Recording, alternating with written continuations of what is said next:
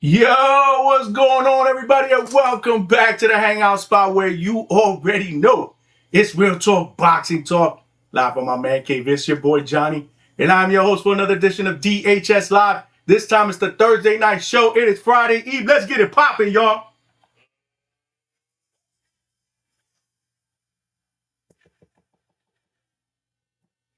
Yeah, what's going on, DHS family, man? What's popping, man? Salute. Hopefully you guys had an excellent Thursday because tonight, man, we gonna end Thursday night with a bang, man. It's Friday Eve. We got boxing this weekend, man. Tomorrow we got Pro Box. Saturday we got boxing, man. I'm telling you, man, tonight is gonna be fire. If you thought last night's show was epic, and trust me when I tell you it was epic, man. Not only did we go over the Xander Zayas versus Jerome Boots and his presser, not only did we talk about Edgar Berlanga and Richardson Hitchens signing with Zuffa, but my man Stacks pulled up in the building from DNG Promotions, man, live from a media workout. They are going down. The fights are going down this Saturday, man, in Vegas at the Cosmopolitan, man. DMG Boxing is putting together a fantastic prospect card that's being headlined by Brandon the Cannon Adams against Agyarko. Yeah. Comeen Agyarko. Hopefully I didn't chop that up. Yeah, man, that fight is for an IBF 154-pound eliminated junior middleweight. And then you got a ton of prospects that are fighting in the card. Most of them we saw real quick for, spot interviews, man. We had super featherweight prospect Julian Montalvo in the building. Yeah, man, he is 5-0 with 4 wins via knockout. He'll be fighting on Saturday. We also had lightweight prospect Brandon McCarthy in the building. Yeah, man, we had a super featherweight super welterweight prospect, a woman fighter. Brianda Cruz was in the building. Jalen Walker, who is a lightweight contender. And we had a lightweight amateur standout who just signed with Golden Boy Promotions, making his pro debut, Dylan Capetillo. And his legendary dad, man, coach and cut, man, Jorge Capetillo was in the building as well. Like I said, man, it was hectic, man. It was spur of the moment. He just popped up, hit me up. Jumped on the live, got all these fighters to be able to just say what's up, man, introduce them to the channel. But after this weekend, man, hopefully they all win. We will schedule interviews with all of them, man. That's how we do.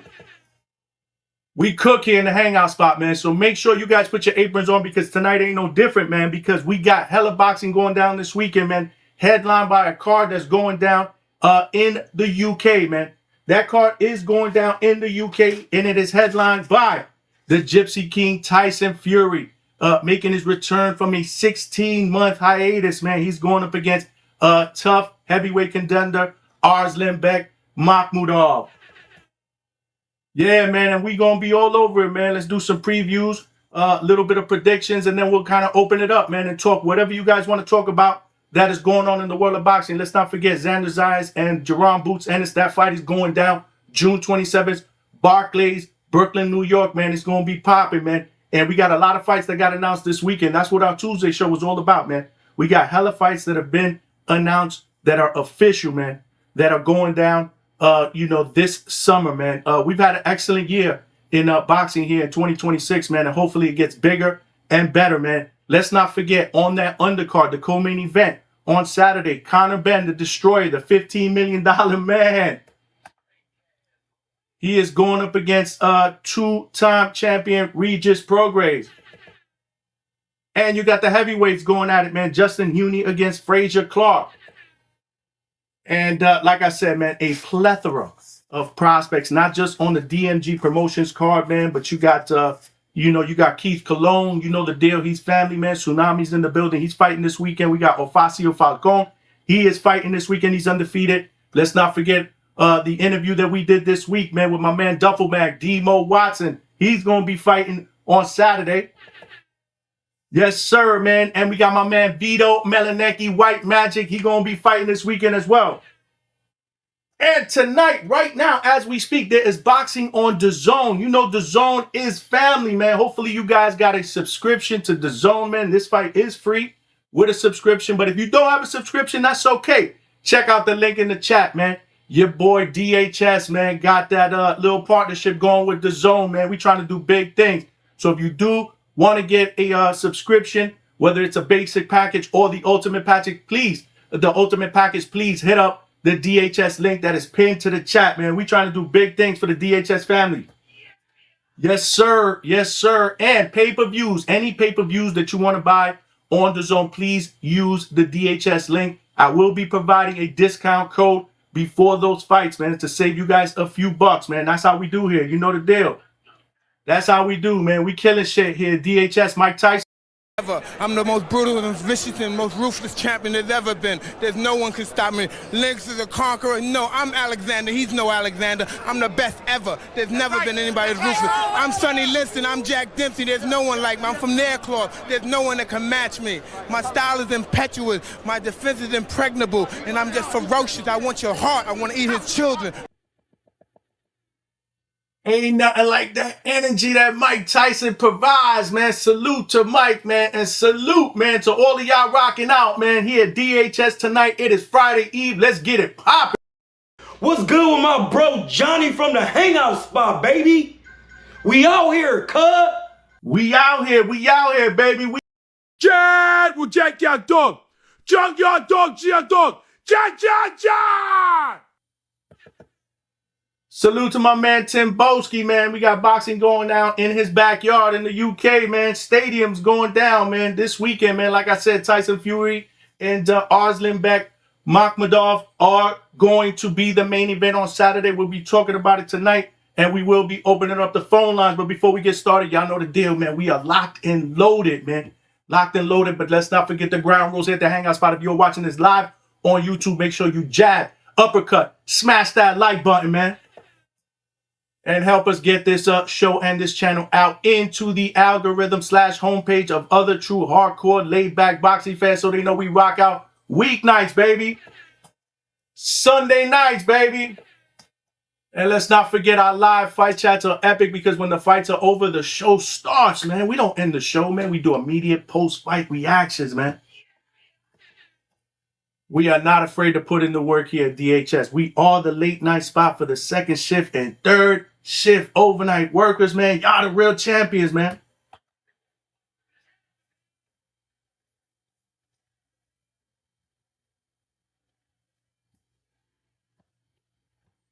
Yeah, man. Y'all know the deal. So smash the like button. We got to get at least 100 likes at minimum. Every time we do that, man, YouTube does its job, man, and it gets the channel out there, man. And we are growing astronomically. We are one of the fastest growing YouTube channels out here on these boxing streets, man. And now is not the time to let the foot off the gas pedal, man. Make sure you smash the like button. We also streaming live on X, man. Salute to my family on X.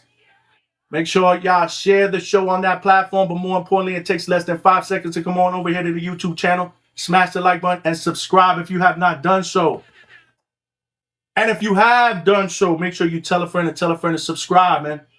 There are power in numbers. Y'all know the deal, man. We need more DHS family members, man. We're trying to turn this train into a locomotive. In order for us to do that, we will need more passengers. And that also equates to more people that jump on the panel to talk that hardcore boxing shit to keep us alive, you know, for 4 or 5 hours. More people in the chat to cook, man. DHS family, we doing big things in 2026. Last but not least, the most important ground rule is the best motherfucking boxing podcast chat out here on these YouTube streets. The DHS family, y'all got to cook tonight.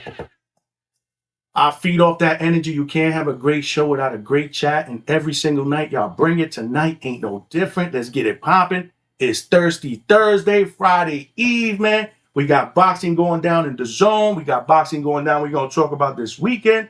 Let's get it, man. Let's get it. But if you do have a comment that you want to make sure doesn't get missed and gets read out here in these live YouTube streets, Super Chat is the best way to go. Y'all know the deal.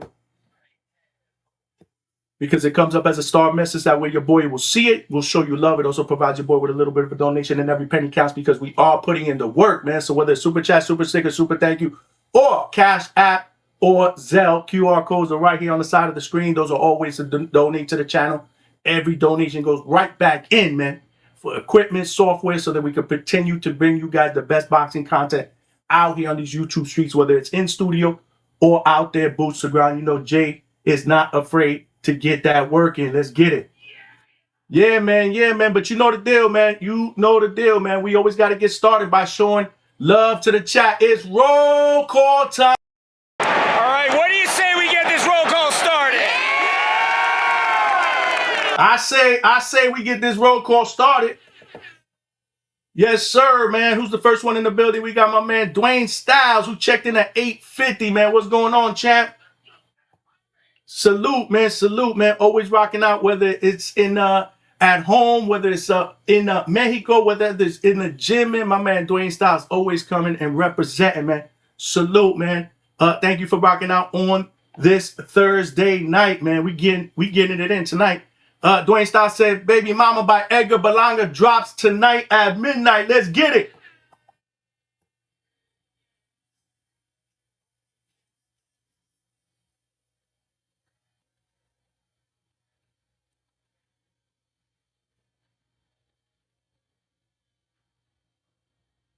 I mean, Memo Dagomo Mama. Let's go, Edgar.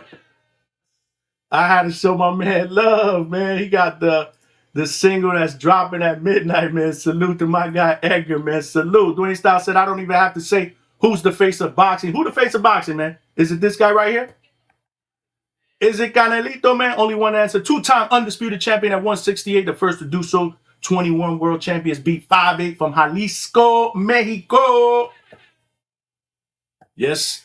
Yes, sir. You know my man is talking about Canelo Alvarez. We can't wait to see him back in the ring this September, hopefully against Christian and Billy, man. Reynaldo Reyes is in the building. What's good? He said this topic sucks buns. Hey, listen, man, we got to talk about the fights, man. We got to touch on the fights. But y'all know the deal, man. This is the hangout spot, man. So anything boxing related, and sometimes we talk about topics not boxing related. We'll switch gears, man, depending on the flow of the show, man. But I had to put a topic out there with a thumbnail just to get us going, man. And we about to get going. Appreciate you, man. Reynaldo followed up, said this fight sucks. To be honest, Conor Benn should have been the main. I don't know. I don't deny that, man. Conor Benn and Regis Prograis, man. Salute to my guy, Big Money in the building. What's good? Salute, Big Money, man. Big Money showing love, man. The mix is not connected. So what's going on? Now y'all don't hear my sound bites? Damn. Is my mic off? What's going on? Y'all don't hear me? Can I get a sound check? Can I get a sound check? Can y'all not hear me? Damn, I didn't even know, man. I'm just going on. What's going on? What's going on with the sound? So y'all don't hear me. Y'all don't hear me. Mic sounds different. All right, let's see if we can make an adjustment here. Stand by, y'all. Stand by. Stand by. Stand by. We can hear you, but the sound is off. Mic just not on. All right, let me see what's going on here. Stand by, y'all. Stand by. I get it. I get it. I get it.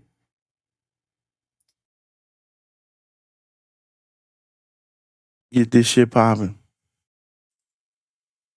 No sound, boys. This shit is crazy. How about now? Can y'all hear me now?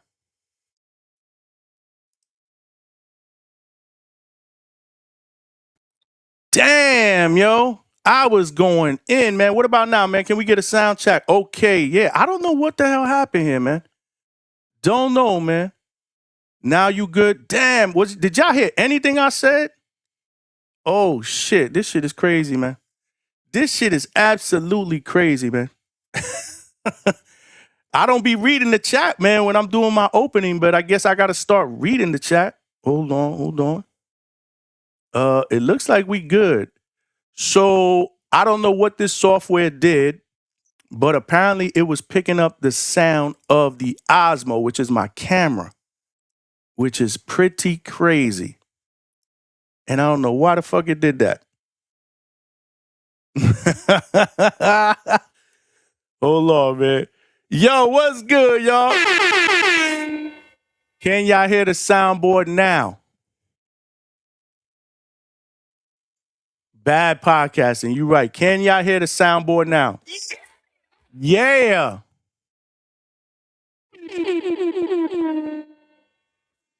Okay. So y'all can hear the sound and y'all can hear me. All right. We back, baby. We back. Let's get into the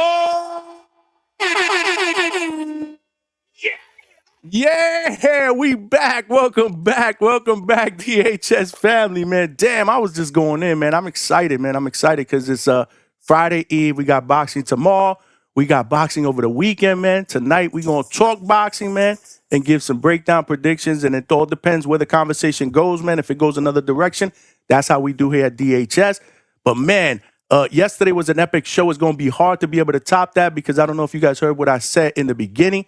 But we had DMG Promotions, my man Stacks, pull up, and we did hella interviews with mostly all the fighters that are fighting on that DMG boxing card that's going down on Saturday, payperview.com. That's where it's going down. We got a main event headliner that's going down on the zone, man, between Tyson Fury and Arslanbek Makhmudov. That is the main event on Saturday. The co-main event is Conor the Destroyer Benn. I call him the $15 million man. Straight cash, homie. Courtesy of Zuffa against former champion Regis Prograis. That's going down on Saturday, man. We'll talk a little bit about that. Damn, bad podcasting, but guess what, man? Shit happens, but we just got to put our, we get back on the horse. Sometimes we fall off, we get right back on the horse, and we keep popping, man. But salute, man. And salute to my guy, Edgar. I don't know if y'all heard, man, but his hit comes out this midnight, man. Tonight, this midnight, the hit comes out, baby. Tú quieres hacer, te compré Gucci Montclair, Louis V, Chanel, baby, vamos a romper, yo te quiero romper. Después de aquí nos vamos a un hotel. Dale, baby, mamá, tú quieres ser mi baby, mamá. A mí me gusta como mamá. Salute to my guy Edgar, man, dropping a hit at midnight, man. Salute, man. Yeah, who's in the building, man? Who's in the building? I said, what up, big money? I said, what up, man? Yeah, the mixer was not connected. That is horrible podcasting. That shit is a two-pack of ass. You might have to cut that off the replay, man. Because if people start watching that, have never watched us before, man, and start watching the first 10 minutes, they're going to be like, yo, this dude is corny, man. It smelled like a toilet full of nasty ass shit, okay? Yeah, Stock Chasers, my mic was definitely off. I guess I got to start looking at the chat early, man. My apologies, man. But, it's not like we do time shows, man. We'll be here for the next few hours, man. Johnny will see our messages in about an hour. That shit is a two-pack of ass. Luckily, I do roll call, man. Showing everybody love in the chat that pops up bright and early, man. I appreciate y'all. Y'all could be anywhere, but y'all here, listening to me, watching the Hangout Spot, and now we are back to good podcasting, man. But hopefully we're okay. Look at this. Damn, y'all was trying to get my attention for a minute. That's crazy, man. Johnny, I can't super chat. How come? How come you can't super chat, man? Well, we got Stock Chasers who celebrates 5 months of membership on the DHS pound for pound list. The champ is here. The champ is here. The champ is here. He said, Johnny, my brother, your mic not connected. Salute DHS. Yeah, we finally figured it out. Damn, I was in the zone too. Well, guess who else is in the zone? My guy, Half Boxing, getting us started early with the super chats, baby. Cash rules everything around me. Bring it the money. Dollar bill, yo. Just showing love with the salute emoji, man. Salute to you, man. Salute to you, Half Boxing. Thank you for getting us started, man, with the generous super chat, man. It's good to have you back, man. I shouted you out today because I did jump on TBV for a little bit when my guy Omari the Banger Jones was there, man. Had to show him some love, and I saw Half Boxing in the chat. I was like, Half Boxing, what's good? I ain't seen you in our chat in a minute, man. But it's good to have you back. And again, thank you for getting started with the super chats. We do have a 10 super chat goal out there. It could be a super chat of any denomination. Help a brother get there, man. Or maybe I didn't put the goal up. I don't know. Tonight it's a mess, man. But it's all right, man. It's all right. Half Box, he said, Johnny, you expensive. Actually, no, I'm not. I'm actually a cheap date. But I do appreciate the generous donation, man. Young Cam, my guy in the building. My man. Salute, Johnny. Let's have a great show today. The best sports talk channel ready for the chaos. Salute, Mrs. Hangout Spot. Salute to you, my brother. Hopefully you're feeling better, man. I know you've been going through some tough times the last few weeks, man. Again, we are here, man. If we could provide any type of entertainment for a little while to get your mind off what's going on personally, That's what we're here for, man. Not just me, but the chat. Make sure y'all show my guys some love, man. This is how we do DHS style, man. This is how we do DHS style. Kerm in the building. Sound is off. Connect mic, bro. Yeah, we figured that out. Johnny locked in. Yeah, man. When I get locked in and I get going, man, I ain't thinking about the chat. Horrible podcasting. That shit is a 2-pack of ass. I will take that in the chin, bro. That was not good podcasting at all, man. Big Money said, Demo is a great kid, so is El Moreno. Absolutely, man. Absolutely. 2 great interviews as well. So if you guys missed that interview with Demo Watson, make sure you check it out at the Hangout Spot on YouTube, man. All of our live shows, interviews, clips, shorts, it's all there, man. And while you're there, if you haven't told a friend to subscribe, tell a friend to subscribe, man. We are trying to get to our next goal. Let's not forget that. Flexing and stepping, what's good, my brother? My man. Johnny, I love you, but I'm saving all the bucks by stealing. It smelled like a toilet full of nasty ass shit, okay? Flex ain't trying to pay for no fights, but let me tell you something. If you change your mind, especially for the Boots and Xander fight that's going down June 27th, make sure you hit the link that is pinned to the chat, the DHS link, man. Salute. Yeah. My man ain't trying to pay for no pay-per-views, man. We got my man Link in the building. My man. Funny as fuck not hearing any soundboards. I know that shit was terrible, man. Hopefully y'all hearing them now, though. I'll stay on audio, but don't report me again. Yeah. Salute, man. You know, we miss you in the chat, man. You know, you familia, man. Just filling in the gaps of my imagination. There you go. There you go, man. Yeah, I know. World is boxing. Salute, man. Appreciate you for rocking out. I get it. I know. I don't kill. I steal.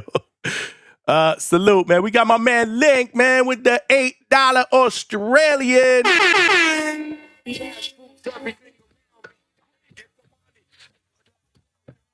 Yeah, man. He said your mic and soundboard is off. I know, man. That is bad podcasting. I got to start looking at my chat a little bit earlier, man. Salute to y'all. Yankee Nation, baby. Flexing and stepping. You know it. The Boogie Down is in the building, man. Bronx Bombers all day over here at the Hangout Spot. Hey, Tapia, what's good, my guy? My man. Salute to you, man. Thanks for rocking out, man. Damn, I'm going to be the butt of all jokes tomorrow, man. Damn, we're going to have to cut that out, man. Like I said, that's bad podcasting. Mic sounds different, yes. That's because I didn't have my mic connected. I don't know what Evie Mux did, man. This is the new streaming platform that I've been doing. I did change the setting on the mixer. I didn't know that it was going to fuck with the settings on the streaming platform, but obviously it did. But, you know, lesson learned, man. You know, we stumble, but we keep going, man. Yeah, it's me, Rock Lee. I know. Yes, I know. Yeah, Stock Chasers. Yes, I know. Actually, horrible podcasting. That shit is a 2-pack of ass. I guess your brother Johnny ain't perfect after all, right? Yeah. All right. So we good. Anyway, y'all haven't been bitching about the sound, so I guess I'm good, man. Perfecto. Okay, better. Read the chat, bro. Yes, I know, man. I know, man. Salute to all of y'all that are rocking out. My man, it's me, Rock Lee, with the $2. Straight cash, homie. Run that 30-minute monologue back, man. Hell no, man. I ain't running that shit back, man. No way. And yeah, I think when I looked up at the chat, getting ready to do the roll call, and I saw the chat that said my mic was off. It was about 14 minutes in, man. Almost 15 minutes, man. I was just going and going, man. But we are Gucci now, man. Fire emojis from my man Flex. Dwayne said, check the top of the chat. I did. I read it. But yeah, my mic was off. Salute to you. And yeah, man, salute to my guy Edgar. Like I said, man, he got Baby Mama coming out at midnight today, man. I saw that chat that you put in there, man. The Zuffa raps gotta stop. Yeah, man. Just Do Boxing is in the building. What's good, champ? What's good, man? What's good to my brother Wax from Orlando in the building? My man. Yes, sir. We here, man. We here. You know what we do. We here, man. Malcolm from AZ/NYC in the building. My man. Fuck the fight. All jokes aside, I'm here for that Belanga track. You want that Belanga track, man? I got you, man. I got you. Tú quieres hacer, te compré Gucci Monk, Louis V, Chanel, baby, vamos a romper, yo te quiero romper. Después de aquí nos vamos pa' un hotel. Dale, baby mama, tú quieres ser mi baby mama. Oh, yeah. Oh, shit. Polo Buck, the man, the myth, the legend is in the building. You missed an epic show, man. You missed an epic show yesterday, man. We absolutely killed it, man. Yeah, man. Spot interviews, man. Caught your brother off guard. But, the show went on, man. We made some adjustments, man. That's how we do, man. And we knocked it out the park, man. Y'all know. To this day. To this day.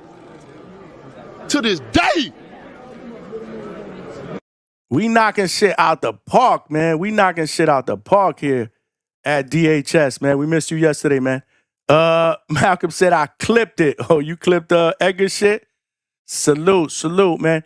My man all the way from Africa, Lil Zooted, man. What's good, man? Cash rules everything around me. Bring it the money.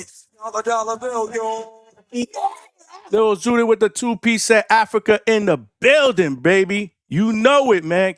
Fury, he got Fury by KO. Get your predictions, and we do have a poll out there, again, just for the sake of the conversation, man, just to get shit going. Make sure you guys vote. It is free, okay? You don't have to pay to vote. Participate just like you ain't got to pay to hit the like button. Make sure you guys hit that like button. We got to get to 100, man. We got hella people up in here. We only got, 21 likes, man? No bueno, man. Don't like the percentage, man. Let's get it popping, man. Let's get it popping, man. They said Bernalgas.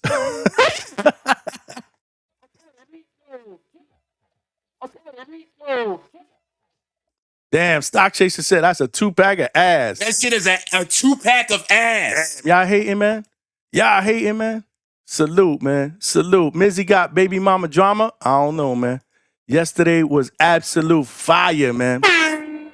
Fire, man. We knocked it out the park yesterday, man. It was an epic show, man. Epic show. Tonight ain't going to be no different. I'm going to throw the link out there, though, man. We got to get some dialogue going up, man. We got to get some damn dialogue going up, man. But before we do that, again, man, subscribe to the channel. Tell a friend to subscribe if you have not done so. And hit the like button, man. We are just getting started, man. And we are almost a half hour in. But technically, the show started 15 minutes ago because your brother done dropped the ball, man.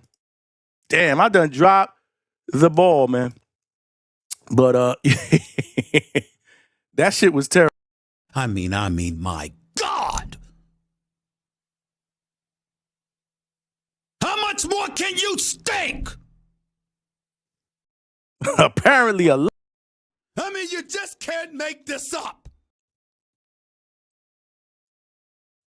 Let's go, y'all. Let's go. I put the link in the chat, man. Let's talk some boxing, man. Who y'all got this weekend, man? And is anybody watching the fights on the zone that are going down right now? I got it on my iPad, but I'm not paying attention, man. So let us all know in the chat if we need to start paying attention, man. Salute. We only got 30 votes in. 52% of you guys believe Tyson Fury will beat Makhmudov by decision. Another 30% believe that he's going to stop Makhmudov. Let's get it, man. Yes! Continue to cast your votes, man.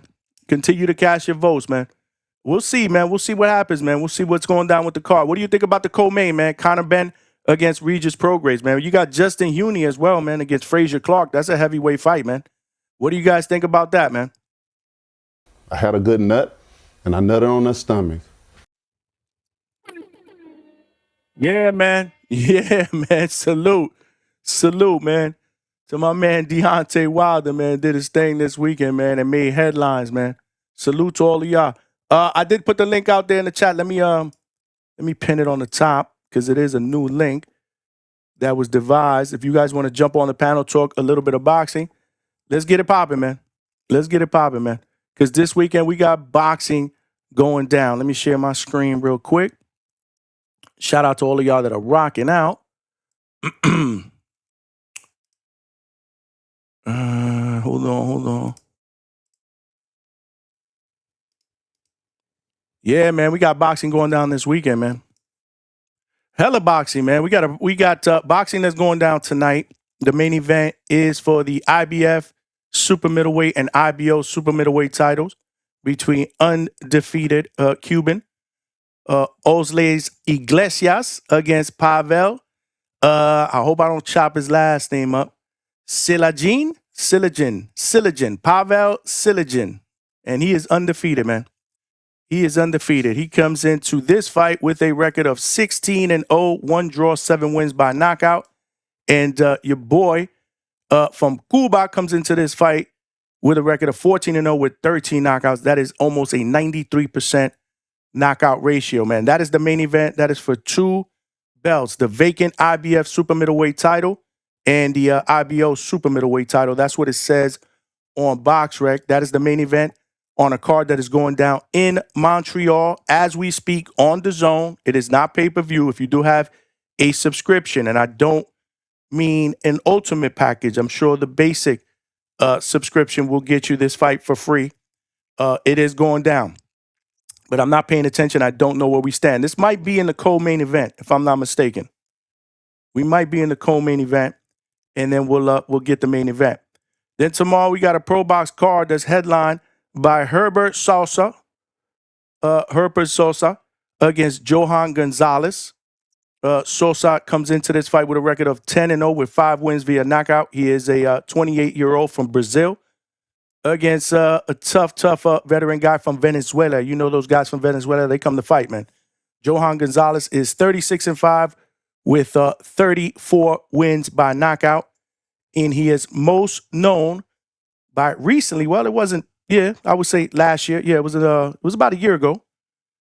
He ended up beating Jarrett Hurd, and we haven't seen Jarrett Hurd since. So that was Jarrett Hurd's last fight before he retired. Jarrett Swift Hurd, salute to him. He ended up beating Jarrett Hurd by split decision, and then he ended up losing a unanimous decision to Arizandi Lara in December of 2025. So that fight is the main event on Pro Box. You got Keith Colon, Tsunami, our guy who is an undefeated featherweight. He'll be on the card. Ofacio Falcon will be on the card. He is an undefeated lightweight. You got Alex De Jesus, who's 2-0 from the Bronx. You see him all over social media, man. He'll be on that card, man. Emmanuel Chance, who is an undefeated bantamweight, a lot of talent. He's 3-0 from East Orange, New Jersey. He'll be on the card. So again, y'all know the deal, man. If you guys ain't doing nothing on Friday night, tune in to Pro Box, man. I'm sure you will not be disappointed, man. I'm sure you will not be disappointed. Pro Box always delivers. And the more boxing we get, the better. Y'all know the deal. Y'all know the deal. But and then on Saturday, let's not forget we do have a card that's going down in Arizona that is being headlined by Demo Watson, the young undefeated welterweight. Great interview, by the way. A lot of energy. Love his confidence. He calls himself the future face of boxing. He is going to be headlining in his hometown of Arizona. He is 10-0 with 7 wins via knockout. That's on Saturday night. We spoke about this fight that's going down on DAZN with Tyson Fury and Arslanbek Makhmudov. That is going down Saturday afternoon, East Coast time. I believe the broadcast on DAZN starts at 2 p.m. Since it's over in the UK. But you also got Conor Benn, the Destroyer, in the co-main event against Regis Prograis, former 2-time champion, Justin Huney, and Frazier Clark in a heavyweight fight. And I don't really know a lot of other people on this card. But actually, no, this is not on DAZN. My bad. This is on Netflix. I keep talking about DAZN. This is actually free on Netflix. This is free on Netflix. So this is a Netflix card. My apologies. That is going down Saturday. We got the Saturday card, DMG Promotions, headlined by Brandon Adams against Yarko, who was undefeated. And then you got Stuntman Griffin will be on the card. We got a chance to see him yesterday at the gym, during that media workout. Salute to him. Dylan Capatillo, who's making his pro debut, signed with Golden Boy Promotions. Real hyped up amateur. Great amateur background. He is going to be fighting Brandon McCarthy, Julian Montalvo, and everybody else that I mentioned earlier that we were able to get some airtime with yesterday. That's going down Saturday in New Jersey. Vito Melanecki is fighting on headlining a card in Boardwalk Hall in Atlantic City. Always good to see my man Vito back. And let's not forget Sunday. Sunday we got the son of a legend, man, coached by the great coach that we all know and love here, Coach Hector Bermudez. He'll be fighting on Sunday. Armando Martinez Robbie. He is undefeated with a record of 17-0 with 15 wins via knockout. He is a Cuban fighter. He is headlining against Neslin Machado, who is also undefeated, 21-0 with 10 wins via knockout. He is also a Cuban fighter. And Coach was on the panel yesterday and said, this is going to be a tough fight. This is going to be a tough fight for his guy. So salute to Coach, man. God made Jesus and then Rohan Polanco. Yeah, man. And I heard they were talking about Rohan Polanco today, man. Today on the Boxing Voice, because they had matchmaker Brad Goodman, man. They had matchmaker Brad Goodman. So yeah, trying to figure out what's next for Rohan Polanco. So that's going down on Sunday, and that fight card will take place at the Seminole Hard Rock Hotel and Casino in Hollywood, Florida. So if you're in the Florida area, come out, man. Show some support, man, to our guy, Coach Hector Bermudez, man. Salute to y'all. But yeah, man, what do you guys think about Fury and Makhmudov, Conor Benn, and Regis Prograis? Because realistically, we haven't seen Tyson Fury in the ring since his last loss to Alexander Usyk, and that fight was 16 months ago. 16 months ago. So we see Tyson Fury back in the ring this weekend, and he's going up against Arslanbek Makhmudov, who's 21-2, 19 wins via knockout. He comes into this fight with a 90% KO ratio. So he can punch, but he's very, very one-dimensional. So, it's no secret that, the powers that be obviously want to get Tyson Fury back on his horse so they could potentially set up a big money fight against Anthony Joshua. That's what I believe will happen next if Tyson Fury is able to take care of business. Tyson Fury comes into this fight with a record of 34-2-1 with 24 wins via knockout. And let's not forget, he has that height and that reach. Makhmudov is 37 years old. But, I just think in this particular fight, I don't know, I don't know if we could say that the skill gap is nowhere near even. Obviously, the skill gap is enormous in favor of Tyson Fury. And this guy, who's a tough guy, was put in here to, for Tyson Fury to be able to get back on the horse and set up a big potential money fight against potentially Anthony Joshua. But so I don't expect to see anything less than a Tyson Fury win. Now, will he stop him? I don't know. But I am picking Tyson Fury to win this fight. And as far as Conor Benn and Regis Prograis, I think it'll be an entertaining fight. But I do think, and I've always been a Regis Prograis guy, but I think at 37 years old, moving up to 150, this fight is at a catch weight of 150.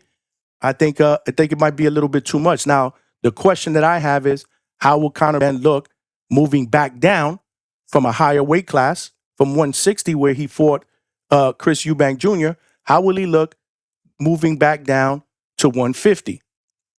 So this is kind of, if you look at it, right? Regis Prograis is moving up, Conor Benn is moving down, kind of evens itself out, right? They kind of meet in the middle. But I think both of these fighters are in two different paths in their career, especially age-wise. Conor Benn is 29 years old in his prime. Regis Prograis is 37, and I think it's fair to say he's past his prime. He is coming off a win against Jojo Diaz, but it was a fight where he took some punishment. It was a good fight. It was a good, entertaining fight. It was a close fight. It was a fight that he won, but years ago, it was a fight that we all would have expected Regis Prograis to win fairly easy. It wasn't easy. But salute to Regis. Again, he's probably going to get a good payday. Who knows? Maybe this will be his last. As far as paydays, I mean, Conor Benn is getting $15 million for this fight from Zuffa, so salute to him. But we'll see what happens after this. But yeah, I got to pick Conor Benn in this fight as well. Don't know if he stops Regis. Regis is very, very durable. But I do think that Conor Benn, who is obviously a pressure fighter, will come forward, will throw combinations, should be able to beat Regis Prograis, especially with Regis being who he is at this point in his career. But I need to hear from everybody else before we go through any other fights. We got my man Stock Chasers. What's good, Stock? Stock Chasers, can you hear me? Don't know what's going on with Stock. See if we could get him back up here. But in the meantime, make sure you guys smash the like button, man. Yo, What up? There you go, man. What's good, bro? What's good? yo, what's good, Johnny? Nah, man, I was just trying to see this new program and shit. Feel me? I had to check a box and shit before I spoke.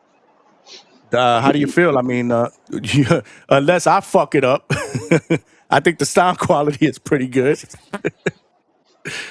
It's type fire. Let me see some. Damn, I'm mad close. Hold on. Let me yeah. Holy Nah, shit. Nah, I'm gonna have to figure that out. yeah, you might have to figure it out. A little bit of a growing Yo, for all of us, not just you guys that are calling in, but for me as well, obviously. And I think I know what I did wrong because I was fucking with the mixer yesterday because I was getting feedback that the sound bites weren't clear. Like they were coming in faded out. So it was something that I needed to do with the mixer. Hopefully the sound bites are good today. Everybody can hear them clearly. And I did the right thing with that. But apparently whatever I did with the mixer changed my sound settings on the program, the streaming program. So what you guys were hearing was me talking into my camera mic, which is about 2 feet away from me. It's crazy. yeah, nah, I think that happened before. But yo, how I sound? I sound crazy? Nah, you sound perfect, bro. I'm telling you, the sound quality in Ah, this thing, in okay. my opinion, is much better than StreamYard. That's why I went with StreamYard. Okay. Well, yeah, nah, man, listen. I'm in and out like a robbery. I'll tap back in, but I mean, man, with this card, man, look, man, I'm a Tyson Fury guy, bro. I'm just gonna keep it 100. I'm a Tyson Fury guy, bro. So I'm definitely gonna watch this fight. And Tyson Fury should be able to stop this dude, bro. Like, we need a stoppage, bro. Like, this ain't, oh, I'm gonna come in, get a UD. No, man, you're on Netflix, and this dude, he ain't got nothing for Tyson Fury, bro. Like I remember I watched them. Who he fought last? Ooh, Tyson Who he Fury? fought? No, Makhmudov. Who he fought last?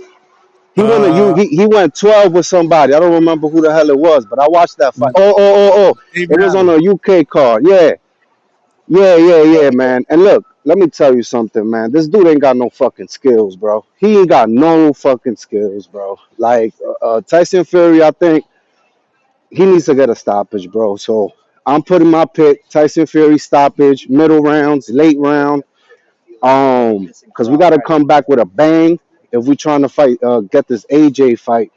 And you know what, man? Tyson Fury, bro, he really upset me, man, when he fought Usyk because I felt like he could have won that fight. I don't know if you remember, Johnny, but he was doing so well in those early rounds, bro. And then and he started pissing me off, like flapping his tongue and putting his hands down, like, "Oh, come get me," and laughing and shit in the ring. And then he proceeded to get whipped pillar to post by by Usyk in the later rounds.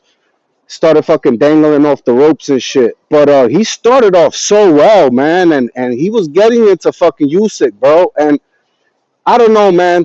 You listen, Fury got to get his shit together. I hope he's training. I actually got to tap in. Have you seen footage? Have you heard a lot about? Yo, Tyson Fury's been ghost, bro. Like, I haven't gotten really anything as far as like his training or how he's looking. Like, I don't know if it's just me, but that means hopefully he's in camp and he's focused. That's hopefully what it is. Hopefully his pops, you know what I mean, uh is in the building to turn my man's up, man. But yeah, man, Tyson Fury stoppage. Makhmudov, motherfucker ain't got no skills, bro. I don't even know. David Allen is questionable because he went 12 with this dude, and I just felt like, man, like if you top tier, like Tyson Fury top tier heavyweight who has skills, because Tyson Fury got fucking skills. He could box. He's strong. We need a stoppage, bro. There's no way to get about it. It's just Netflix, bro. Anyone's gonna be watching. And then Conor Benn, bro. Conor Benn looks hella drained, bro. What? This is at 150 they fighting, is it? 150, Johnny? Yeah, 150. A catch weight 150. Listen, bro. This dude looks like a sack of bones. And Regis Prograis, I don't know if somebody had, because this is what they do. Like, oh, he had platform shoes. That shit started with the Canelo presser. Like, oh, he had platform shoes. Whatever the hell that means. Like, because Xander looked much bigger than Boots. And now they look pretty similar in fucking size, bro, which was crazy. They looked pretty close to me. And then I just feel like Regis, bro.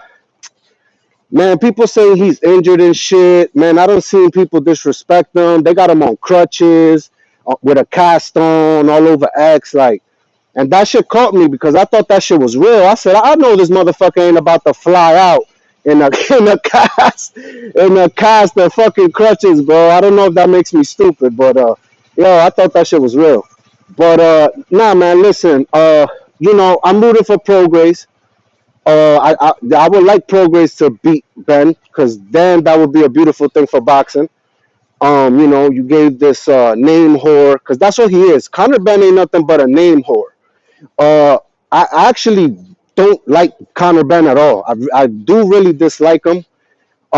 He's just a fucking name whore, and he gets pushed and in front of us by fucking Eddie Hearn.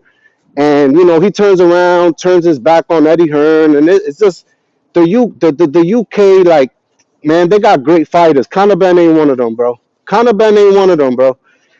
And he beat a weight drained Eubank, and now the motherfucker. Listen, this Conor Benn, drained as he looks, because I don't know if he still needs to drop more weight.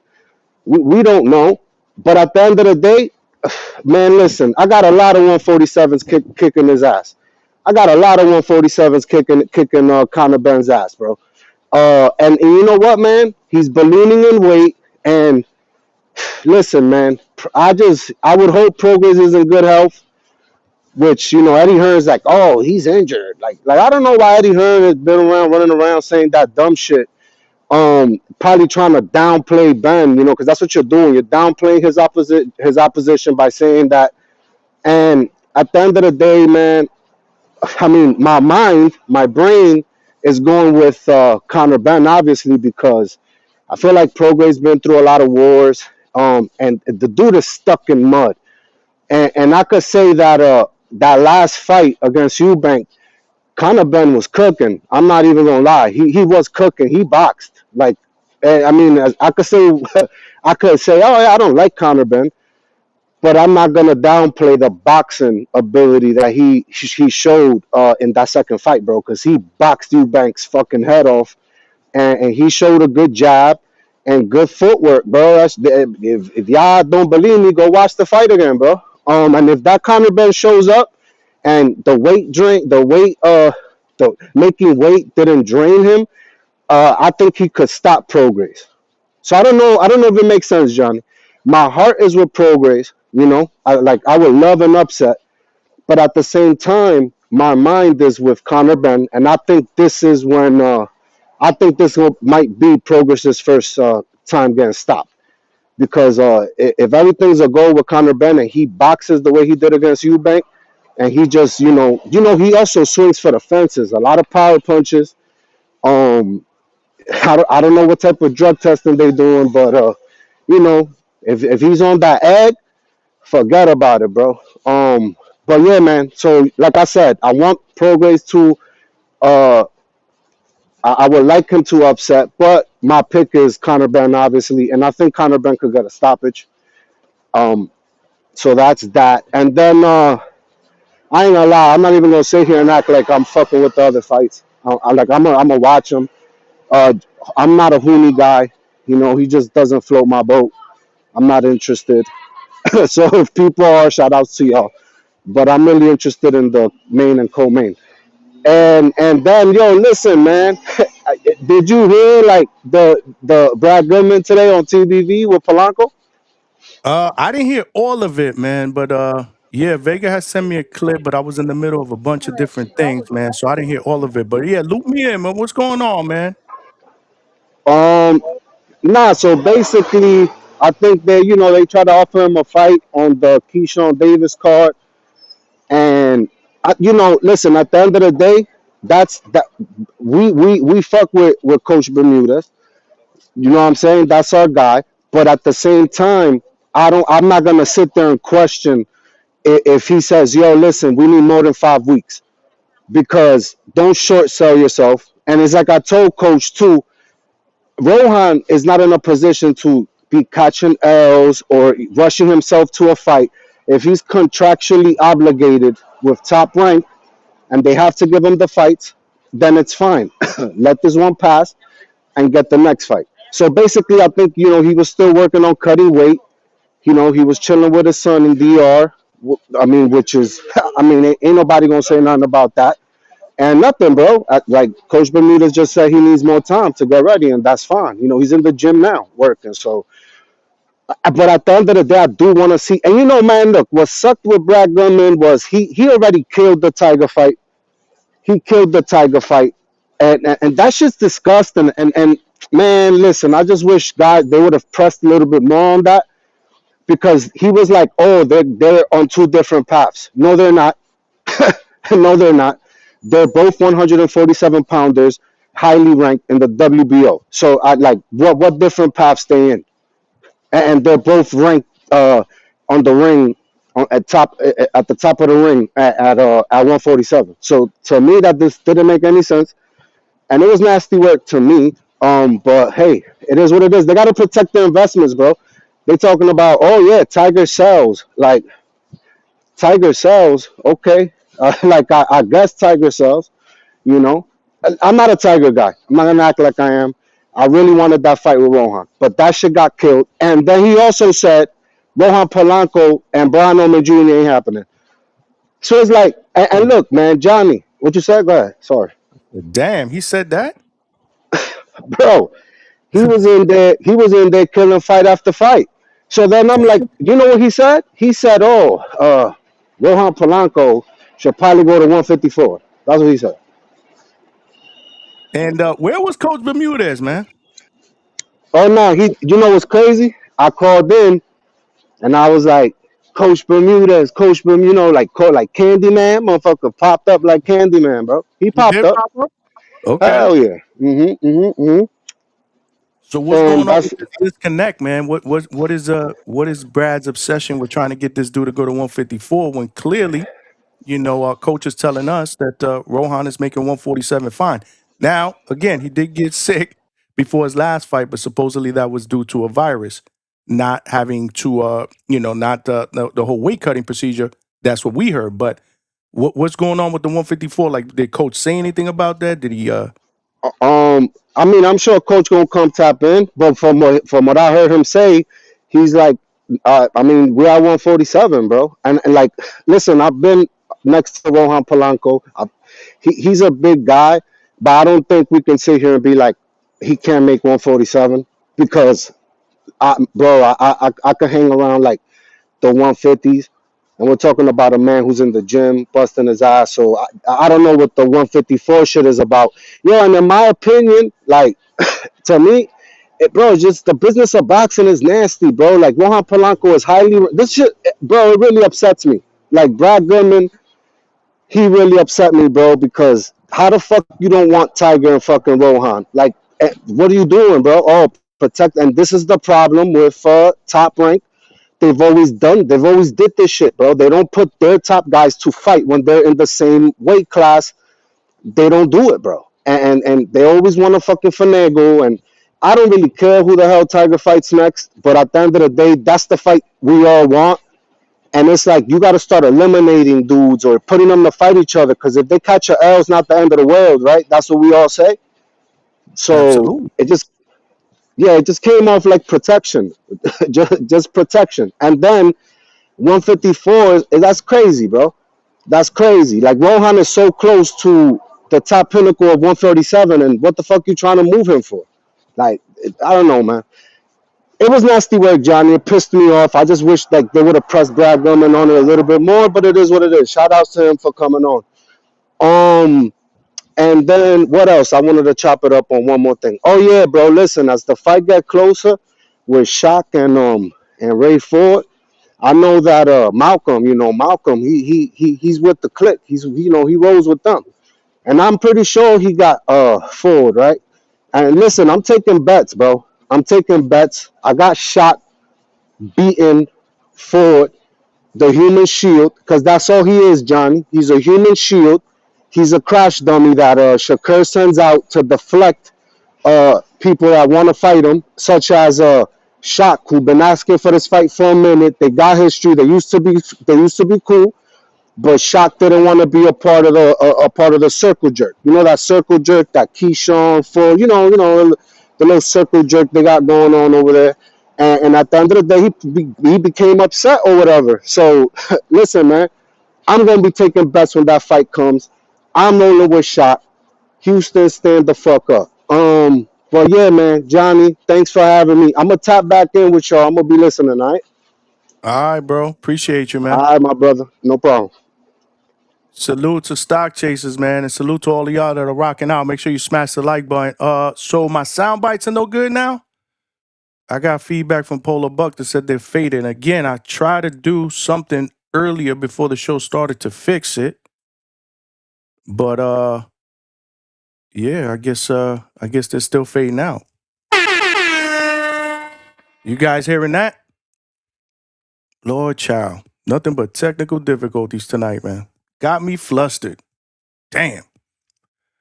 Yeah, we gotta catch our composure, man. Salute. A Tappy in the building said, you pulling up to Hard Rock, Johnny, on Sunday? Not sure yet. Maybe. There's a chance that you do see me there.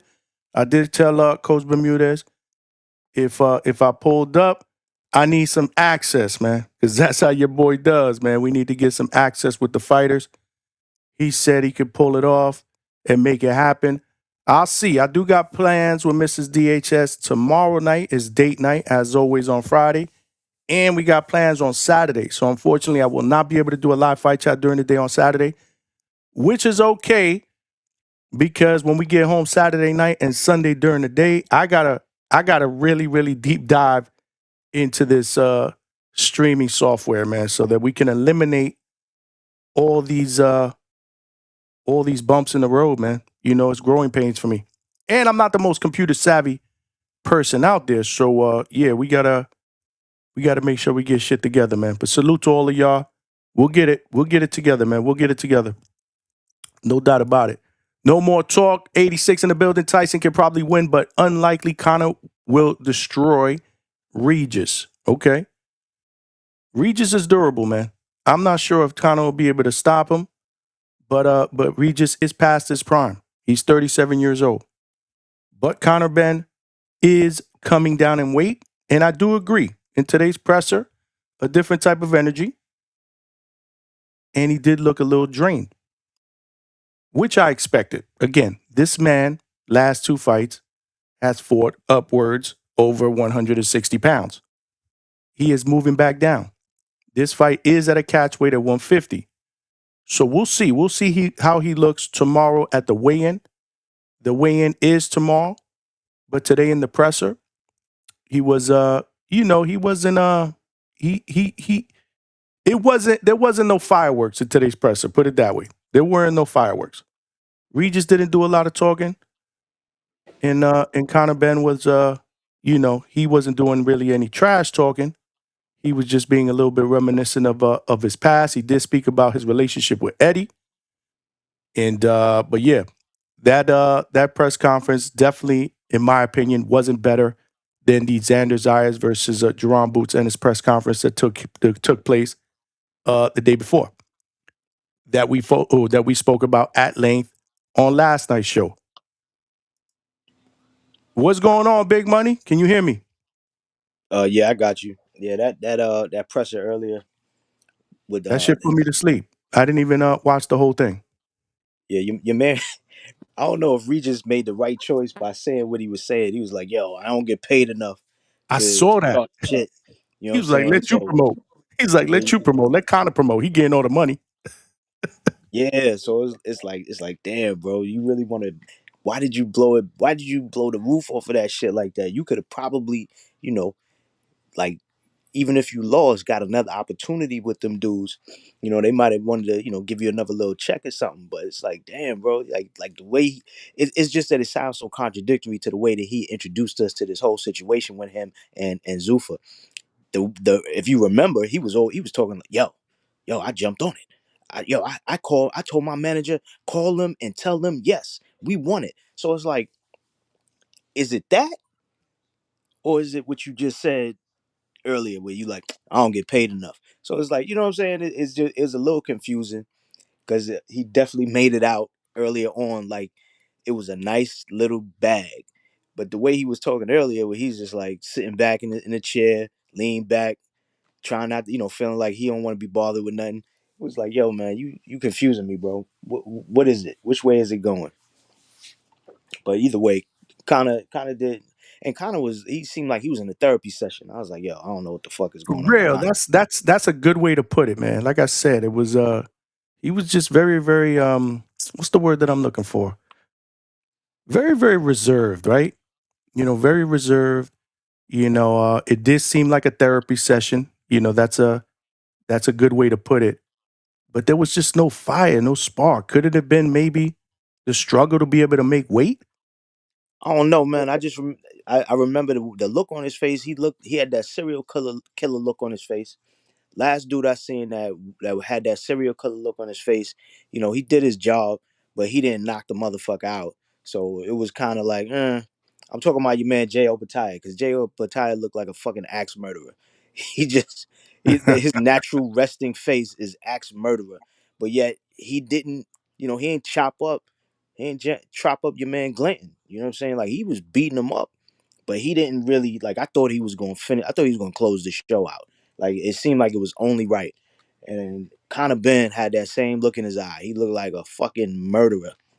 But something tells me, after listening to that emotional speech where he was, talking like he was a fucking CEO of a company that fired his best employee, talking about, Eddie, my door's always open. It's like, motherfucker, who the fuck is you?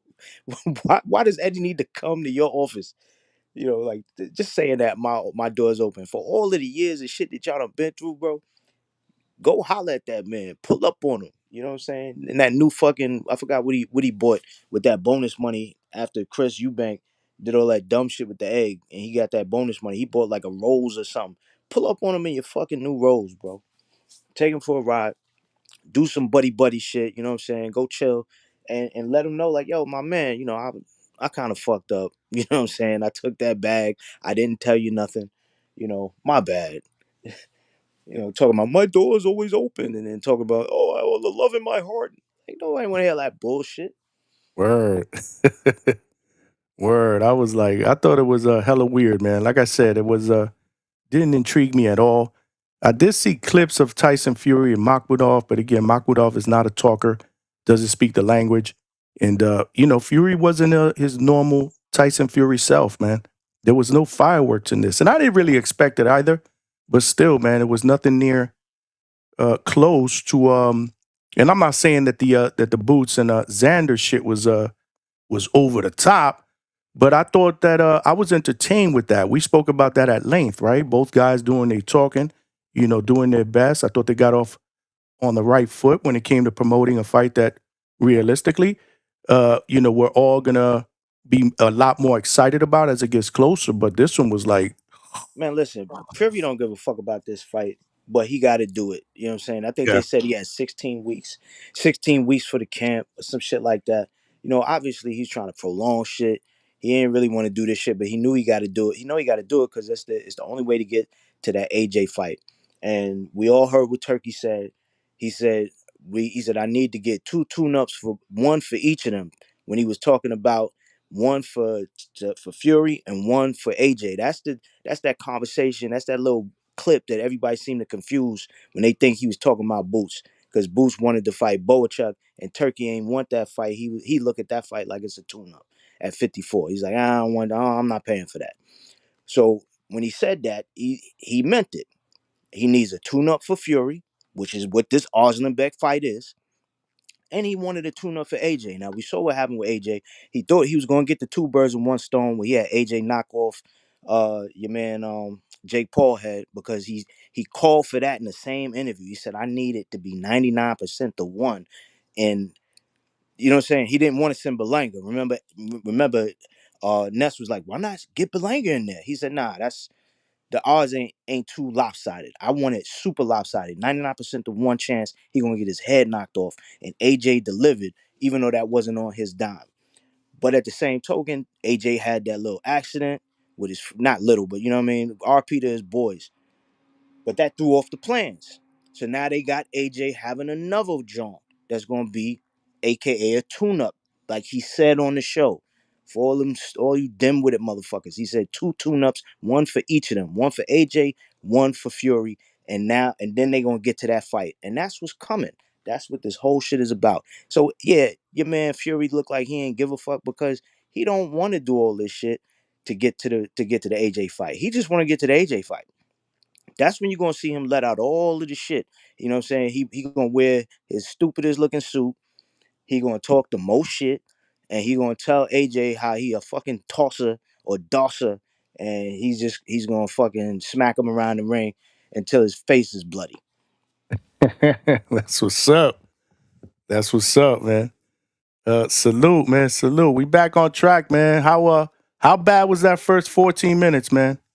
Of me pretty much talking to myself. Now we can hear you, bro. It's just that you know how it is when your mic is off. That's all. We heard you, but your mic was off. And then when you was playing the sound clips, you was just dancing by yourself with nothing, and it shit looked crazy. You played the Puerto Rico song. That shit lasted a long time, so you was just really sitting in there grooving, and we ain't know Nah, we was just laughing. I played a clip of the Edgar song, Baby Mama. That shit comes out at midnight, man. I wanted to show my man some love, man. So I played that clip. Whatever it was, we couldn't hear shit. All we saw was you dancing by yourself in the chair, and that shit looked Oh pitiful. We was like, shit. oh fuck. You gotta laugh, man. You gotta laugh, man, because like I said, y'all know the deal, man. I'm a perfectionist, man. I'm trying to do shit. That's just the way I'm built, man. I'm big with the looks, the audio. And when my shit is ass, I take that shit personal. I get all flustered. I'm like, oh fuck, what's going on now? And then You gotta relax or something, Johnny. Have a brand muffin. Yo, you nah, got the listen. fight on? You got the fucking the Osleys Iglesias fight on? I'm You got about like to put it 18 on right TVs, now. bro. Put one of them on. Yeah, I know. I'm about to put that shit on right now. But yeah, you know the deal, man. I want shit to go perfect, man. But I'm not perfect. Shit's gonna happen. Johnny, done Shit's is gonna better than happen. perfect, man. Don't trip. Uh, Yo, y'all can hear me or not? yeah, bro, we hear you loud and clear, brother. Am I less loud though? Cause I turned on this AI shit that the shit got to lower my mic. I think you sound fine. Why, somebody complaining that you were loud before? Nah. I went back and just to listen to my shit. I was louder than a motherfucker.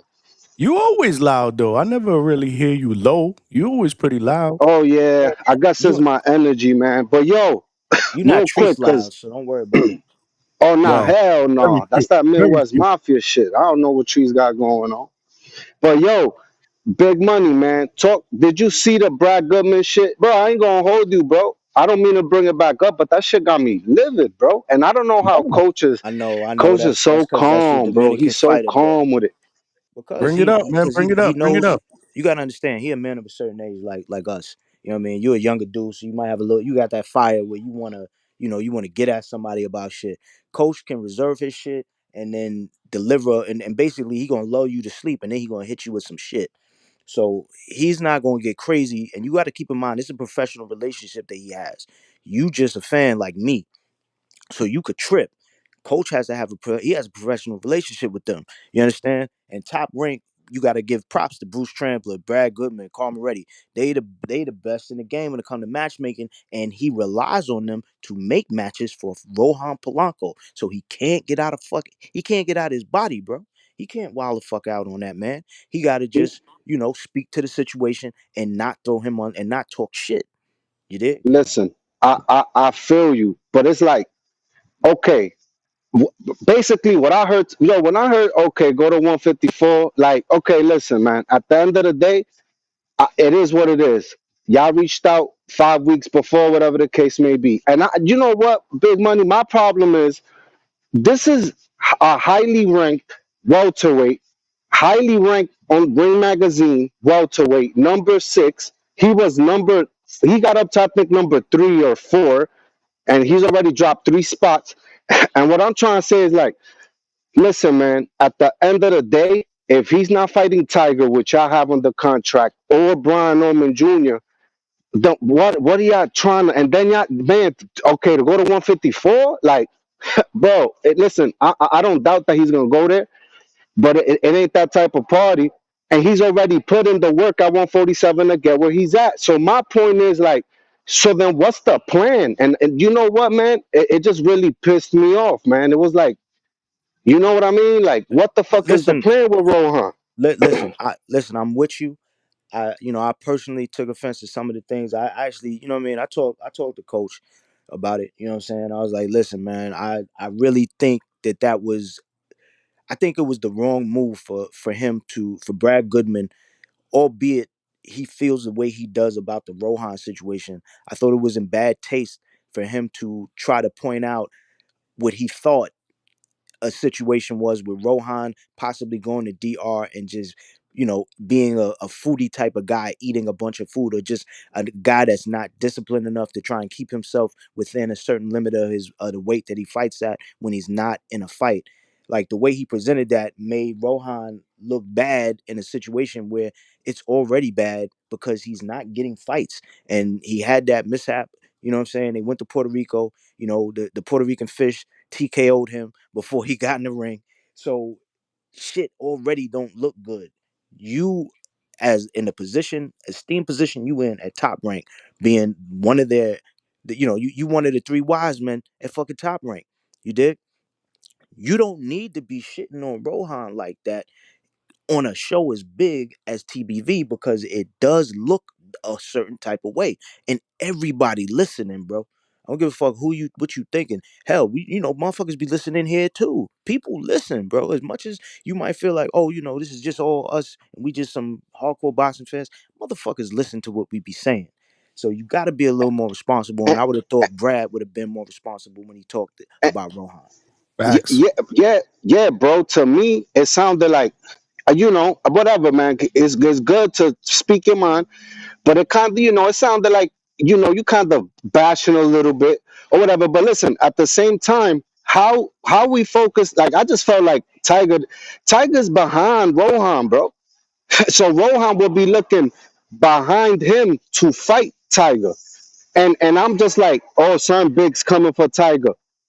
Bro, then, but ain't nothing big coming for Rohan.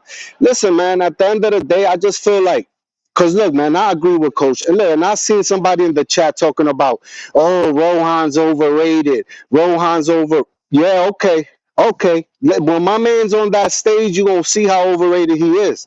Because at the end of the day, bro, listen, people that say, oh, yeah, Tiger beats Rohan. Where, and when, and how is my question.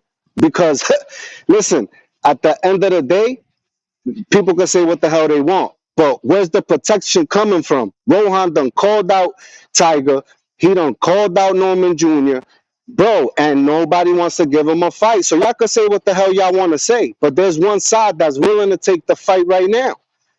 And it's like, shit nasty, bro. But you gotta realize though, Stock, is that as you feel for that young boy, and you want him to get at least just a fight, get a chance to be out there and do that shit, his profile is low. You know what I'm saying? He don't do shit. He be on, like, the few times he posted, like, think about what we was just talking about earlier. He posted, or actually yesterday we was talking about it. It was a hardcore conversation. Malcolm was like, "Hey, yo, coach, tell me about that fucking overhand punch that he threw." Who give a fuck about that on the internet, bro? Like, for real shit. You know what people give a fuck about? They give a fuck about watching Tiger Johnson getting either beat up or allegedly beat up, getting That's jumped by Devin exactly what Haney I and was his little going to say. brother. Because regardless of how you look at life, as much as nobody don't really, outside of the hardcores, don't know Tiger Johnson that much either, Devin family talking shit and getting him beat up in a fucking presser gives Tiger Johnson more elevated status than fucking Rohan Polanco. And you got to deal with that. And you know who's dealing with it? Tiger is. Tiger said, you know what I'm going to do? I'm going to put on Craig's shirt from Friday. I'm going to make a motherfucking little commercial and shit. And I'm going to look, I'm going to try and look mean and shit. Like I'm going to beat up Devin. And he did that shit. And people paying attention to that. Everybody keep asking, well, they want to see that fight. They want to see that fight. What's up with Tiger and Devin? He ain't got no fight with fucking Rolly. What's up? And they asking for Keyshawn too. But it's like, where's Rohan in that conversation? Rohan ain't Yeah, nowhere like, because Rohan don't talk. And he can't speak English. And that's another thing. If you don't speak English, you look crazy out there. It's hard for people fan bases to give a fuck in but America. You know what I'm saying? big money. But listen, we know a bunch of champs that have became look at Bakram. There's a bunch of champs currently and become champs that get moved, get the fights, and what I'm trying to say is like, bro, at the end of the day, y'all don't work them up to this place. Now what y'all gonna do, bro? All the momentum is gone after the Quinn Randall fight. I didn't like who they try to put him against on the Xander card, like the dude that just fought Omari Jones in Florida. And I Right. felt like, yo, no cop, man, that probably would have been a fucking stoppage for Rohan, but let's leave that alone. And basically, I just want to see who they're gonna put him to fight next, because it's like, y'all can't be giving giving them weaker competition. Like y'all stepped them up to Quinn Randall. To then what? What we gonna do? Backtrack now? Nah, man. Invest, get a big name, and let my boy get it cracking. But yeah, That's yo, not that's listen, I'm not gonna what that's charge not my what you phone. need. That's not what you need, Stock. But go What you ahead, mean? man. No, they That's not gotta what you need. invest. Look. What you do after you put in the work and you're already invested? That's not This what you guy's need, already bro. highly He ranked, need highly ranked. Stock. He need a So it's like, fucking publicist, bro. He need a publicist, and he needs somebody that's walking around where they can fucking make him look like something and make and people interested. Ain't whose job nobody is that? interested. Is he signed to a He gotta pay. promoter? Their job is to promote, bro. No, it's not. He need him. He need to get a manager so that they can hire a fucking publicist. That ain't the job of the Listen, fucking. That ain't the job of I'm Top Rank to do listen. that. I'm gonna keep it 100. Top Rank promotes who they want to promote. they be promoting, bro. Go to the Instagram. Yeah, Go to their X. but They he's promote who not. they want to promote. But my guy, he's not promotable because he's the type of dude that would rather be in the gym punching on shit and chilling and fucking DR and being off camera. You know what I'm saying? A few times that I even said what's up to Rohan, it was like whose fight was they at? It was, I forgot whose fight they was at. They was somewhere, and coach, I think Rohan or somebody else in the stable went live, and he put the camera on Rohan, and I was like, yo, what up? And he just, it was a quick yo, what up? Like Rohan ain't a dude that's like, yo, what's good? He ain't doing all that shit. He Hold just on, real baby. quick, he was like, okay. And then he went about his business.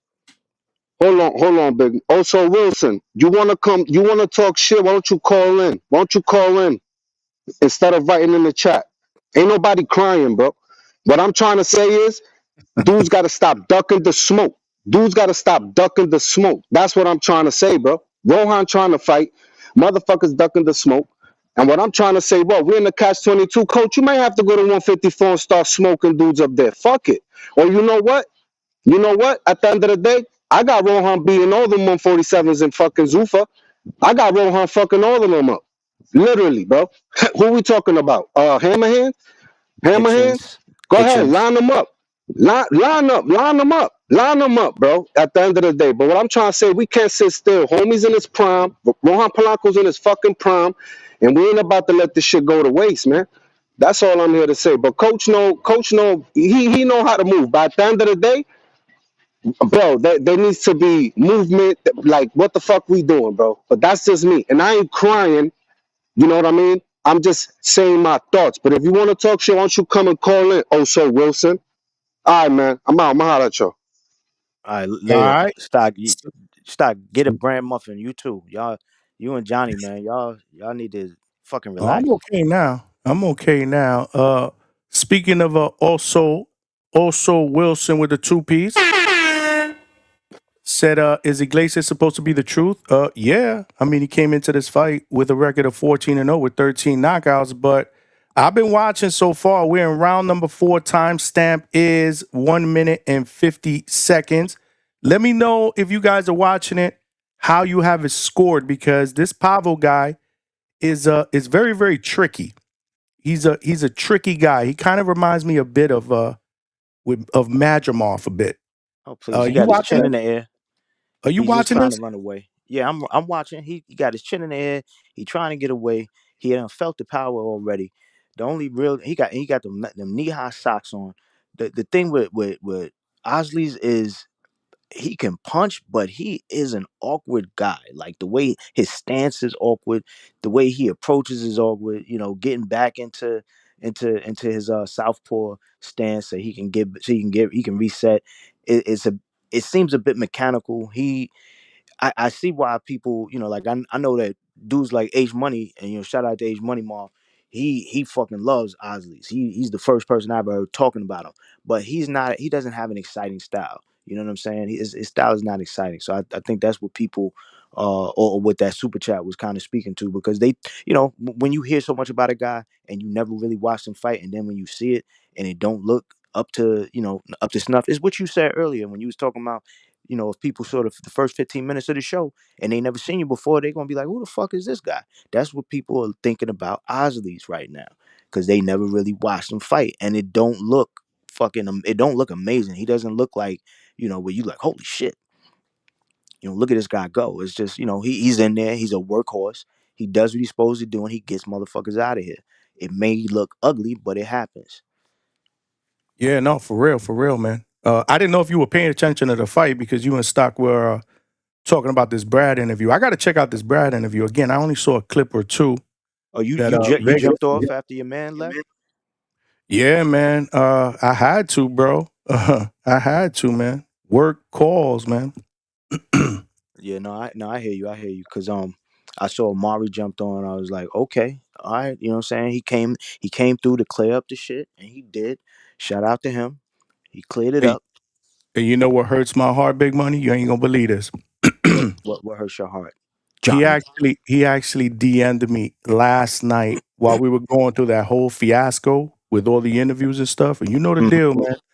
When I got shit going on, I'm not really checking my phone, man. I didn't notice that he DM'd me until after the show was over, but he wanted to jump on the show last night to clear that up. That shit would have got cleared up here, Johnny, bro. Johnny, man, we gotta get you out of this rigidness of perfection and realizing that done is better than perfect, and that means that you get it done. But if it ain't perfect, you good with the fact that you put the effort in to get it done.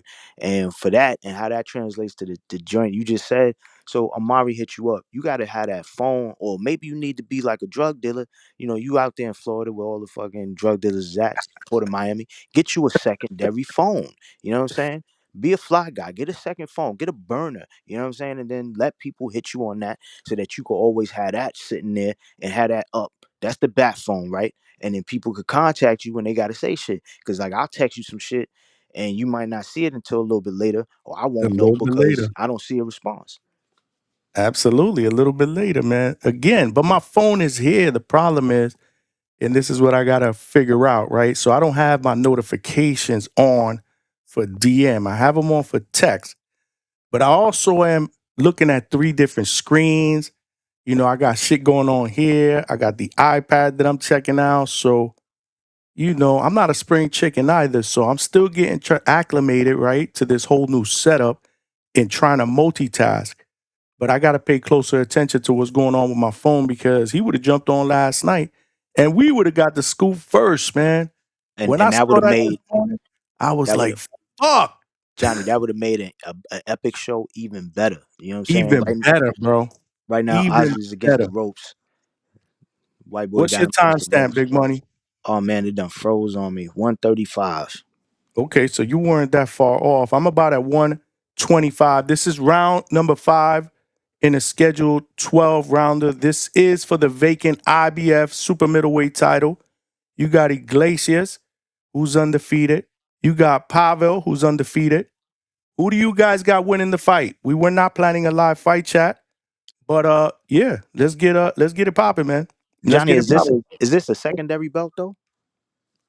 You got an IBO title at stake as well for No, no, from what I I see mean the on Boxer. IBF one. The IBF one, is the IBF one a secondary IBF? Like, is it an international or continental? Oh, this is the IBF title that's vacant, brother. Oh shit. Okay. This So is a world title at stake, man. okay. Yeah, man. This fight is a little bit bigger. Maybe I should have planned a live fight chat before that. And look, Before look at this shit. It's the same way Malcolm said it. Malcolm is a motherfucking. Give Malcolm his props because he said everybody that got an IBF belt is normally the people that they call the boogeyman, and they definitely it's was true. calling Osley's the fucking boogeyman. And if he get the belt, then they really gonna be like, oh shit, he's the boogeyman. So shout out to Malcolm for knowing some shit. Malcolm, I don't think you a pea brain, bro. Nah, he's far from it, man. Coach is nasty for calling him P brain, but that's what Coach does, bro. But that means Coach likes you. I told Malcolm that a long time ago, man. When he give you nicknames and he start giving you a hard time, that means he likes you, man. That means he respects your boxing acumen. Trust me, I know Coach. Yeah, But I was trying to think of something funny to say that's better than pre brain, but I couldn't. You know, fuck it. I think that's funny enough, man. I think that's funny enough, man. We are in the end of round number 5. Who do you guys got winning, man? It looks like Iglesias is landing the more ooh, man, he just missed looking at the replay right now. You looking at the replay? Yeah, he almost caught him in the corner there. Ooh, Lord. He just smothered himself there on that replay. This Pavel guy's doing a lot of moving. Does he remind you of maybe like a Madrimov or something like that? I can't say that he does because Madrimov is way more athletic than this dude. You know what I'm saying? He's way More more athletic. herky jerky, right? A lot more herky jerky. But what would you say is Pavel's style?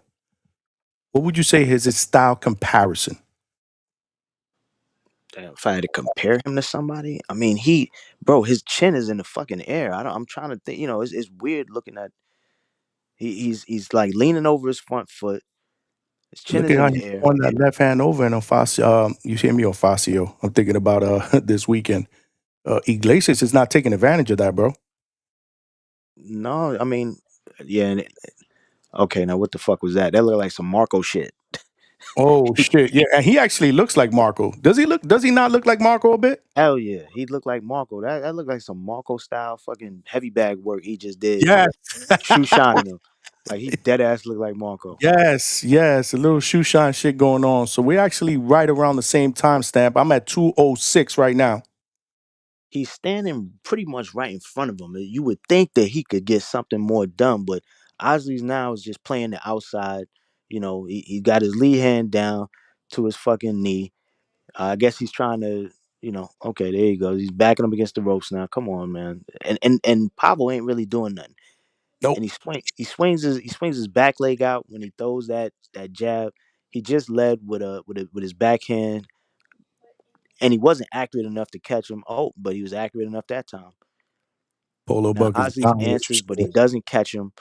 Now they're circling in the middle of the ring, one punch at a time. Both guys, okay. Now they're starting to mix it up. Osley's is like he's okay with this. He likes it. He wants the activity. I think because Oh, he's he feels smiling. better. He's smiling. He's Yeah, smiling. Smiling. he loves the activity. But okay, now they're back to posing, looking at each other. That was a low blow. Ref didn't call it.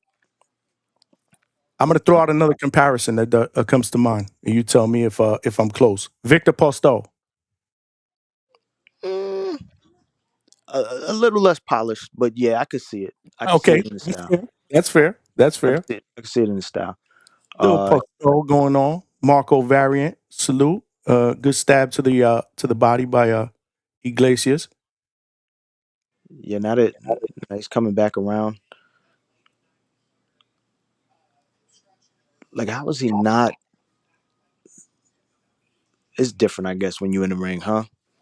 Because I'm like Yes. you. I feel Very like I see different. things that I would think Osley's can see and take advantage of, but he seems to, like, he doesn't seem to move with this urgency or this quickness. As lanky of a guy as he is, you would think he would be moving a lot more swift, but he doesn't. It's Is something with it, his gait. It's almost like is it he's because of the knock-kneed or style? something. Is it because of the style I don't of know because I Pavel? feel like I've seen him like this before. Like Osley's, I don't know if he's knock-kneed or something, but it's like the way he, like the way he he steps in on any approach is kind of weird. It's exactly what I said, Polo, man. He's tricky, man. He's very, very tricky. I noticed that early in the fight. Cam said his form is off. Heavy Chevy, my guy, says salute Marco. Yep, that's Marco in the ring. That's a Marco variant for sure. Hell yeah.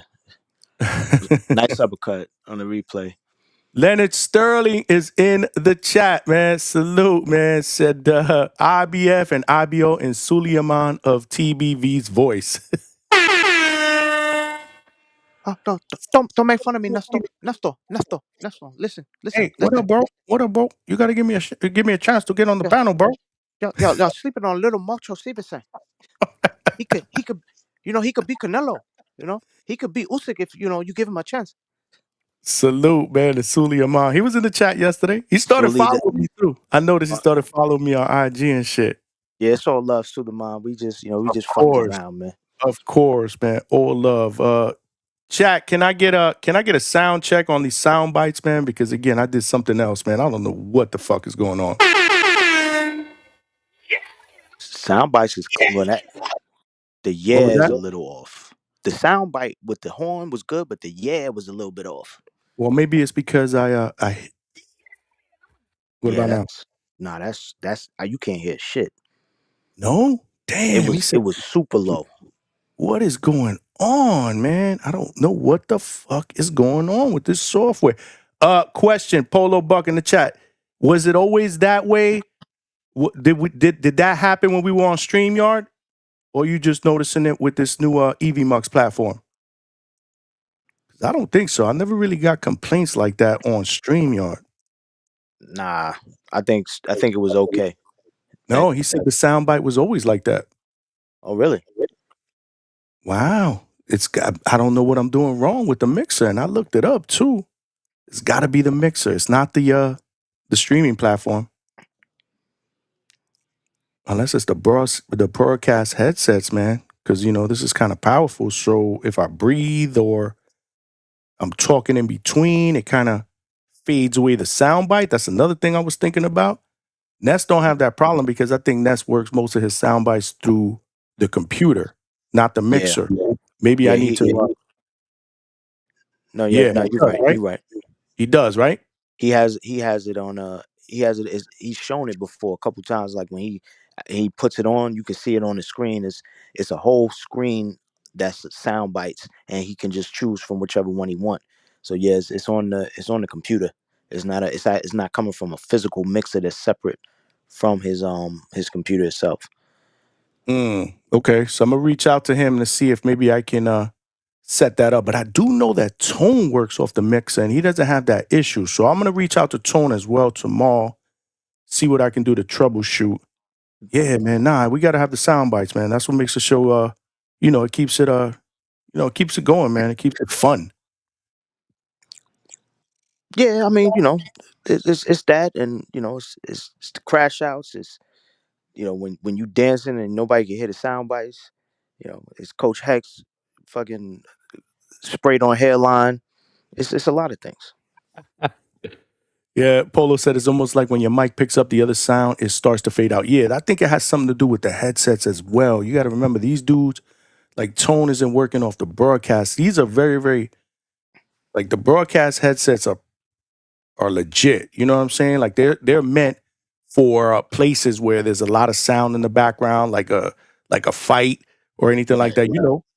So maybe that's what it is. I know Tone doesn't use that. He uses a regular external mic. Maybe I need to switch to an external mic, but I love this because it keeps my hands free. I could go anywhere. I can move back. I can, you know what I'm saying? When you got an external, you got to like stay in front of it. So I'm going to look at different options. I'm also going to talk to Ness as well.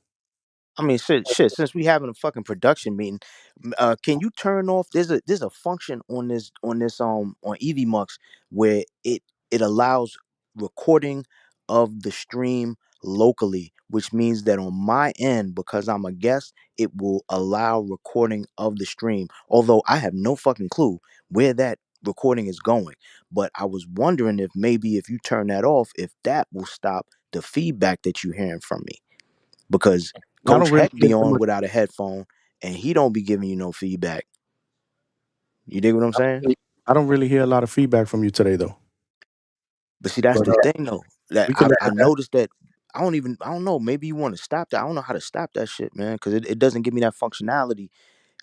I know in EV Mux, you can give me that functionality so that I can control certain things like the pro videos and just other things. But you can do it now to like stop that local recording, because it says it's locally recording on my end. Like every time I look into the settings, is the shit is glowing like it's with the check mark, like it's recording. I'm like, yo, why is it still recording? I can't turn this shit off.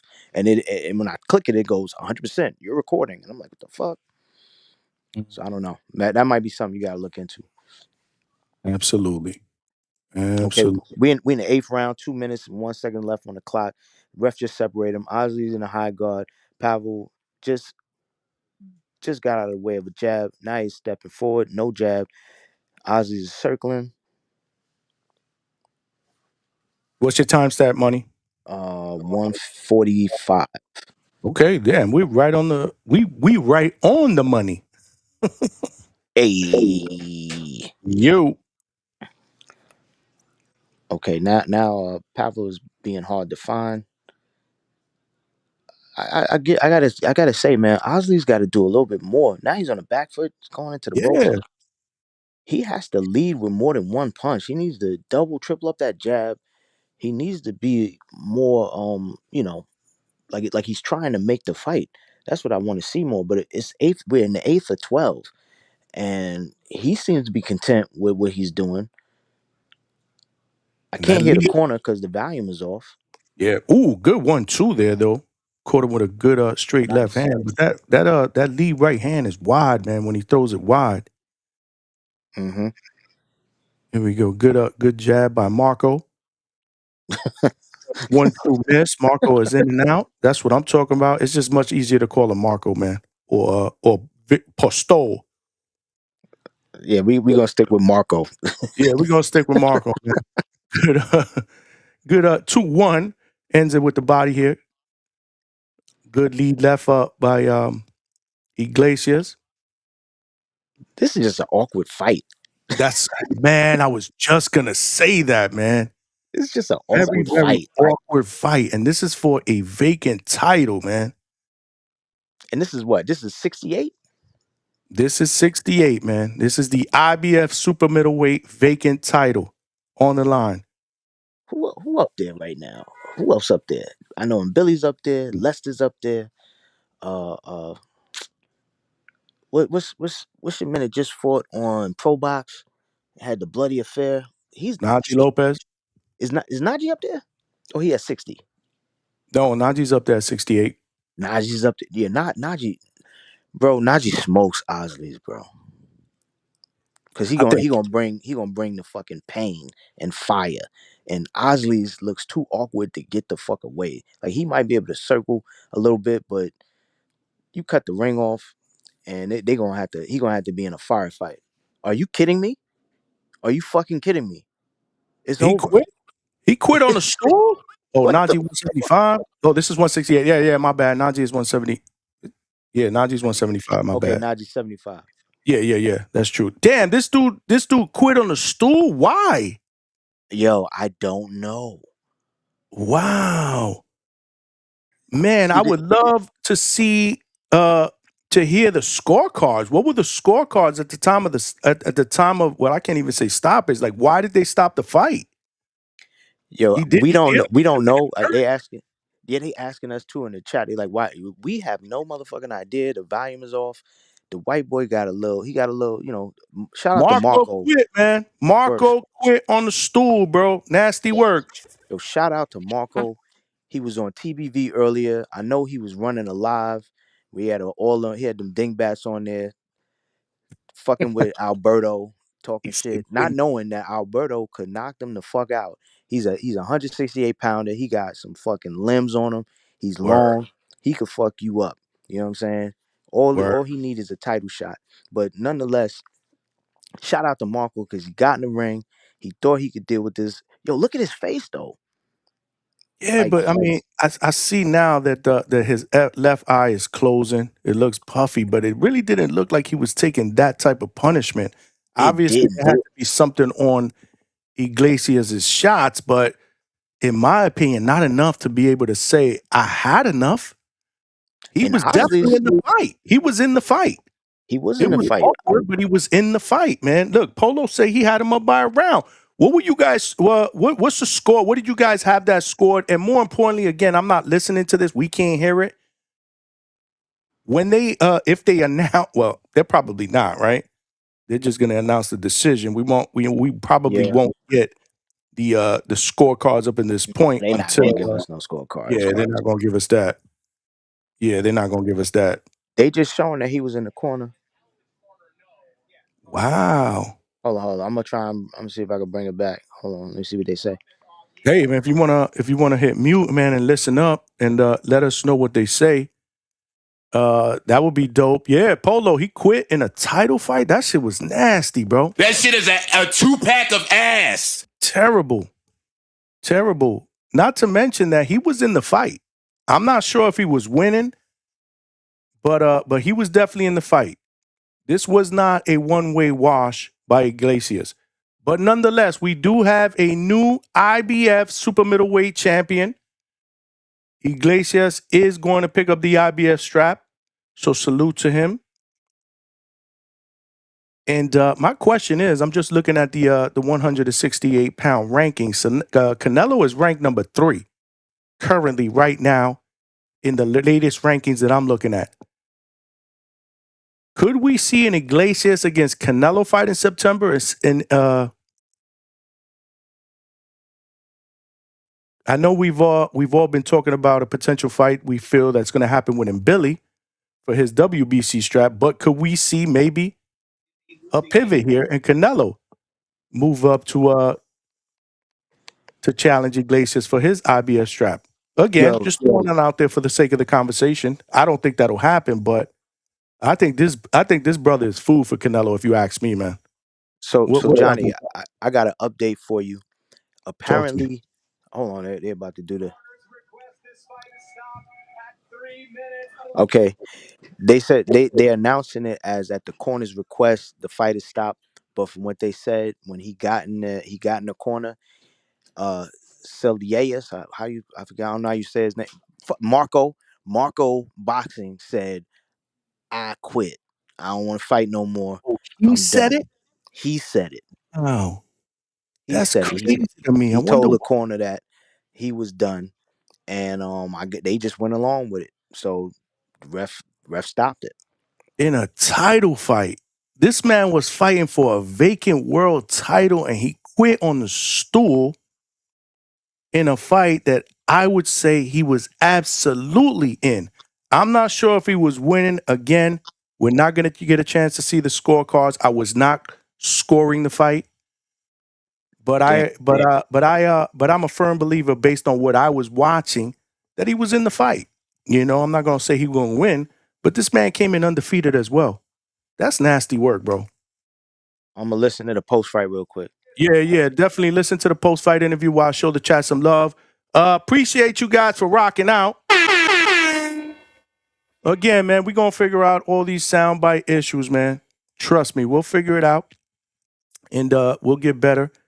But I do like this streaming platform. I do. But if it doesn't come through, then I may have to switch back.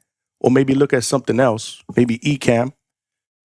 I know that Ness uses that. Either way, man, we got standards here, so we gonna build, man. We gonna build. We building something special together here at DHS. But shout out to all of y'all. Again, y'all could be anywhere else, but y'all rocking out here. It is Thursday night. It is Friday Eve. We got fights going on tomorrow. Pro Box. We got a treat tonight on the zone. A card. Yeah, man. Looks like Iglesias is the new IBF super middleweight champion at 168 pounds. Be interesting to see what they do with him next. I did see some flaws in this fight.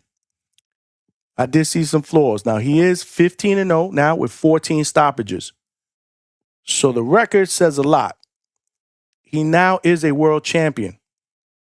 But Is he one of those guys that you consider food at 168 for a guy like Canelo Alvarez if and when Canelo comes back to fight? Now, again, Canelo has said, and people in Ring Magazine have said that Canelo will make his return back into the ring in September. We've all been talking about potentially seeing him against Mbili, but he is ranked currently right now number 3 in the IBF. But he is number 1 in the WBC. Yeah, I agree with y'all, man. A lot of people are saying that Iglesias is food for Lester. Casual Jerry said, I think Lester cooks him. I don't disagree with that. Trini Bronx, double down. Iglesias is food for Lester. I do not disagree. Polo Buck said, I need that post-fight interview. Yeah, I'm a update y'all Let's when go. All right, so dig it. First off, this was difficult as hell because the announcer said he says the shit in French to the translator. Then the translator got to translate French to Spanish for Osley's, and then Osley's answers in Spanish to the lady, and then she says it in French to the man, and then the man says it in English. Man, I was sitting there, I was like, yo, I was about to turn the shit off. But basically, Osley's Iglesias really loves his mama. She is she's his favorite girl. He dedicates this to his mama. He told her a couple years ago, I'm gonna whip everybody's ass and I'm gonna get these belts. And he did it. And he dedicated the fight to his mama. And then they just kept asking him, doubling down, asking him more questions about his mother and all that. And I was like, all right, we good here. But then they called him the boogeyman. You know, shout out to Malcolm. They always saying the IBF guy is the boogeyman. And yeah, I muted that shit. I don't want to hear no more of that. Gosahero said, nah, no way he was in the fight, Johnny. Okay, so you had Iglesias winning comfortably? Well, Johnny, that's something that they did say. The announcers were like, they said that is it Pablo? My bad, Marco. They said Marco felt like he didn't have enough punching power to do nothing with Osley's, and that the best he could hope for was just to survive to the end. And I guess he decided, I ain't getting paid for no overtime. I already got my check. That's 8 rounds. Y'all could take them other 4 rounds, shove them up your ass. I'm done. Give him the belt. I'm out. I get that. I totally get that. I guess, yeah, I mean, I guess what I meant was, did it really seem like Iglesias was beating this dude down? I mean, he was very, very awkward. He was having a hard time. I did say in the beginning of the fight that he was landing the more meaningful shots, but this guy was doing a lot of moving. He was very awkward. I don't know. It just wasn't really like that type of dominant performance that I would say, you know what? Yeah, man, sit on the stool, man. Don't come back out for that round because you was getting your ass beat. Like, am I wrong or?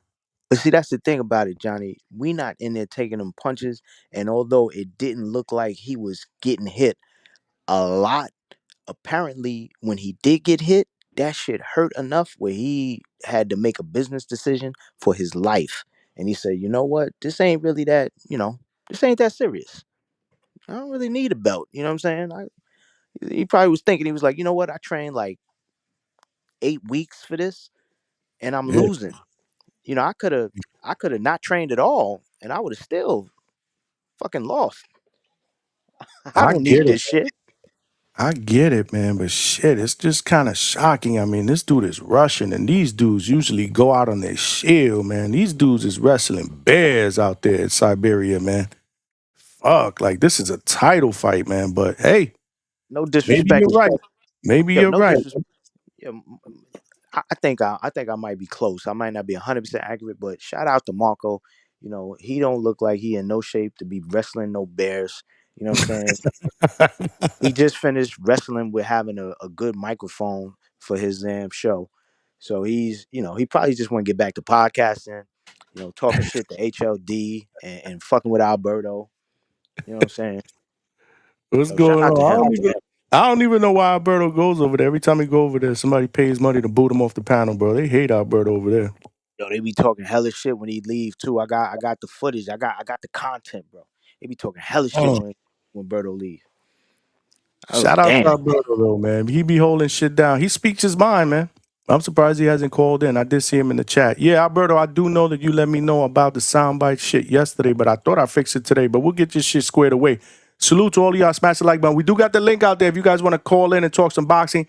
We got boxing that just took place tonight. We got a new IBF super middleweight champion. What y'all think, man? Is he food for some of the other top dogs in the division? Apparently, he can punch, man. And his record says so. And obviously, this dude quitting on his stool collaborates with that. Yep. So salute to Iglesias, who's a champion from Cuba, undefeated. Looking forward to seeing what's next for him. As I mentioned, I don't know if you heard, because you were hearing the interview. Canelo Alvarez is currently in the rankings, number 3 in the IBF, but he is number 1 in the WBC. So I still feel like the Christian and Billy fight is the one that they will look to make in September. But could they pivot and go IBF and maybe get Iglesias in there? If he does, that's a very, very winnable fight for Canelo, in my opinion. Yeah, he could. Now I'll give you this: if Osley keeps that jab hand, like if he keeps that shit like in motion, like if he just keeps it out there, like constantly pumping that jab, it might be a little difficult, But I don't think it would. I don't think it's that much of a difficulty for Canelo. I'm pretty sure he can mitigate a jab, but I just don't think it would be as easy as it seems right now. But it definitely seems like it seems like Canelo. It's a winnable fight. Definitely a winnable fight, man. For Canelo. So there are options, man. We're just waiting to see what happens next with Canelo. Who else? Who else? They got Jacob Bank at number. No, I'm sorry, that's WBO. Then they got Jaime Munguia at number 4, Hamza Shiraz at number 5, and Troy Williamson rounds out the top. Well, now the top 5, right? Because number 2 was vacant, but these two were fighting for that vacant title. So Pablo, who came into this fight at number 7, will not go up any further. Then Diego Pacheco will probably move up. So IBF is going to be very, very interesting going forward. But we still have a vacant title at WBO and still have a vacant Ring Magazine title at 168. So when Crawford beat Canelo, man, shit went haywire at super middleweight. So there are some titles that are for grabs. So for those of you guys that thought that Canelo being undisputed, holding all the belts by hostage, it was a good thing, obviously, that Crawford beat him. So now it's haywire. It's all kind of shit going on at 168 right now, belt wise. Yep. Belt wise. So a lot of opportunity. Obviously, this opened up an opportunity for Iglesias, and he's a champion. So very, very interesting to see what happens. This is another reason why, man. I'm not even gonna say it. I'm not gonna say it because people are gonna be like, "Oh, you're just saying that because he's your boy." Nonetheless, how would you think a fight with Iglesias and Berlanga would play out? Oh man, Iglesias and Berlanga. Mm-hmm. I'm gonna say it, Polo. Is that a winnable fight for Edgar?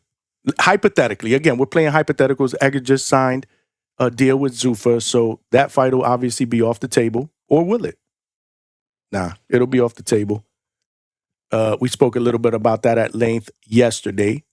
And Eddie Hearn went in on Edgar, man. Said that was a good deal for Edgar because he does not see anything great coming from Edgar. He didn't say those specific words, but he said, I don't see Edgar being any of the top guys or being a champion. So the Zuffa's deal was a good deal for him. But he did question why Richardson Hitchens went that route. I don't know if we touched on that yesterday. But again, do you think, let's play hypotheticals, that Edgar and Iglesias would be a competitive fight, a fight that maybe Edgar can win? I think because Edgar's still with Mark Ferrer, right? Yes. I could see them game planning some shit because although we know he lost to Canelo, like I get that, but I ain't gonna hold you.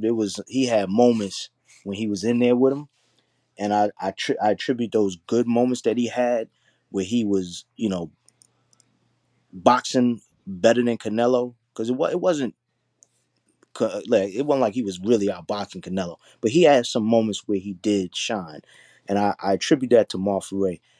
With a guy like Osley's, who I think has way less experience than a Canelo, I think they could game plan something that could put him really close. to where he could possibly win that fight, especially if it goes the distance. But here's the thing: both of them dudes is punches, so the shit might be a quick fucking fight. It might be like 3 to 5 rounds because they both punches. I don't know, man. As soon as this dude got crowned the victory, I was like, damn, Edgar, where are you? But he's not even ranked in the IBF right now. Shit, he ain't. It was Zuffa Lufa. He's with Zuffa Lufa, man. He Yeah, don't even man. there no more. He over there with Zuffa Lufa. He got his check. He got his 10 new album milli. dropping. 10 milli. And let's not forget, y'all, at midnight. I'm sorry, big money. I gotta show love. ¿Qué tú quieres hacer? Te compré Gucci Moncler, Louis V, Chanel y baby vamos a romper. Yo te quiero romper. Después de aquí nos vamos pa' un hotel. Dale baby mama, tú quieres ser mi baby mama. Oh shit, let's go. So that's what I was dancing to. You didn't hear nothing? That's because you're on the panel. That's because you're on the panel. Look, Polo Buck said nasty work. Dale, baby, mama. Yeah. I remember that go on, mama. But hold up, Johnny. Catchy as fuck. Bring us behind the scenes for a minute. Because I know he got a lady and he got a kid with the lady. Do he have a baby mama outside of that? Not that I know of. I actually what is he talking about? I asked him that question. I was like, dude, what was the inspiration? I got it out there. There's a clip out there on YouTube. You know what? In like 5 years, a kid gonna come forward and they gonna be real brash on the internet, and he gonna be like, "Yo, I'm his son," and we gonna be like, "Yep," because you act just like that motherfucker. Yo, man. Nah, he got one son, man. Chosen is his son, man. Cute kid, man. He might actually have a baby mama. He's all over the gym, man. Yeah, I know Chosen very well. Been around him a bunch of times. Shout out to Chosen. Yeah, I asked him. I was like, "Yo, what was the inspiration?" Like, and he was like, "Nah, man. People gonna think this shit is about my son's moms, but it's really not." So, But why put it out knowing that that's what we gonna think? You know what I'm saying? Like you throwing because that's subliminals who at your Edgar baby is, mother, bro. That's who Edgar is, bro. Oh man, he's a good dude, man. He's when you're around him, good energy, man. Good energy. The problem is not a lot of people know him like that. They only know the Edgar Berlanga that they see in the ring. And obviously the dude outside the ring that's flashing the jury, that's talking his shit. But he's a good dude, man. That's all I gotta say, man. But you guys ain't gonna believe me anyway, so it is what it is. Damn, Polar Buck said nasty work. Come on, man. We gotta promote the song, man. So hold up. How this gonna go? At midnight, you gonna play like the whole fucking song? Nah, I ain't gonna do that. Nah, I ain't gonna come on and perform it at midnight. You never know who's gonna show up at the hangout spot. Why don't you wait till midnight? We'll see what happens. I mean, I'm gonna be there. You know what I'm saying? If he don't pull up, then it's gonna be hell to pay, man. I'm gonna tear this motherfucker down. Well, you ain't even hear it, so don't worry about it. You said you ain't hear it. I got the soundbite too, but the sound bites are giving me issues, so I don't even know if y'all be able to hear it. Look, damn, they shitting on it. What's wrong with y'all, man? Listen. A lot of people are critical of boxers, especially other boxers, man. They critical. Trini say he signed a Zoo for records. Oh shit, Alberto, you a hater, bro. Look, Alberto said, "Good clown, can't wait till he get his TV turned off again." Y'all hate it. Look, Trini said that shit is corny. Damn, yo. Can't fault a brother for trying, man. I'm with Stock Chasers because I was telling Damn. Stock. Yeah. Man, hate. I was telling Stock Chasers earlier, I was like, yo, you don't got bars like that. We heard you rap. And he said, listen, who don't have baby mama drama? I was like, damn. He right. Been there, done that. Been there, done that in my life. Thank God I'm over all that shit, man. I'm an old man. I done been through all that shit. I am good. I leave that for y'all young bucks, man. Good luck with that. Good luck with that, man. But that shit was hilarious, bro. The chat is just killing it. They killing that shit. They really don't like this shit. I don't think there's one person that said that shit is catchy. I think it's catchy as fuck. I ain't gonna lie. Two-Tone liked it. Two-Tone also made a Devin Haney R&B song. So Oh, you know, did he? I didn't. That one I didn't hear. I did not hear that one. yeah, that and I'm not saying that because it was ass. I'm just saying that he an R&B dude too. You know what I'm saying? He put together his R&B shit, so he not gonna shit on it. You never know when you get an Edgar Berlanga fucking collaboration. Word. Echo Sahedo said, "What athlete was ever a good rapper / artist?" LOL. I don't know. Good question. Good So question. I remember Roy Jones with his Mm-hmm. Must Have Forgot. I remember Shaq. Shaq did the Shaq. most. He's done, and he actually put out a song like about a month or two ago. That wasn't that bad. It was him and Steven. The hell is his name? The one that's with all the smoke. Steven. The Steven basketball player. Jackson. Steven Jackson. Steven Jackson. Steven Jackson part I ain't really like, but Shaq was alright. You know what I mean? Like he was alright. And let's not forget, he did a collab back in the days with Foo Schnickens. Remember that shit? He had shit with Foo Schnickens. He had Uh-huh. shit with Peter. He's who really put the money behind Lord Tariq and Peter Guns. You know what I'm saying? So he was fucking with them. I think he was on the track with them too. Like Shaq was Mm-hmm. really kind of in it. Who else? Who else was a athlete that was? What was the name of that song? What up, Doc? Can we rock? What's Oh up, yeah, the Doc? Foo Can we Schnickers rock? joint. That Yeah, the was Foo that Foo Schnickers joint. Schnickens shit, bro. I remember that shit. That shit was catchy as fuck too, man. I ain't But gonna lie. Shaq, I think, had Shaq as far as athletes, he had the most traction. Kobe had some shit. Kobe. I don't really remember. Somebody. Kobe. Trini said, Pac? Pac got Pacquiao? Yeah, Pacquiao be singing, bro. Pacquiao's another one. He'd be over there in the Philippines. He'd get up there. He'd be like, "Nights in Los Angeles." He'd be singing and shit. They like that shit, man. Yeah, but his shit sound like karaoke shit, bro. I think I heard his shit one time. I'm like, Yo, that's more karaoke shit. Oscar was Oscar doing it. has actually had a hit, if I'm not mistaken. Yes. Like a mariachi type Spanish Nah, Mexican track or some shit.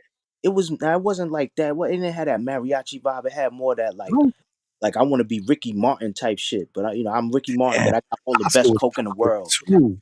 You know, Damn, that's what's up. That's right. I do remember that, man. I do Ricky remember that. Martin type shit. Brona, didn't Brona threw a couple of tracks out there too, right, Brona? Rona did. He sounded like I'm trying to remember who he sounded. It was like his shit was okay. Like it was okay because of his personality coming through. But he really wasn't good. Like I ain't really, it wasn't like I was jacking that shit. I wasn't listening to that. Like you wouldn't catch me dead listening to that shit more than once. Who else? Dame Lillard. Yeah, Dame Lillard definitely Dame catch. Dollars, Damian Lillard, man, he could spit. I ain't gonna lie. Yes. And he's a big time boxing fan too. Shout Hardcore boxing fan. shout out to Dame. Pull up on us, Word, Dame. We watch Word, man. If we could get Dame Lillard up in here, this shit gonna be lit. We shutting the hangout spot down, man. if you calling him Leonard, man. It's Dame Lillard. Lillard. Yeah, Damian Lillard. Leonard. Lillard. That's H Town. Don't invoke the H Town name. I call him Dame Dollars, man. Dame Dollars. Mr. Half Court himself, bro. Dame got some skills. Who else? Who else is an athlete that was trying to Yeah, do? Polo, that was nasty work. You spelled that shit wrong. Well, somebody spelled that shit wrong. Oh, that's why you said it wrong because somebody spelled it wrong.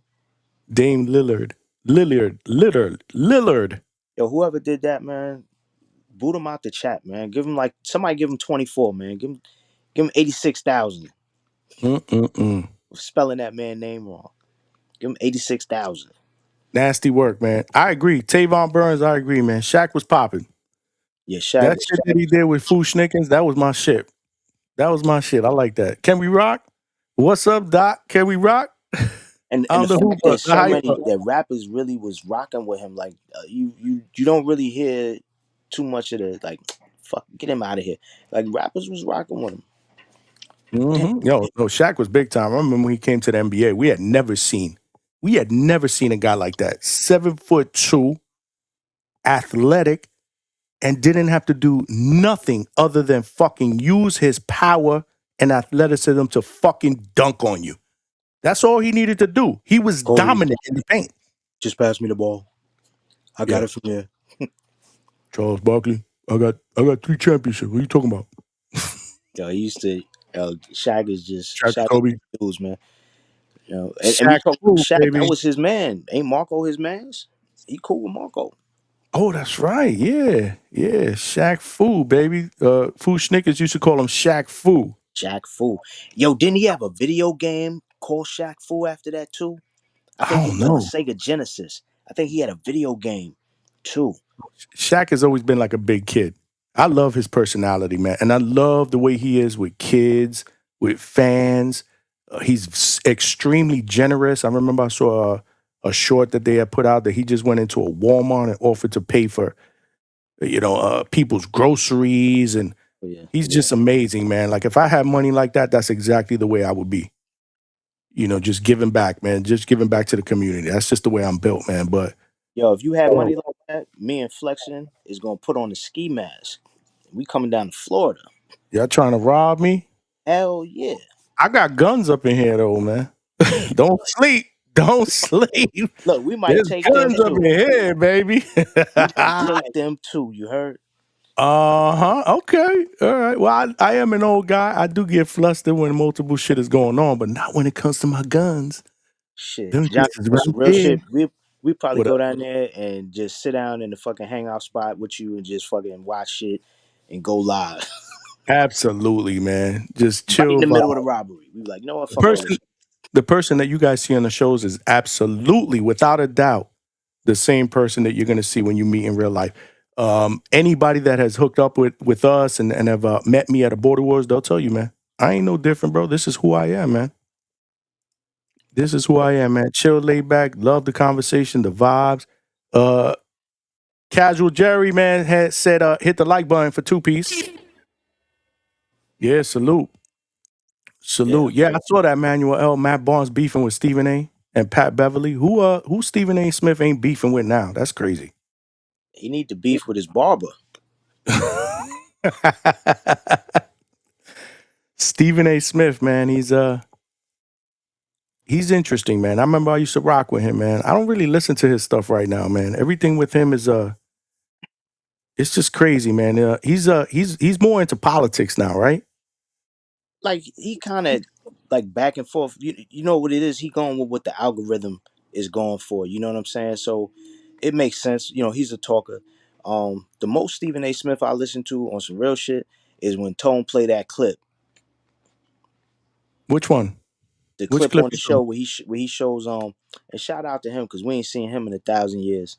Brim, the clip where he has Brim and Brim eye Oh, is hold looking up, all the hold way up. down court and is Yeah, the other eye looking at the camera and he plays the Stephen A. Smith.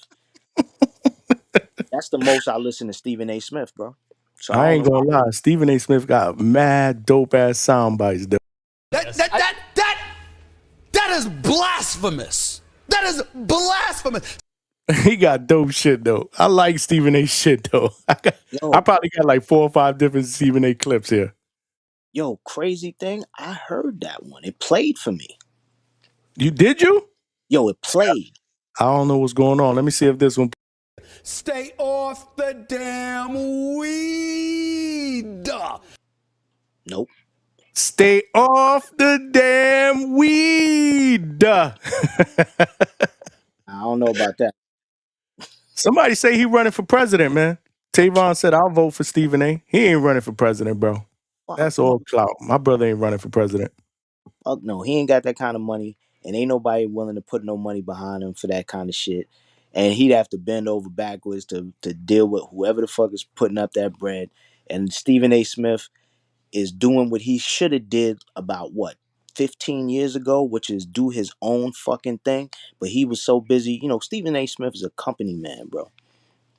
He's a company man. And So that's what a lot of these basketball players that used to fuck with him like before he became a company man. Now look at him like, really, bro?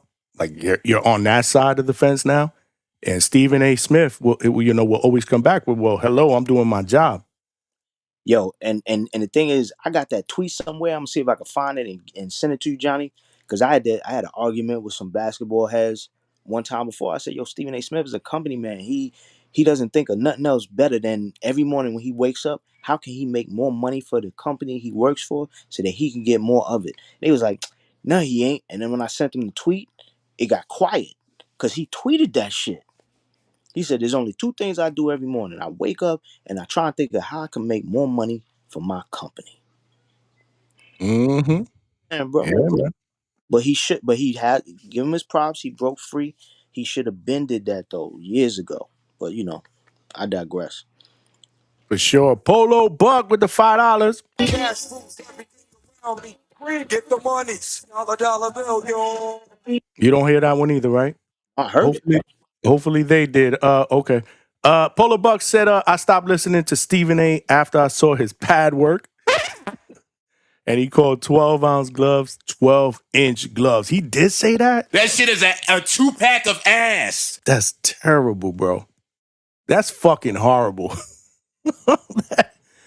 That is horrible. 12-inch gloves? Fucking Lord, casual. this man should never, ever talk about the sport of boxing again on First Take. Salute to Max Kellerman that did give that First Take platform a little bit of boxing credibility, even though people shit on Max now. That's crazy. How Bro, boxing fans have turned on Max. What you think about Max Kellerman, man? man, we went over before. I've been watching Max because me and Max is the same age. We all the same age, right?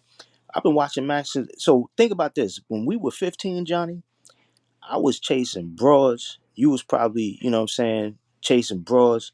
Max had a public access show, Manhattan Neighborhood Network. He had a public access show where he would go live every day in the afternoons and talk boxing. It was called Max on Boxing. And he used to be up there. And the thing is, he was super knowledgeable then about everything. Bert Sugar used to listen. Celebrities, Mike Tyson, Billy Crystal, people used to listen to Max. Like Bert Sugar was famous for saying, you could look this up. He was like, yo, I want to watch, certain fights coming on, but first I want to hear what Max got to say. Like he really, like, Max had the pulse of boxing from a public access channel. It was a call-in show. People would call in, and and everything was based on, I don't believe you know all this stuff. So people would test him and he would shut everybody down. And he was no joke back then. So, I was a fan. I listened to him, you know what I'm saying? Not a fan like that, but like, you get what I'm saying. I would listen to Max when it came to boxing because I was always down. I always wanted to hear about boxing. And that was like one of the few outlets. Fast forward, he gets on the ESPNs, he gets on the HBOs, he recreates the show Max on Boxing, which I thought was a full circle moment for the brother, and I was proud of him. You know what I'm saying? I was like, yo, he doing this fucking shit. But as time goes on, bro, once you done put in the work, you deserve to be able to say, yo, if I'm gonna get a big check and they saying we gonna pay you, all you gotta do is say, whatever the mantra is, and he gonna say it. And right now that's Zuffa. Fuck it, let him rock, bro. Let him rock. You know what I'm saying? I know everybody don't agree with that. They're like, nah, fuck that shit. He need to get it real. Listen, we got a lot of people out here giving us the commentary we want to hear. Hell, and we don't to a degree from that avenue as far as mainstream media. That's why we all here on YouTube boxing, because we don't hear the real shit. So let him be over there doing that shit.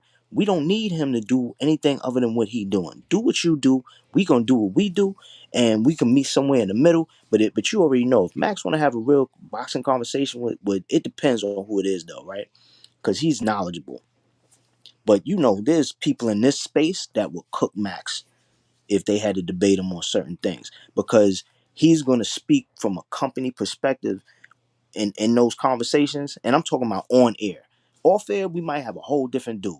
You know what I'm saying? We might have a whole different dude. He's I Polo never, Buck said, I never thought Max knew his boxing. bro. Damn.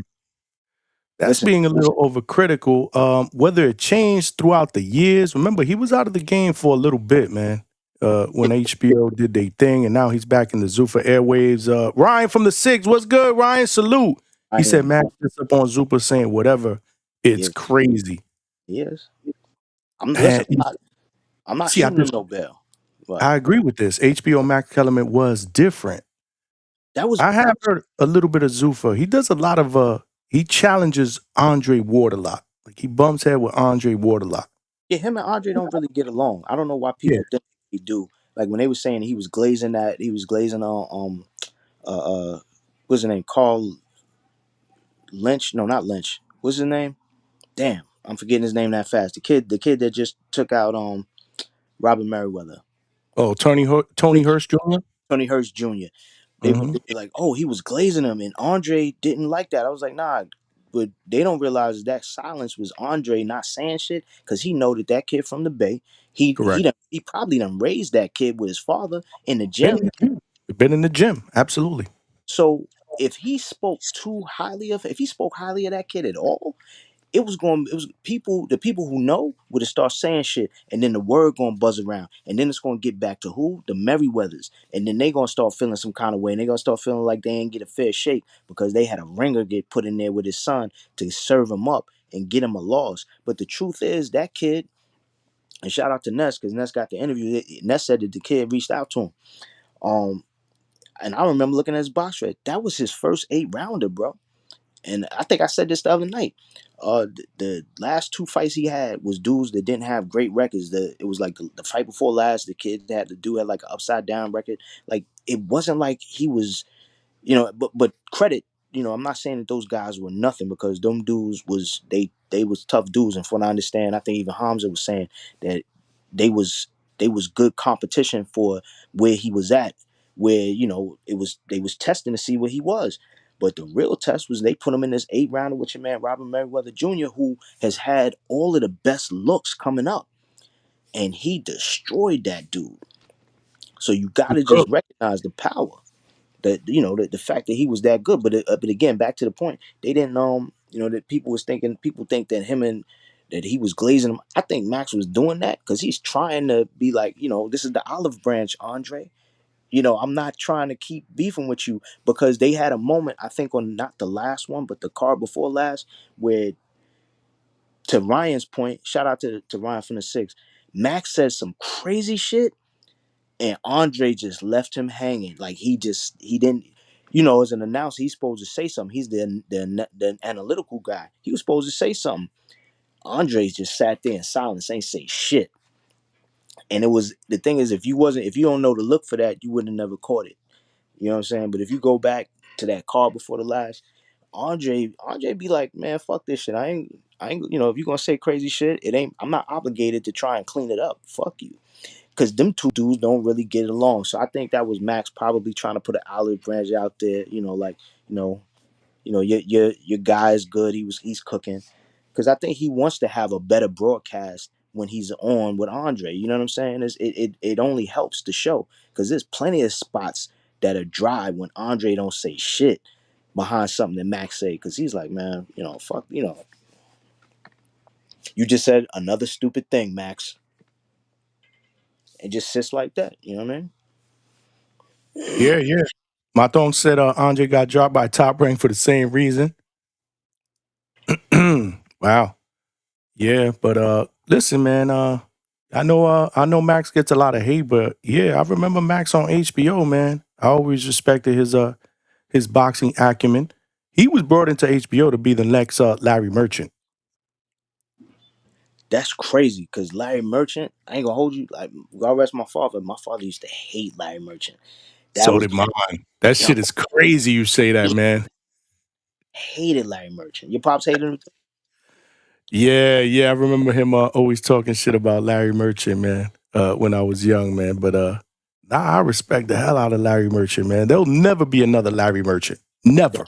Definitely not. Definitely not. I think the thing about Larry was that you needed some Jim Lampley, even though he has a decent sense of humor, is very dry. He's the straight man. You Right. need the comedy element. And Larry Merchant is one of them dudes he's an old school type of dude, and he'll say the shit that other people won't say, that they might be thinking. And he'll go off the fucking he'll go off the beaten path and say shit to Mike Tyson, or no, who was it? Was it Mike? Who was it that he said that he was like, yo, I wish if I was 20 years younger, I'd That kick was you. Floyd, man. That was Floyd. Floyd. Yeah, I knew it was somebody. I just couldn't think off the top of my head. But yeah, he fucking like think about that for a second. Like who the fuck is saying that to Floyd? Who's saying that to any boxer? Period. But Larry would mix it up with everybody. He would piss off Bernard Hopkins. He piss off a lot of Don, the Shane Mosley, everybody. Floyd Mayweather. Like he was not afraid to challenge these dudes. And if these dudes fought in a fight that he felt was a snooze fest, right off the bat, he's coming into the ring with his microphone to let you know what is going on here. You put all of us to sleep tonight. Talk to us about this performance. And that's why a lot of people didn't like him, but he was pushing those boundaries, man. He was must see TV. Like we all waited to hear what is Larry Merchant going to ask this fighter after this fucking performance, especially if we weren't satisfied with it. Now we had a voice, right? Because that's what all of us would want to ask these guys, even though we can't because we're at home. This dude was the voice for us. Listen, and let me tell you something. I remember when I did that interview with Lampley, it will always be one of the best I've ever done because I consider him like he's a legend, man. You know, Damn. I grew up listening to him for years on HBO boxing. And to get this dude in here, I was starstruck. Great interview. But I remember the best part about that was the 15 minutes that we spent before we went live. And he was just telling me at least 2 stories about Larry Merchant to the point where I was like, Jim, we got to wait till we go live because I want you to share that shit with my audience, man. Don't tell me this backstage. It Right, right. was Yeah, amazing, man. He's just a storyteller. I got to get him back on the show, man, because sure. after that, he reached out. I reached out to him to thank him and his wife who helped me set that up. Salute. And he was like, "No, I had a good time, man. I like your platform. You know, very, very laid back." He stood on with me for an hour and 45 minutes. Was Hour that and 45 minutes. was that the longest interview that you've done here? It's one of them. It's one of them. It might be. You know, that's a good question. I'm going to do a little bit of research because I've had some long ones. But yeah, that might be one of the longest. An hour and 45.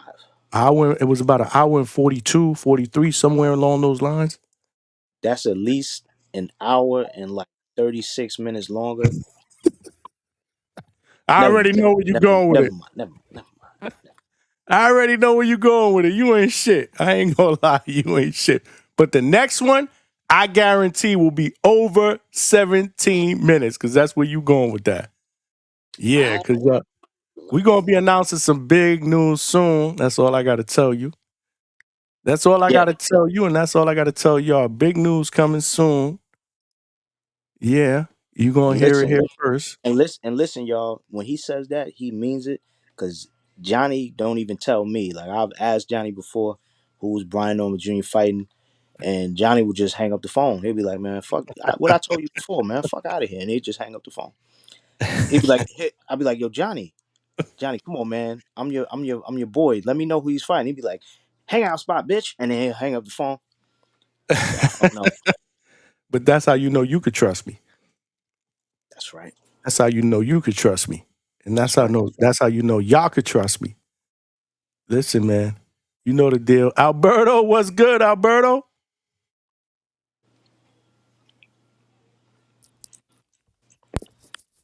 Or shall I say Diego? You know he got to put the voice together, right? He got to practice. He'd be like, Yeah. "Yep." Is this Alberto, Diego, or Treese? A, B, or C? Which one? Nah, it's Alberto, man. What's up, Johnny? What's up, Money? This is I the just first time saw where he this. sounds far away. Now he sounds far away. He's Wait, I usually too saw. loud, Oh, but now you sound far away. hold on. Is this better? Can you guys hear me? Much better. Okay. Yeah, I just that's just a little vendetta I got with Trees. I told him I'm gonna take his shit, and so that's why you hear me with the open up like that. But nah, salute Johnny, salute Money. Man, the dude, I didn't even know that. I literally didn't even know that fight was going on today. So I was kind of like hopping back and forth, like trying to watch the fight and you know listen to the stream, and it was kind of nasty how the dude quit on the stool. You know, like it just kind of goes to show you, like, you know, boxing's really mental. You know, because like I didn't think at that juncture, at that specific point of the fight, that it was like, yeah, like save yourself, like quit. Like I thought he was still in and Johnny, I think you said it right. Like that was like his best round, or I thought he almost won that round, which is crazy. So, um, yeah, I think that Iglesias, dude, I don't know too much about him, but see, this is the problem with boxing is that like people say that Canelo kind of stalled the division, and in a way he did, right? Like there's deserving guys like David Benavidez, Diego Pacheco, like those of the world, right? But like the sport is also kind of wacky when you think about it, because I don't think William Scholes should ever been a world champion. You know what I mean? Or even Iglesias, dude. Like I just But I they don't get stripped it, him, Johnny. It's Alberto. just They stripped him. what I'm was talking about, that, Money? they stripped Canelo though. No, but that's what I'm saying, Money. It's like when he gets stripped, or when the Bud vacated the belts, it's just kind of nasty how these champions get formed, because do we think after watching that performance, Iglesias is a dude that's gonna make multiple title defense, even one title defense? Like he didn't look that impressive in that ring, man. That's what I'm trying to say. Like, do you guys feel the same way, or I'm way out of left field? Listen, we was saying that while we was commenting the fight, bro. We was like, I don't really, because somebody had said it in the chat. They was like, he's the boogeyman. I mean, and they still keep calling him that at the end of the fight. They call him the boogeyman, but I think they basing that on his punching power, not on his, his ring generalship, or his skills of being a slick fighter. He's a Cuban guy. You know what I'm saying? I guess the Cubans are taking over. You know what I'm saying? We got Yo-Yo, we got Yoenli, Yoenis, and now we got Osleys. These guys are out here, and they're winning. So I don't know. I didn't think it wasn't some right home performance, but it was effective. I mean, the guy's face, guy's eyes were swelled up. You know what I'm saying? And he apparently felt like, I don't need to deal with this shit no more. So something's Yeah, wrong. but I hear your Money, but the dude's defense, Marco's defense, respectfully, that shit wasn't nothing, like you said, to brag home about. I don't know if Canelo gets touched up like that, or even like a Hamza, or any of the top dogs at 68. Because respectfully, I don't know who the fuck he was. He was fighting Marco's cousin. Like that dude. What are his accolades, or what is his pedigree that he got a vacant title shot? And I'm gonna do like a little callback, if you guys don't mind. Like that's why I feel like Xander's not ready for boots. Just because it was a vacant title. It was. We can't like ignore the fact that it was a vacant title against Chino Perez, who respectfully, what has he done since losing to He, Xander? What did he do before? He upset the he apple cart yes, against Conwell. I understand yes. that, but I mean, maybe it was more of a Conwell lost the fight than Chino won the fight. You know what I mean? Because if he was somebody of ilk or somebody of essence, I feel like we would have heard about him more since that fight was like a year ago. Chino Perez's career just fucking went down the drain. So to me, Xander's not ready for that level, and this be the problem with boxing, man. Like the guys that actually deserve to win titles, like a Hamza, I wouldn't be mad if he held the title, or Diego Pacheco. You know what I mean? But instead, now we got an Iglesias that holds the title, and it just kind of waters down the sport, in my opinion, because now, yes, he's a champion, but I just don't see his reign lasting long. It's kind of like with not Melkuziev, I'm sorry. The dude that Pretty Boy Josh just beat. You talking about Mek- Murtaliev? Murtazaliev. Yeah, yeah. Like after he knocked the fuck out of Tim Tszyu, everyone was proclaiming him, self-proclaimed boogeyman. And then his power, Josh Kelly was able to eat those punches and overcome adversity after getting dropped, and now he's a champion. So it's just boxing's a nasty game. You know what I mean? And But Berto, you got to put some onus on these guys who lost to these guys where where we all feel like they probably shouldn't have. Like a Charles Conwell should not have lost to Chino, but he fucking lost. There was something that you got to put on him for his responsibility in that was like how you said I think it was more that he lost it than the other guy really won it. And yeah, if we're gonna say it like that, then you're saying what I'm saying, which is he has to own the responsibility of having that loss on his record because he should have been more prepared in the moment. It's the same thing here with fucking with this guy, Pavel or Marco. You know what I'm saying? Like, why was he so content with boxing on the outside the way he was, dipping in here and there, and just like the movement you would have thought would have been enough that if he just started landing some good clean shots or something solid, or at least making it look like he was doing something more than what he did, that he could possibly pull this out. But he didn't believe. And that's the thing I want to get to is that it's a mental thing. Boxing is real. It's a lot mental. And he didn't believe he had enough power to do anything with Osleys, and he felt like he was only going to make it to the end. And the survival for him, he didn't think he would win on the cards. So it comes down to belief. You know what I'm saying? Let me jump in here a little bit because at the end of the day, this is why I always say you never know what can happen in a fight. Is it Xander's fault that Charles Conwell shit in the bed against Chino Garcia? Everybody expected Conwell to win that fight. Would it have been a better fight for Xander, or a better fight in your eyes that he could have won to win the title if Conwell would have beat Chino and then Xander would have beat him? Absolutely. But at the end of the day, Chino won that fight. He deserved the right by beating Conwell to fight for that vacant title. You can't please.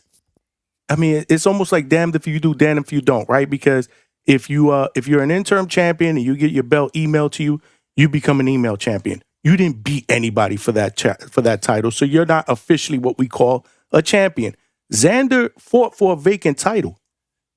It's all about opportunity. He was in the right place at the right time. He fought Chino Garcia. They both had the same opportunity to be able to beat each other and be a champion. Xander beat him.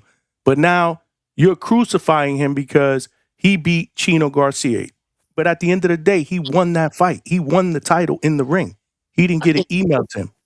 I think he was getting more at Charles Conwell for upsetting. But that's not Xander's fault. It's almost like you're shitting on Xander because Charles Conwell shit in the bed against Chino. Xander can only fight the dudes that are in front of him, the dudes that are there for him to be able to fight. Xander wanted to fight Fundora. He wanted to go another route. Xander wanted to fight Virgil Ortiz. He chose to fight Madrimov. Xander wanted to fight Josh Kelly. He chose to say, nah, I don't want to come to the States. I'd rather fight in the UK. Like, I don't understand what you guys want Xander to do. Johnny, it's not that. Whether you think he's ready or not, I get it. He's 23 years old, but he is a champion. And the fact that he wants this fight, man, we got to respect that. And if he loses, he loses. But I do respect the fact that he is trying to get up there and be great. You got to respect that. Johnny, I'm not trying to discredit Xander, but I also can't put him on a pedestal. I can't give him that nod until he proves otherwise. No, wait, let me land this point though real quick, Johnny, right? Because I think Robert Garcia, shout out to Robert Garcia, shout out to Murataya, because they went about it the right way. They got that vacant 135 IBF belt against the Makhmudov, or one of those Russian inbreeds, right? And he became a champion, but then he said that he challenged himself to fight Andy Cruz, who he's not a former world champion, even though he does have the pedigree, 300 amateur wins, 2-time gold medalist, so he has pedigree. He said until he beat Andy Cruz, he felt like he finally was a true champion, and I just feel like Xander winning a vacant title against Chino Perez, that's not championship ilk to me, Johnny. It's just not. And then fighting the cherry pick at 154, Abbas Baru, that also isn't moving the needle. I feel like, because watch how this plays out, Johnny. I bet you Abbas Baru never becomes a champion again in his career. And I'm not trying to hate, but I'm just saying that the dude's not that skilled, so... It's just we got to take that into account, Johnny. If Xander's able to be a talent like Boots at 54, then in my opinion he will become an official champion that night. But until then, I'm gonna keep having my reservations. And I get it, and I respect your opinion. I love the fact that you call in and you give your opinion. But how the fuck can you sit there and say that Abbas Baru was a cherry pick when Xander was there during that fight against Tellez. He was there to lobby to fight the winner. He was there to lobby to fight the winner, and most people thought it was going to be Tellez. There was going to be an undefeated Cuban against an undefeated Puerto Rican for an interim title or whatever it was for.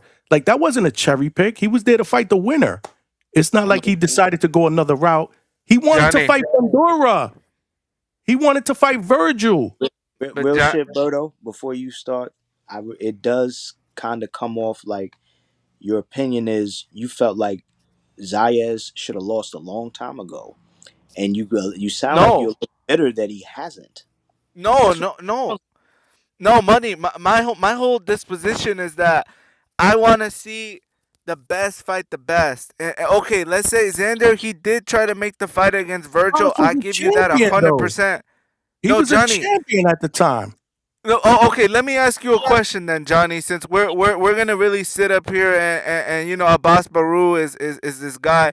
Do you think Abbas Baru becomes a champion again in his career? Yes or no? That's not the point. The point is, no, that is the point, Johnny. Because Xander would have unified against anybody that had won that fight, whether it was Tellez or whether it was Abbas. It happened to be that Abbas spoiled the apple cart and he upset Tellez, and he became the interim champion. And then Terrence Crawford moved on and he got elevated. Email champion, which is what you guys call it. Xander was trying to unify with whoever was there. So I don't understand how you could sit there and say that Xander cherry picked that fight. Like, I don't get it. Like, somebody make me understand that. So my whole thing, Johnny, is that I feel like sometimes in the sport of boxing, obviously it's like life, right? It's not fair. I just feel like some of these quote unquote champions, they're kind of just placeholders. You know what I mean? Like, they're there to be beat and they're not really going to leave a mark on the sport. Because there's way more challenging guys. I feel like that. Okay, for example, Virgil isn't a champion, right? So if he was to fight Xander, Xander wouldn't get, he's beat a former world champion or he's beat a current champion. But I guarantee you, Virgil is a top 3 guy at 154. Everyone would agree on that. Would you agree that Virgil is more of a danger than Abbas Barasu?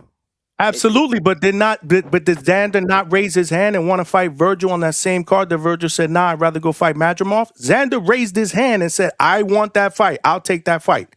And Virgil and Xander also, once Virgil made his choice, Xander's position changed because he became a champion. And then his opinion on a fight with Virgil Ortiz, his opinion on fighting Virgil Ortiz on that also changed. And he said he has nothing to offer. So he didn't make. Now look, and I want to ask you this: who in the top 10 or the top 15 in the WBO should he have fought instead of going for the unification? It would have been the same thing. No, I'm asking cherry picking. Yeah. I'm asking Berto to tell me who he should have fought that way, because that would have been the other direction, right? Had he not unified, he would have had to fight somebody in the top of the fucking WBO. And we already know that the way that guys like Carl Moretti look at it, the way that guys, we just were talking about Brad Goodman, these guys wouldn't have just gone for him fighting anybody there. They would have wanted him to be matched up with something that wasn't going to be challenging, like a unification. So what should he have done? That's a great question, Money. I would have said, and I'm not mad at Xander. Like, see, this is where I'm not gonna make myself sound crazy, right? Like, I'll tell you what he wanted to do, Alberto. He wanted to fight Fundora. What did Fundora do? We know that's not. And Xander was the number 1 contender for that title at the time. He was at the fight. What did Fundora choose to do?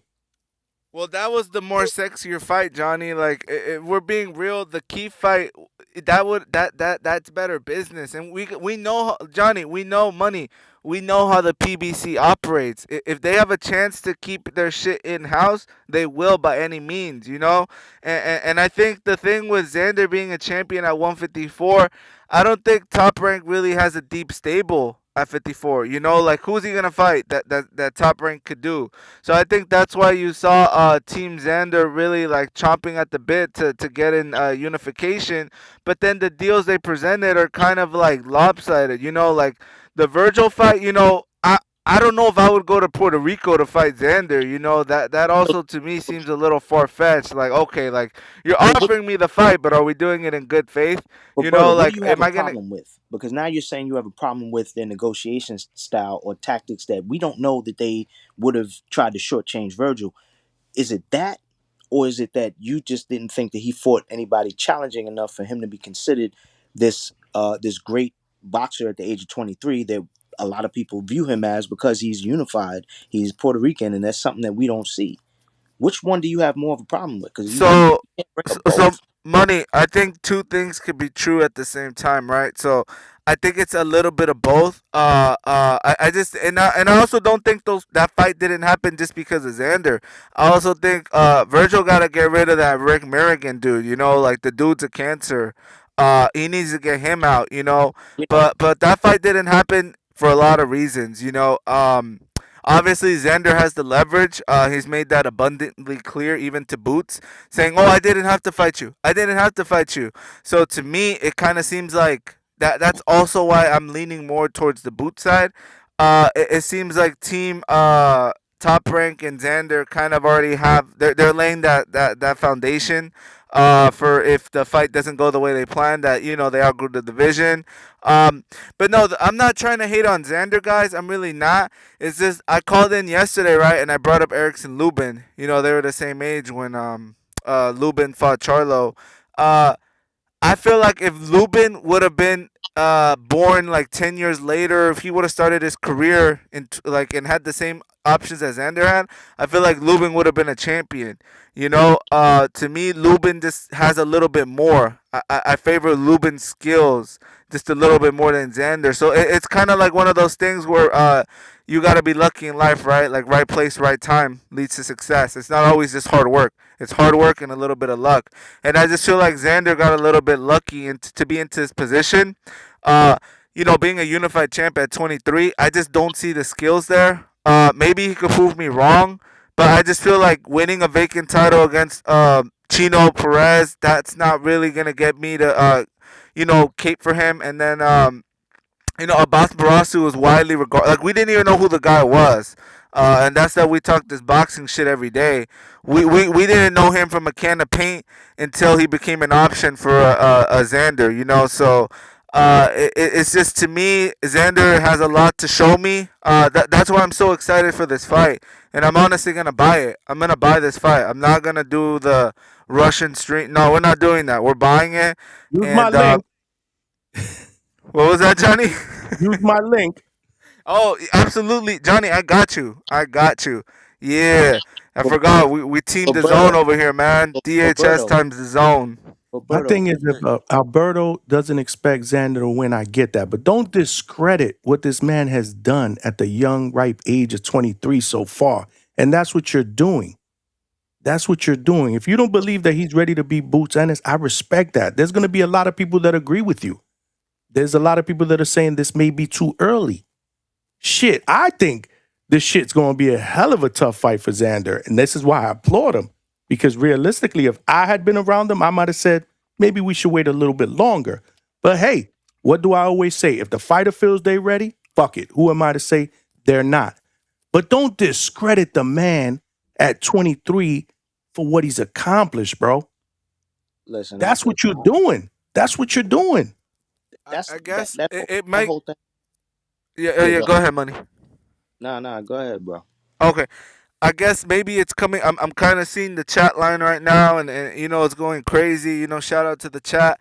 I'm not trying to hate on Xander. I guess to me, it's I think there's a lot of guys who go like just doing my history, right? We gotta do our history. We gotta do our X's and O's. We gotta dot our I's, cross our T's, right?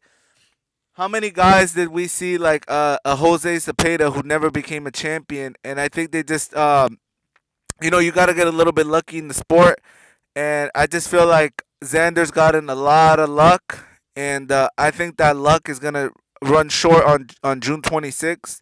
I just think he's never been in there with the elk of a guy like Boots. The explosiveness, the switch hitting, the speed. They're all going to be in favor of Team Ennis, And I think there's a chance Xander gets his TV turned off. But see, Um, that's the thing, Alberto. Luck visits anybody. It's random. You know, chance. Now, although chance does favor the prepared mind, luck can touch any one of us. It doesn't matter if you have skills or, to Alberto's liking, have enough skills to be imbued with some sort of a lucky hand, right? Because you said earlier that you would be all right with a guy as skilled as a Lubin receiving that luck, but you're not, because you don't see that Xander is skilled enough, but yet he has received it. So that's your issue. You can't, but you got to understand, luck, you could be lucky today and your camera could turn on and we could see exactly who you are.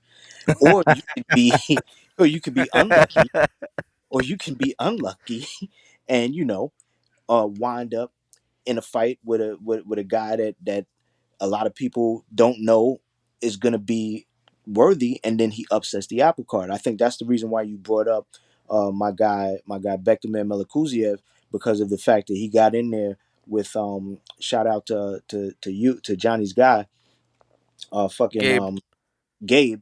Rosado. And Gabe, yeah, and Gabe, veteran that he is, tactician that he is, saw the overzealousness of Bektamir, of Bekta Bully, trying to be a bully, and he ran him into some shit right from the corner. And the thing is, he learned from that.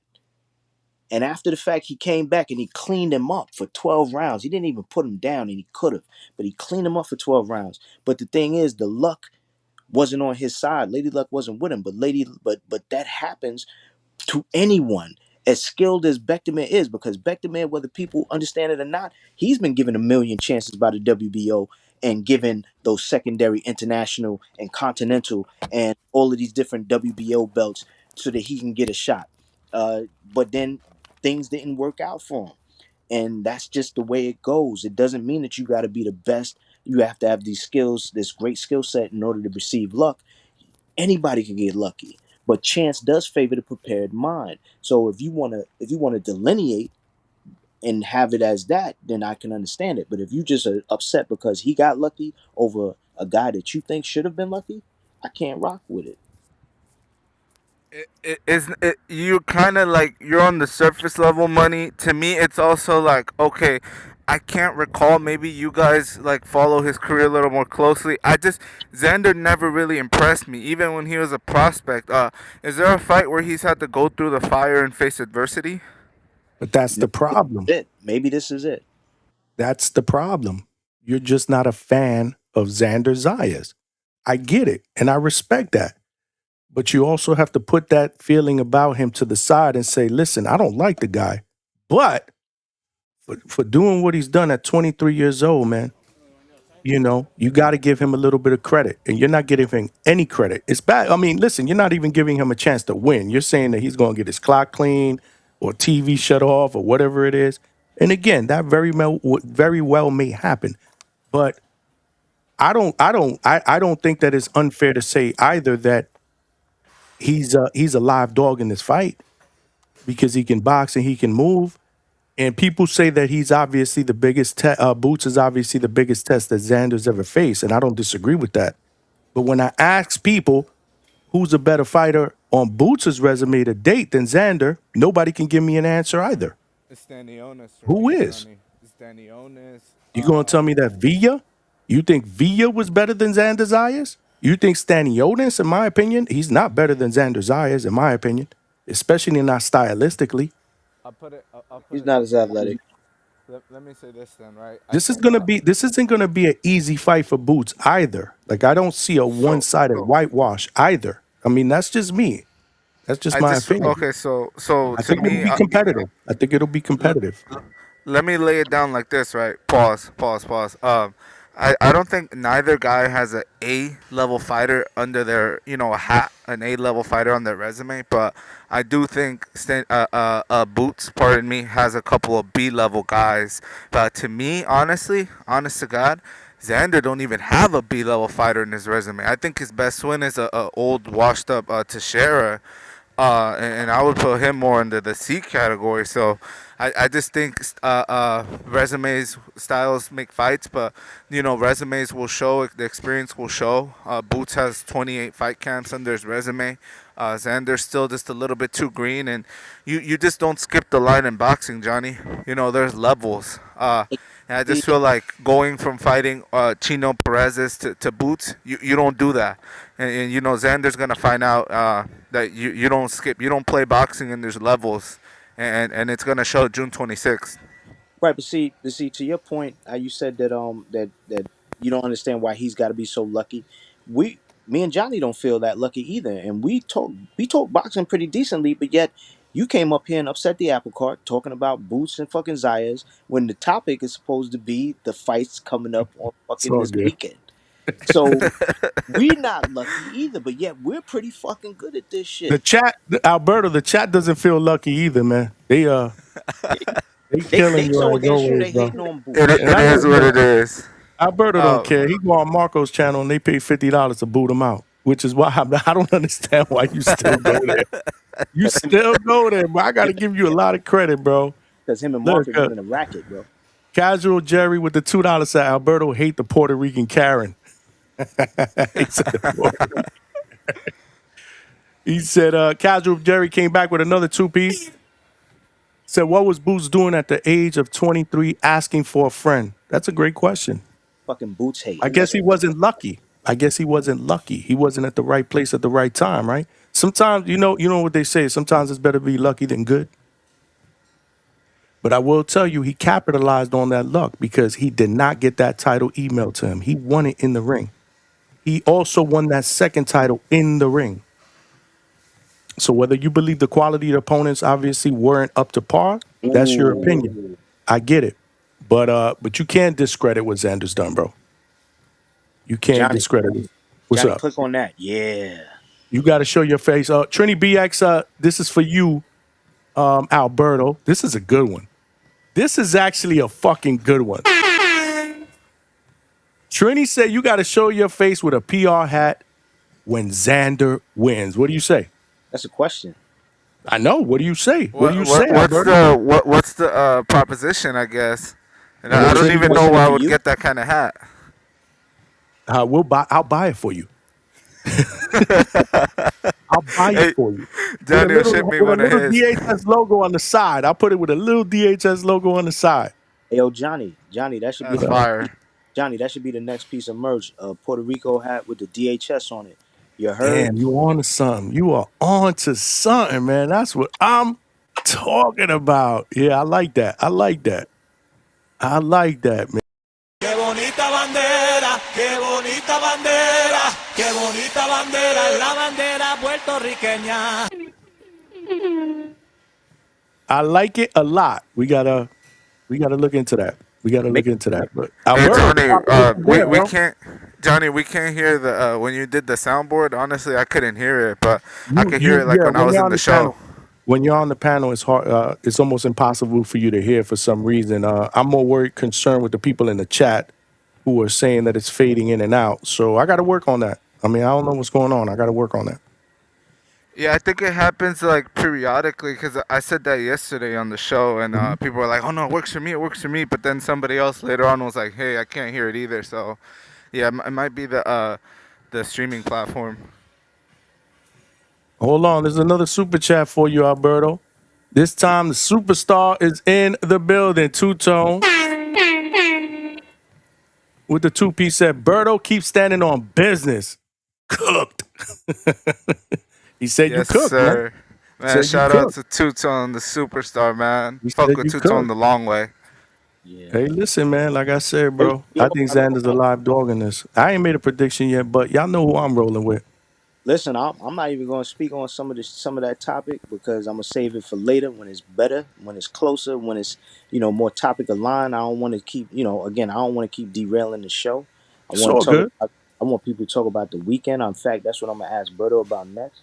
But yeah, I got some shit to say about this Xander Boots, and I'm pretty sure a lot of motherfuckers ain't gonna want to hear it. Berto, money, Sharon. Money. When the fight gets closer, we gonna break it down. We're gonna dissect it layer by layer. No, best believe we're gonna expose Zayas before the fight. We're gonna talk about the business side. You just gonna talk hate, about bro. the technical side in the ring. We Big Money gonna break it down. You just gonna fucking hate, bro. And the thing is, Berto, I'm not gonna be saying shit based on my opinion, and is except for the technical side, because some of that is gonna have to be opinionated, right? Because we haven't seen him in the ring. But I'm talking about the business side. It's gonna be like, oh shit. It's just gonna be a whole bunch of hate. They're gonna be like, fuck you, man. That nigga Xander stepped up to this challenge. Oh, Give him you his credit. no, I don't think so, man. The last time we did the poll, I think it was 60-40. And we had over 200 votes, 60-40 that were picking Boots to win. Yeah, but I'm not. I'm saying I'm talking about the idea. Again, everybody's giving him all these props. They like, yo, he stepped up to the plate. Y'all ain't gonna like what I gotta say. I will say this though, like preemptively, I think that weight that might help Xander not get his TV turned off, just because he walks around easily 180, 190. Like he's gonna rehydrate from that 154 when they weigh in on Friday. That in the ring, he's gonna be 175, 180, no problem. So that's a behemoth in there. So props to Boots if he could stop him. Listen, he has a very good nutritionist with him. So I'm not. I'm not going to go from that aspect because if he has a pretty good nutritionist, he should be able to perform as to his best. You know what I mean? And we also don't want to. We don't want the people who are going to naysay to be able to take credit from Boots by saying, "Oh, he wasn't healthy. We knew he should have moved up." Because to your point, Alberto, a lot of people have been saying that even before a narrative began. I've heard Treese saying it, and a lot of other people. Nah, he need to move up now. He don't need to fight Boots. He should just move up. He already did what he needed to do there. Da da da da. But listen, he wanted to be. Didn't he say, Johnny? He wanted to be undisputed. Mm-hmm. So you got to listen. This is what he want to go for. Sometimes it works out for you like a Bud Crawford. Sometimes it works out like Errol Spence Jr. We And just got. I think much is being made or speculated about the weight. I don't think we're out of pocket or in violation just because, they did the side by side, man. Xander made Boots look like a super lightweight. He made him look like a 140, 147 pounder next to him. So, the dude is big. I'll give him that. He's a big boy. He is. Polo Buck said Xander is elusive during his exchanges. He can move out of danger, turn his opponents, but in the pocket with Boots, I don't know. I absolutely agree with that. He has to fight a very, very smart fight. If he fights in the pocket, he cooked. Listen, man, I'm gonna call it like I see it when we start breaking the fight down, man. I mean, Xander has to fight a very, very intelligent fight. And when we get closer, I'll give my opinion of how he should fight that. But in a nutshell, yeah, man, that is the danger zone. I get it. Boots is that dude, man. I don't discredit him at all. But y'all walking around like he just gonna walk through Xander. I don't see that at all, man. I don't see that at all. At least not today. Two Tone is back with another two-piece said this like Boots basically beating Terrence Crawford. That's nasty work. That's fucking terrible. He's saying that he's basically saying that how you saying that we looking at it like Boots gonna walk him, that y'all trying to say that he's that good. He's Terrence Crawford. He's the creme de la creme in boxing. Like that's what y'all saying Xander is by saying that Boots can't do that. So I get where Tone coming from with that shit.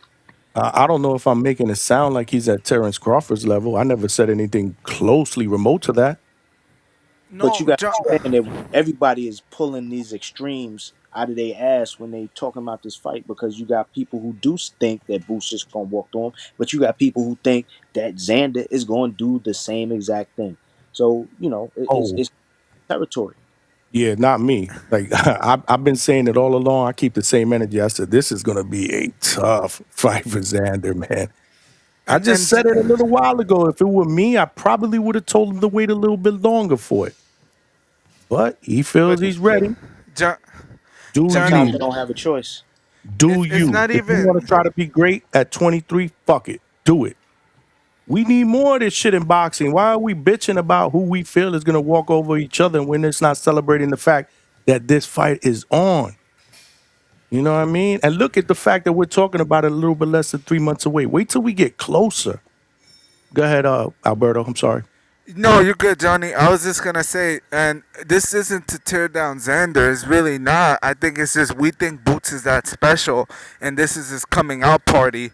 And shout out to both fighters for getting the fight done. You know what I mean? Because Eddie Hearn, I think he said today that they already moved like 9,000 tickets. So the fight's gonna sell out. It's gonna be a movie.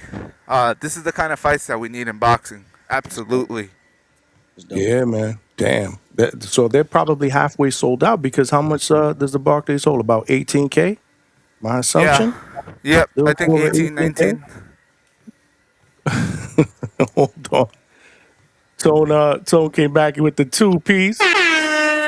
He said, nah, they both have the same Nestor Bonte doctors. He's saying they both have some. He's saying they both have some Nestabante doctors, like they both have some shit like that. Same Nestor Bonte doctors. That's what's up. I believe in an interview, Xander said that his nutritionist is the same one that works with Shakur And Bud, yeah, and Bud, right? he used to work Yeah. with him. Yes, so Mm-hmm. he hired some top of the line shit. You know what I mean? Hey, man. You know, this is a big fight, man. Again, this is a big fight, man. But see, that's what Johnny. That's why I don't get money. Why are we flexing nutritionists? Like to me, that makes it seem like okay, you got somebody that helps you make the weight. That shouldn't be that big of an advantage unless it's like some Victor Conte shit where that snack shit where they're getting like supernatural powers and shit like that. See, I don't like that Xander's flexing his nutritionist. Well, he's not really. I think that we got on that topic because of what came up in the press conference where Correct. Bruce was like, "Yo, you need an extra fat camp. That's why Back you need camp. the time." When Xander was trying to make the point that I was already trying to fight in Puerto Rico, he says it way better than I do, so I can't even roll my R's. But he was like, I already had that date, and I guess that was really the sticking point or the only sticking point for this fight, the date. And originally they called it earlier in the month, but then they eventually settled on it's later in the month. And Xander's just like, look, that's what it is. Boost was like, nah, you wanted a fat camp. So people started discussing the fact that he has a nutritionist and who she was and that she was with him even during the press conference. So, that's the reason why. Yep. That's exactly the reason why. Boxing Link, what's up, bro? Are you connected? His mic is messed up and I don't want to say why. It's because somebody hasn't been mentioned. Soon as we say that name, he I who gotta remains say, nameless, his mic. he's on a roll. Usually, yeah, that's usually the case. I'm not gonna say it though. I ain't gonna say it. Link, you there or you need to get your mic connected. He might be at work, Johnny. He'd be like on Yeah, the I ship guess around not. this time. Smash the like button, y'all. Oh shit. We are Okay, cooking. finally the audio came Oh, back. there we go. There we go. Thank fuck for that. You Yeah, guys can man. hear We were me? about to change the topic to your boy. Oh, for fuck's sake! And now I can't hear you anymore. Um, I'm not rating this. I'm not rating this new setup, Johnny. If you can hear me, I came on. I could hear the shit for about 30 seconds, and everything died. Um, Jump I'll out and quickly jump back make a in. pick. I'll just quickly, if you guys can still hear me, I'm just gonna quickly make a pick, and then I'll leave you alone. I'll just talk in the chat. I got Fury beating Makhmudov. It'll probably be a pretty good fight, just because I think that Fury's starting to fade a little bit. I think that Makhmudov's wild offense, it would have been food for Fury a few years ago. But Fury nowadays, he's a little bit slower. He doesn't weave. He doesn't get under shit the same way that he used to. He might get sat down, but I think Makhmudov will gas and Fury will get him. For the Boots versus Xander fight, again, great fight. Two young guys mixing it up. I'm about to go and watch the press conference. I haven't seen that yet, but I heard it was a pretty good one. All the credit to Xander, but give me Boots in that one. Salute to DHS. I'll try and get a setup that works with this new stream a little better, and I'll hope to be on the show for a bit longer next time. I'll catch you later. All right, Link. Damn, salute, man. Would have loved to have him on a little longer, man. That was quick, but salute, man, for Link out there working in Australia, man. Still finds time to jump on and contribute to the channel. Yeah, this is a new streaming platform, but usually I don't think we've had anybody that has said that it was Johnny, hard to jump I'm on, right? also I'm sorry, Johnny. I'm also like sometimes if I cut you off, it's because like your mixer, like I can hear you through the headphones, and then sometimes I can hear you through the mixer. It's like flip flopping. I don't know if Money got that too, but the audio is kind of crazy for us. Damn. It's sometimes it's a little weird. I mean, there's some issues that to your point, Johnny. We production meeting. I'm gonna try and get out of it real fast, but I think we probably need to do something where you and I get on this and then try and just work through certain shit and see how it goes and do like a private YouTube live stream and maybe have your wife sit and watch it so that she can just spot check to make sure certain things flow the right way that they need to flow. So we will do that, sometime. Yeah, yeah, that's a great idea. Plus, I'm gonna reach out to Tone. Tone is in the chat because Tone actually uses this platform to stream as well. So hopefully he got some advice, and I know he got the same mixer as I do, and he don't have these issues because his sound bites work perfectly. They're clear, they're loud. Maybe it's the broadcast headsets because I don't know. Again, I haven't figured this out. I did Google a little bit, and I thought that I got some of the settings right, but Yeah, maybe not. even today, like yesterday, it was all right. But even today, some of the timing of the clips, like it'll cut you off and go into the clip like the way it plays. Like yesterday, it was clean where you'll say something and then the clip comes. But today, sometimes with like right when you at the end of what you're about to say, the clip will cut you off and you know what I'm saying. So we gotta work on that. That's what I'm saying. We do Ooh, like a private live and just have your wife in there, something, Tone in there, whoever. okay. You know what I mean? Yeah, we can do that. We can definitely do that. We got to get that right. But I wasn't having all these issues with the other platform. That's crazy. It's growing pains, man. Trying to get better, you elevating. You know what I'm saying? Yeah, but the problem is, like you said, we're gonna have to do some shit back end because I hate that we're having to do this during the lives. That there's live viewers watching A and the shit production is issue. ass. Yeah, it's production issues. So apologize to all of y'all. Everything lagged out. I can't hear everyone. What the That fuck is y'all really gonna do anyway? What y'all gonna do? What y'all gonna watch? word, man. It's Friday already. It's 12:30 Eastern Standard Time, so it's after midnight.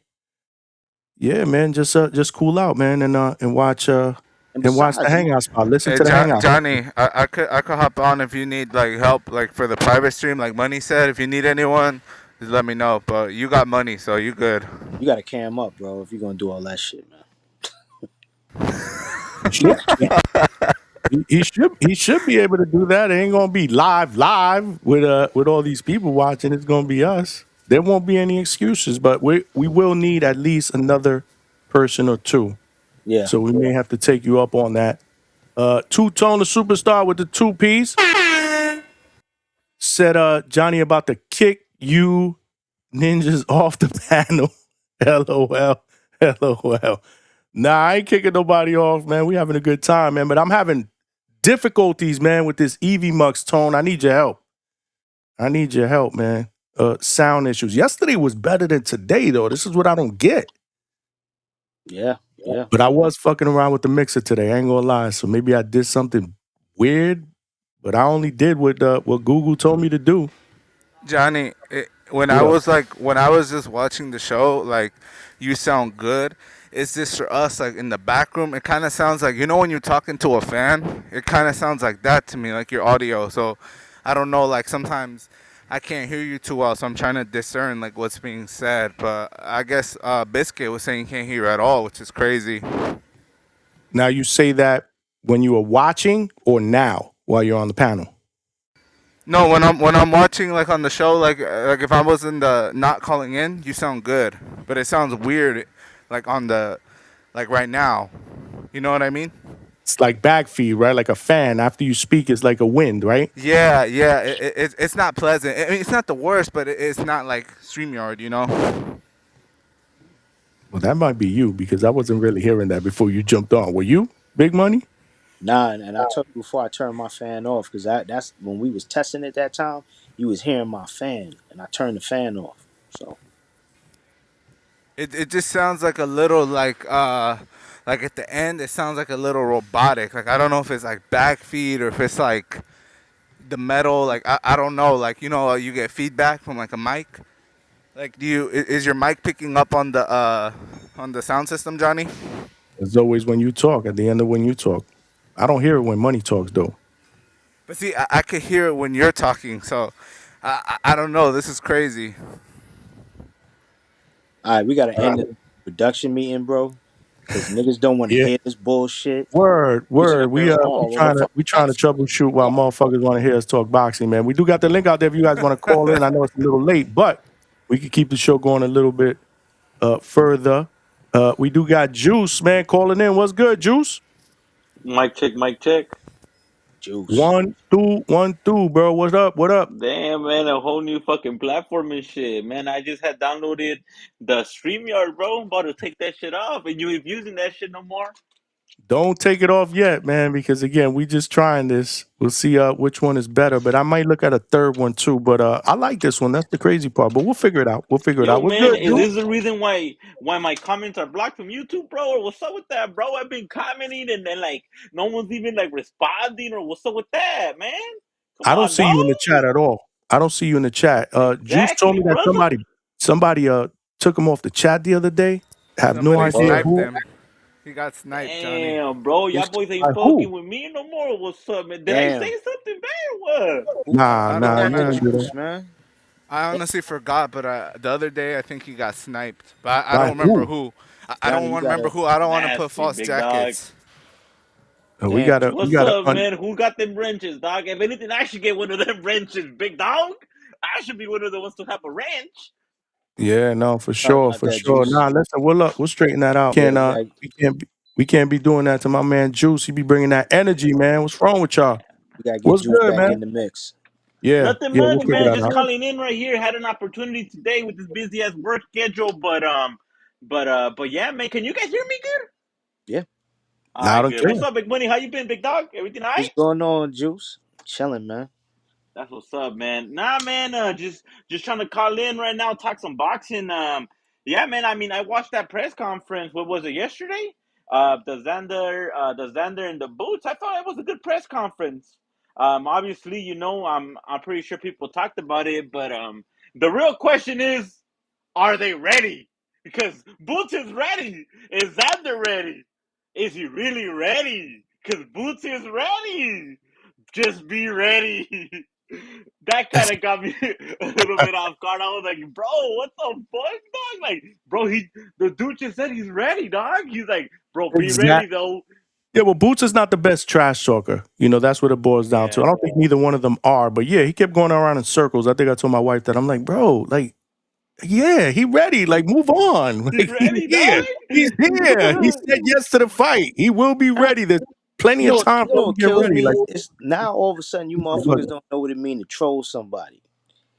We I You just don't think he know if was that trolling was him I though? don't Like, know if like that for was real? a troll though. I just think he's just a horrible trash talker, bro. I don't Alberto know if that said was two a things troll. can be correct at the same time. Uh-huh. Nah, All big right. dog. But I felt like, look, bro, like I felt low key he was punking Xander. Like he was telling him, like, bro, you got blonde hair. I would have been like, well, this blonde haired guy is gonna fuck you up. Like he was just telling him like little stuff like that, and I'm like, come on, Xander, like let's go pump it up a little bit, Xander Zayas. You But know? Juice, he did shut him down on that because that's a cultural thing. Like Puerto Oh, that's a Rican dudes cultural do thing. some shit where they dye their hair for something. I don't know what it is, but World you know, Yeah. Baseball Boost, Classic. yeah, It's the Boost. World But you Baseball saw Classic. Boost laid off on it though. He stepped back. Okay. He let it go. Like he And didn't get. then the other and then the other thing, big money, which kind of got me off guard. He's like, you should have took that 55-45. I would have been like, what the fuck you talking about, dog? I'm giving you the opportunity. What makes you think I'm gonna go half with you on the bread? Like, what the fuck, bro? This is my fight. I'll say this, man. I love Boost, but I'm starting to think he got a little bit of a gambling problem because he always want to bet every fucking thing. I'll be like, God damn, Boost, you For always real? trying to I've bet some shit. It's I've like, never shit. actually noticed that he's trying to bet. That's He's crazy. always betting something. I'm like, shit. I hope he don't got no gambling problem, man. Because he sound like a dude. He sound like a lot of dudes I know off the block. Everything is a bet. Everything's Everything a is a bet. bet. Everything is a Oh, he's bet. like Hitchens. Hitchens always try to bet. Like, you want to bet? You want to bet? You want to bet? Like, brother, there ain't no one trying to bet here, dog. People trying to make their bread and go on and take care of their family. But that was a good press conference, bro. That was a really good press conference. I'm excited for that fight card, and I'm also excited to see the undercard for that one. Did you guys see that rumor maybe like a week ago of they got Shushu versus that other Mexican dude? What's his name? Venado? Really? Yeah, that's a rumor. Yeah, That's not yeah. that's not That was official though, right? nah. Yeah. That wasn't official, big dog. Nah. But I mean, it's from one of the reliable sources. Shout out to Mo Money, Mo Boxing, or Mo. Let More me make More that boxing. right. boxing, more problems. More boxing, more problems. Looking out on the correction. Yeah, I mean, they're usually like a good reliable source. So I was like, oh, that's a cool little fight right there. His first title defense is gonna be a next world champion. That's a good one right there for Shushu, man. Shout out to him. Yeah. Yeah, Any other man. rumors you heard about the undercard? Because we've been wondering too. Emiliano Vargas and George Cambosos. That was another one that was thrown out there, but I believe Cambosos killed that on Twitter. Oh, Said he had he never shot it got a down. phone call about that. Yeah, I don't He shot know it if down. it materializes, but that's what Well, I heard. I heard he shot well, that keep down. in mind if he says he never got a phone call, that doesn't mean it's shut down. Juice, that just that could just be wordplay. You know what I mean? Like how somebody might Yeah, tell you, like if they might say, well, you didn't ask me the right question. You know what I'm saying? So he might have just yeah, saying, well, I never got a call, but that doesn't mean that there isn't a fight being made. Maybe his lawyer got the call. You dig what I'm saying? So he could play that aspect, but it could be credible because yeah. But Wallace then, Pond. but then George Cambosos, it could be like on a Regis Prograis type of shit. Like, like I ain't gonna fight none of these young motherfuckers. Y'all boys better come me for a big fight, because George Cambo, because Regis was they wanted to line him up with like a young prospect, and he came out and he said, "Man, y'all boys tripping. I don't need to fight like that, dog. I ain't fighting none of these young prospects. Y'all boys coming for a big fight." And look and behold, Regis Prograis is gonna co-main event Saturday's big fight card. So George Cambosos could be on the same on the same page. Like, what the fuck makes you think I'm fighting Emiliano Vargas? Like, dude's a puppy. Dude's a pup. Look, George got a lot of bread, man. If Yeah, he may not have won a lot of these fights, but his resume is impeccable, and he got a lot of bread. So yeah, he reserves the right. He could be like, man, fuck that shit. Give me the fights that I want. I don't like you said. yeah. I don't want these hungry young lions. So could be Yeah, something. man. Yeah, man. But to Saturday's Netflix card, it looks like a cool little fight card. I'm looking at it right now. Tyson Fury versus Makhmudov. Well, I'm excited to see what Tyson Fury still got left in the tank. Hopefully, he doesn't look as gassed and as sloppy as Deontay Wilder. Hopefully, he looks a little bit more polished. Even though Deontay Wilder and Derek Chisora, bro, they brought out an exciting fucking fight, dog. I was screaming at my TV like, "Grab him, punch him!" That shit was a cool ass fight, bro. I ain't even gonna deny it. A lot of people are gonna say that shit was sloppy, but to me, that motherfucking shit was entertaining. It So it was. I'm gonna give you it that. was It was entertaining definitely as fight, entertaining. dog. It was entertaining. Yeah, man. And hopefully Tyson Fury still got something left on the tank so he could be still on the big stage. Now I do remember Makhmudov. He fought on a couple Rio seasons card, huh? Like the beginning ones, and he lost on a couple of big fights, right? I think Makhmudov, so. watch. He Yeah, I lost think against so. like who packed them up? The dude from Germany. Let me see Guido, with Guido, Ajay Caballero. Guido beat him. Vianello and Caballero beat him. Caballero, and then Rinello. He came back, and then I mean, brother, he doesn't even have that many losses. How many losses he got? He only got 2 losses, bro. I was thinking more losses. No, He's he's at I 21-2, 19 knockouts. Yeah, I really think that he landed this big fight because he went to the UK and he upsetted David Allen, and David Allen had just beat Fisher. Remember that one, y'all? Remember that one? David Allen and the Fisher dude on the main event, and Allen was like the B side. So they yeah. called that scary ass heavyweight, the Makhmudov, and he beat him. So that's how I think he landed this big fight against Tyson Fury. Yeah, I think that was during the day. That was the early fight in the UK Matchroom's early fight, and then we had Bruce Yeah. Lima that night. Oh, okay, I okay. Yeah, think. yeah, yeah, yeah, yeah. I'm trying to remember. You know what? I do think so because that was October.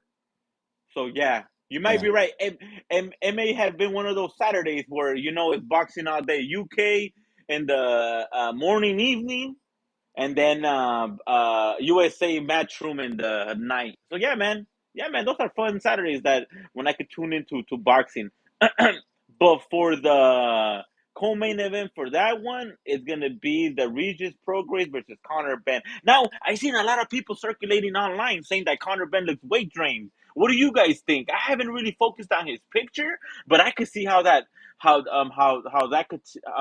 could be because this is a welterweight fight, right? So it's gonna be at 147. It's a catch It's weight, a one. 150. Oh, okay, for real. Yeah. I All think right. the thing that's gonna matter, Juice, is Yeah. once they do that weigh in, what is that gonna be? Tomorrow's what, Friday? So it's gonna be tomorrow. They're gonna do the weigh in, and what he rehydrates to on Saturday night. I think that's the thing we're gonna be looking at. In my opinion, I think he's gonna probably rehydrate back up close to where he was when he fought Chris on that last go. But as far as how he looks to me now, he doesn't look gaunt, but he definitely looks like he's devoid of a hydration. Like he has that look in his eye. Like I was saying earlier, he got that axe murderer look. Like when you're looking at him at the press conference, he's just sitting there staring and shit. But yeah, I don't think it's going to be that much of an effect on him because he didn't have to cut that 3 extra pounds. Had he had to drop that Yeah. 3 extra pounds, I think it would probably be really bad for him. So this was an acclimation, going downstairs. Like you get to stop in the middle of the staircase before you hit the landing. That's where he's at with this fight. So I think he's going to be all right. Regardless of how he looks today. Not for sure, for sure, for sure. Man, Regis Progress is not a big dude himself. Like, has he ever fought at 147? Because I know that he held the belt at 140, and he fought JoJo at 140. I think this will be his first fight at 147, let alone 150. Like you're saying. Oh no, JoJo was at 142, but still though, it's kind of still 140. I would say big money. So yeah, Yeah, man. I mean, hopefully, man, he doesn't get knocked out because of the weight. My boy Regis. I mean, he may get starched. You know what I'm saying? Like Regis has always had balance issues. That was the thing that everybody was jumping on with the JoJo fight Yeah, because it was so yeah, pronounced, right? People saw it and yeah. they thought he was getting punchy in there, like he was taking punches that was having him wobbly. Regis was like, "Look, man, I just I've always been like this. My balance is not great." Now, to be honest, that's not a great thing to be as a fucking boxer to not have good balance, but if he's gonna be in there with a guy that's punching and that's going to be coming at him, even though he'll probably box a little bit more, right? We saw Conor Benn boxing a little bit more in that last Chris fight, so he may box a little bit. But I think if he does touch him and he wobbles even a little bit, he gonna jump on him, and I think Yeah, it'll for be a good sure, for night. sure. It'll be a Hell good yeah. night for Regis, but Oh Regis man. is durable, so I'm not gonna count him out completely. But I definitely think it's gonna it favors Conor Benn. Nah, me too. I definitely think it favors Conor Benn with the weight, just the home court advantage, and just he's the A side here. I mean, we have seen upsets in the past. Obviously, this is boxing, but I feel like there's a very slight possibility of Regis, especially after his last performance being a little bit wobbly in the legs and stuff like that. Yeah. I mean, but Regis has never been like KO'd like face down ass up, right? So he doesn't have so much damage from from what I remember, right? Big Money. He's never been like put out like that, Regis. He's lost before to Josh and obviously Right, Devin. He's been but dropped by Devin, but I right. mean, it wasn't like a big ass whooping. So he might still have some, man. Hopefully he does, dog. Hopefully he does. Hopefully Regis at least puts up a good fight. Just not goes in there and gets sparked up in the first round because I'll be like, God damn. But Yeah, I For think sure. I think age is his biggest enemy right now because he has a skill that he can box, but I think age is going to be, and because it's not like this is some elite boxer he's in there, right? Conor Benn is not. He ain't that. He's not an elite boxer. So I think if he just can box, I think his enemy is his age and how he's going to look. Is he gonna Yeah. get tired in there because he's got that extra weight on him and he's trying to move against Conor Benn because you don't want to bang with Conor Benn, so you definitely are going to be trying to move. There's got to be that's got to be part of the plan, moving. So how heavy his legs going to get? How discombobulated is he going to be? Can he get away from that power? I think that's going to be the shit right there. Hell, can he handle it? Can he deal with it? Yeah. I don't see And anything good for Regis. I really don't, man. Unfortunately, I don't man, see me anything neither, good dog. But for this I fight, want man. to ride I'm with not feeling it. Regis, man. I want to ride with Yeah. Regis, His But man, his best it's days are kind of beyond tough, him, man. man. Yeah, his best days are past, man. Unfortunately, I just don't see it, man. Leonard Sterling with the 2-pounder for you, Big Money, and for all of us, actually, because we were just talking about this. But he said Goodman on TBV shut down Vargas versus George. So I guess that's not happening. Man, that would have been a good fight for Vargas, though. We need him. We need a next world champion for him now. I think he's in that stage already, like a next world champion. I don't think he's ever fought a next world champion, but I think it's that time already, bro. Hugo, Look you how don't think they that moved guy that he just Keyshawn. fought on Navarrete Sugar Nunez card, you don't think that guy gave him a little bit too much trouble Oh, for? for sure. Yeah. Bro, don't forget that guy beat a young, hungry prospect with Mark Castro. I don't know if you ever heard of Mark Castro. Of course. But Yeah, this he is what beat I'm Mark saying. Castro, You, bro, and then Mark Castro he sent him to a planet far, far away that we never heard of Mark Castro again, brother. So but I say that to say Mark Castro's not a dog, but he was like a heavy prospect. You feel me? And bro, all odds were against that Argentinian. So I mean, I'm just saying you think he he did he well was. enough against this guy that he should have an ex champion next? I feel that he did well enough for us to see him progress, not digress, or not stay on the same level. I think it's bro. Look how they're moving Keyshawn. Look how they're moving Abdullah Mason. Like bro, is that time, Vargas? Is that time? I'm not saying go fucking fight like the boogeyman, not yet. But I'm just saying like a next world champion, and I don't have a name. Yeah, I mean, bro, Regis Prograis. That would have been a good little scrap for Vargas. That would have been a good scrap for him. But yeah, man. Last thing I wanted, well, not last thing, but another card on the Netflix Saturday card is Frazier Clark, Justin Hooney. Man, Justin Hooney was boxing the years out of Fabio Worley, bro. I remember that when I watched that one. I thought that he was on his way to victory, bro. Yeah, I yeah. thought he was on his way to victory. Then that 11 round came about. He got an error and he went down. Now, if I remember right, Big Money and Johnny, that referee counted way too quick. If I remember right, that referee counted way too quick for Justin Hooney. I think that was that fight, bro. You know how they are, bro. You know how they are. You Hey know man, how they are. that's that luck that Alberto was just talking about, right? He was saying that some guys that they get lucky, but he don't feel that they're skilled enough to have gotten that lucky pull. You know what I mean? So I think that's Yeah. probably falls in line with that. Yeah, man. And, I and then for Frazier Clark, he got oh, what the hell? Didn't he get sparked by Fabio yeah, too? cracked the side of his shit. Oh shit! Wait, the first fight was a draw, right? Wasn't their first fight a draw? Because they had Yeah. a Yeah, they had two fights. and then he sparked him. What was that, like in the first or the second or something like that? Yeah. Split Oh, draw, then and first round stoppage. Yeah, First- first round. and Mm-hmm. Riyadh season, right? Yeah, That was 7-4. like on one of those big Riyadh season cards in Riyadh. So wow, man, that's crazy. Excuse me, I just made that connection.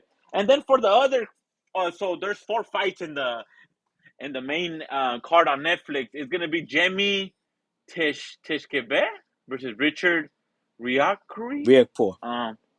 Riakor sounds familiar. Riakor sounds real familiar. Let me Yeah, look you at his you box see score you real probably quick. seen him at Cruiser. Cruiser. You probably seen him when he was at Cruiser. Oh, okay. Yeah. I have seen this dude fight. Oh, this is the dude that lost against CBS. He lost against CBS. Okay, and I'm assuming that's a cruiser, right? Yeah. Okay, against That was Chris that Billum cruiser. Smith. Yeah, that was a cruiser. Mm. And against Tommy Welch. Nah, bro. Like I don't really remember him like that. And then he's fighting Jemmy Tishkevich. That's the dude that lost against Frazier Clark. Man, they're just recycling these dudes, huh? They don't throw their fighters away, Hugo. Yeah, that's true, dog. It's That's the true. UK we're talking about, bro. Yeah, brother. I know this dude. Is this the TKV dude? Yeah. Oh, TKV, right? Yep. Yeah. All Been right. in the Yeah. ring Nah. with I Adelaide seen too. him fight Before before. Adelaide too. Yeah, Hugo. Adelaide. Oh, Pop Smoke. Yeah. All right. Is that the dude that beat Pop Smoke? Oh no, he lost. Wasn't that a cheap shot loss though? If I remember correctly. I think that was like they were trying to separate him, but yeah, man, looks real good. And then on the prelims, no one stands out. Only one dude. His name is gonna be Brandon Graham. Gorham. That's the dude that was with OTX, right? Is that what we talking about? Yeah, Braham Gorham. Braham yeah, Gorham. He's Brayhan talking about. Graham Gorham. Gorham. Yep, Right. Hmm? I remember. Yo, bro, what happened to OTX?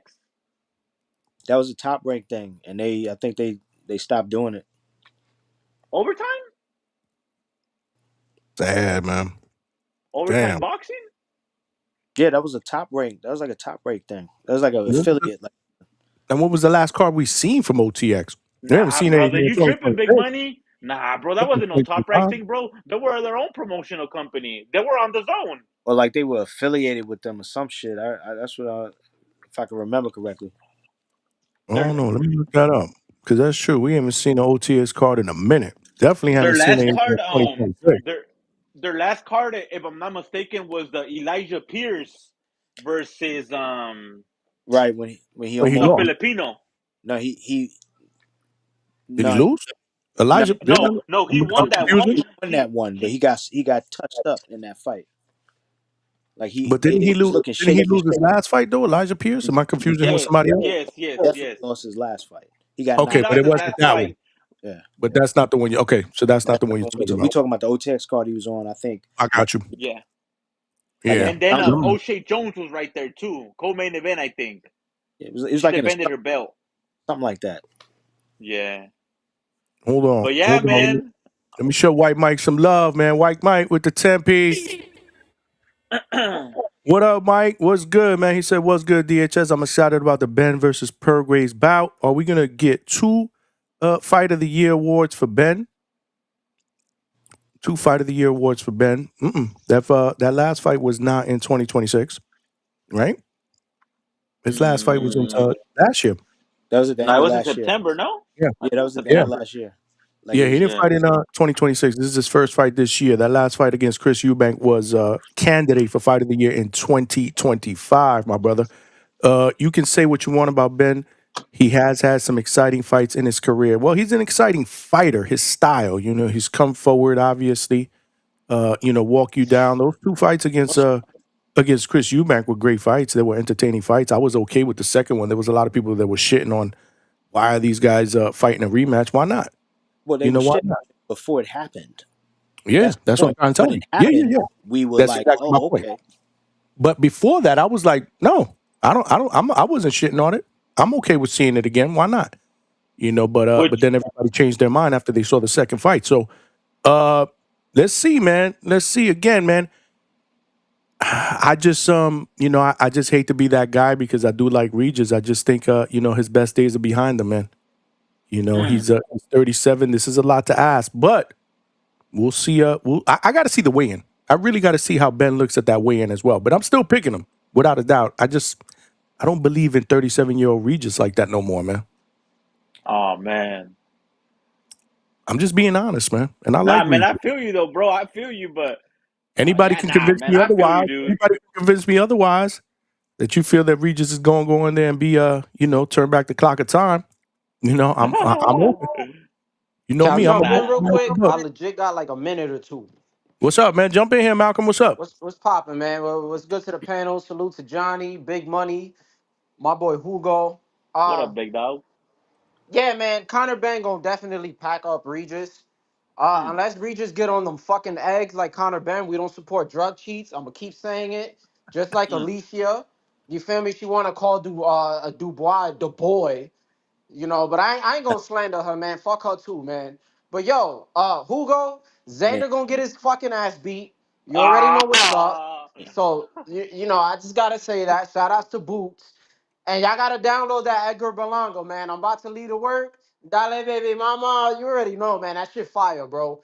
But I'm gonna keep tuning in, man. I just had to call man, in real Edgar quick. Berlanga about to get packed up by Zuffa by Hot Rod. Tell him to run to the Hot Rod smoke. Yo, Hot Malcolm. Rod's waiting over Hey, but you there. know what?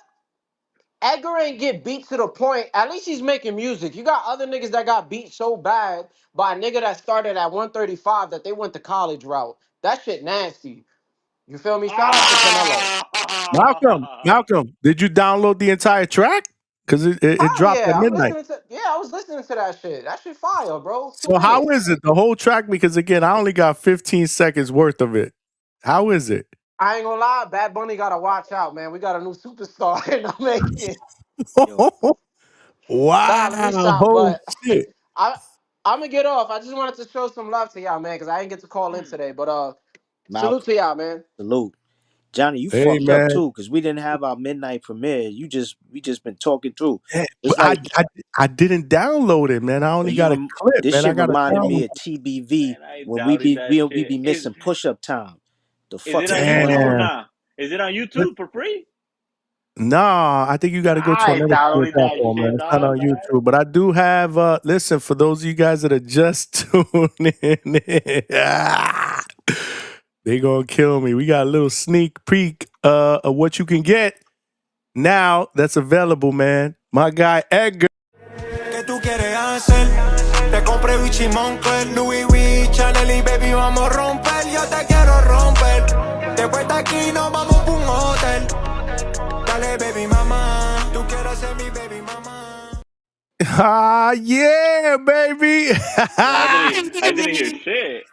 You didn't hear it because you guys are on the panel, man. If you guys were in I the heard chat, it. 'cause I'm not having any issues with the videos.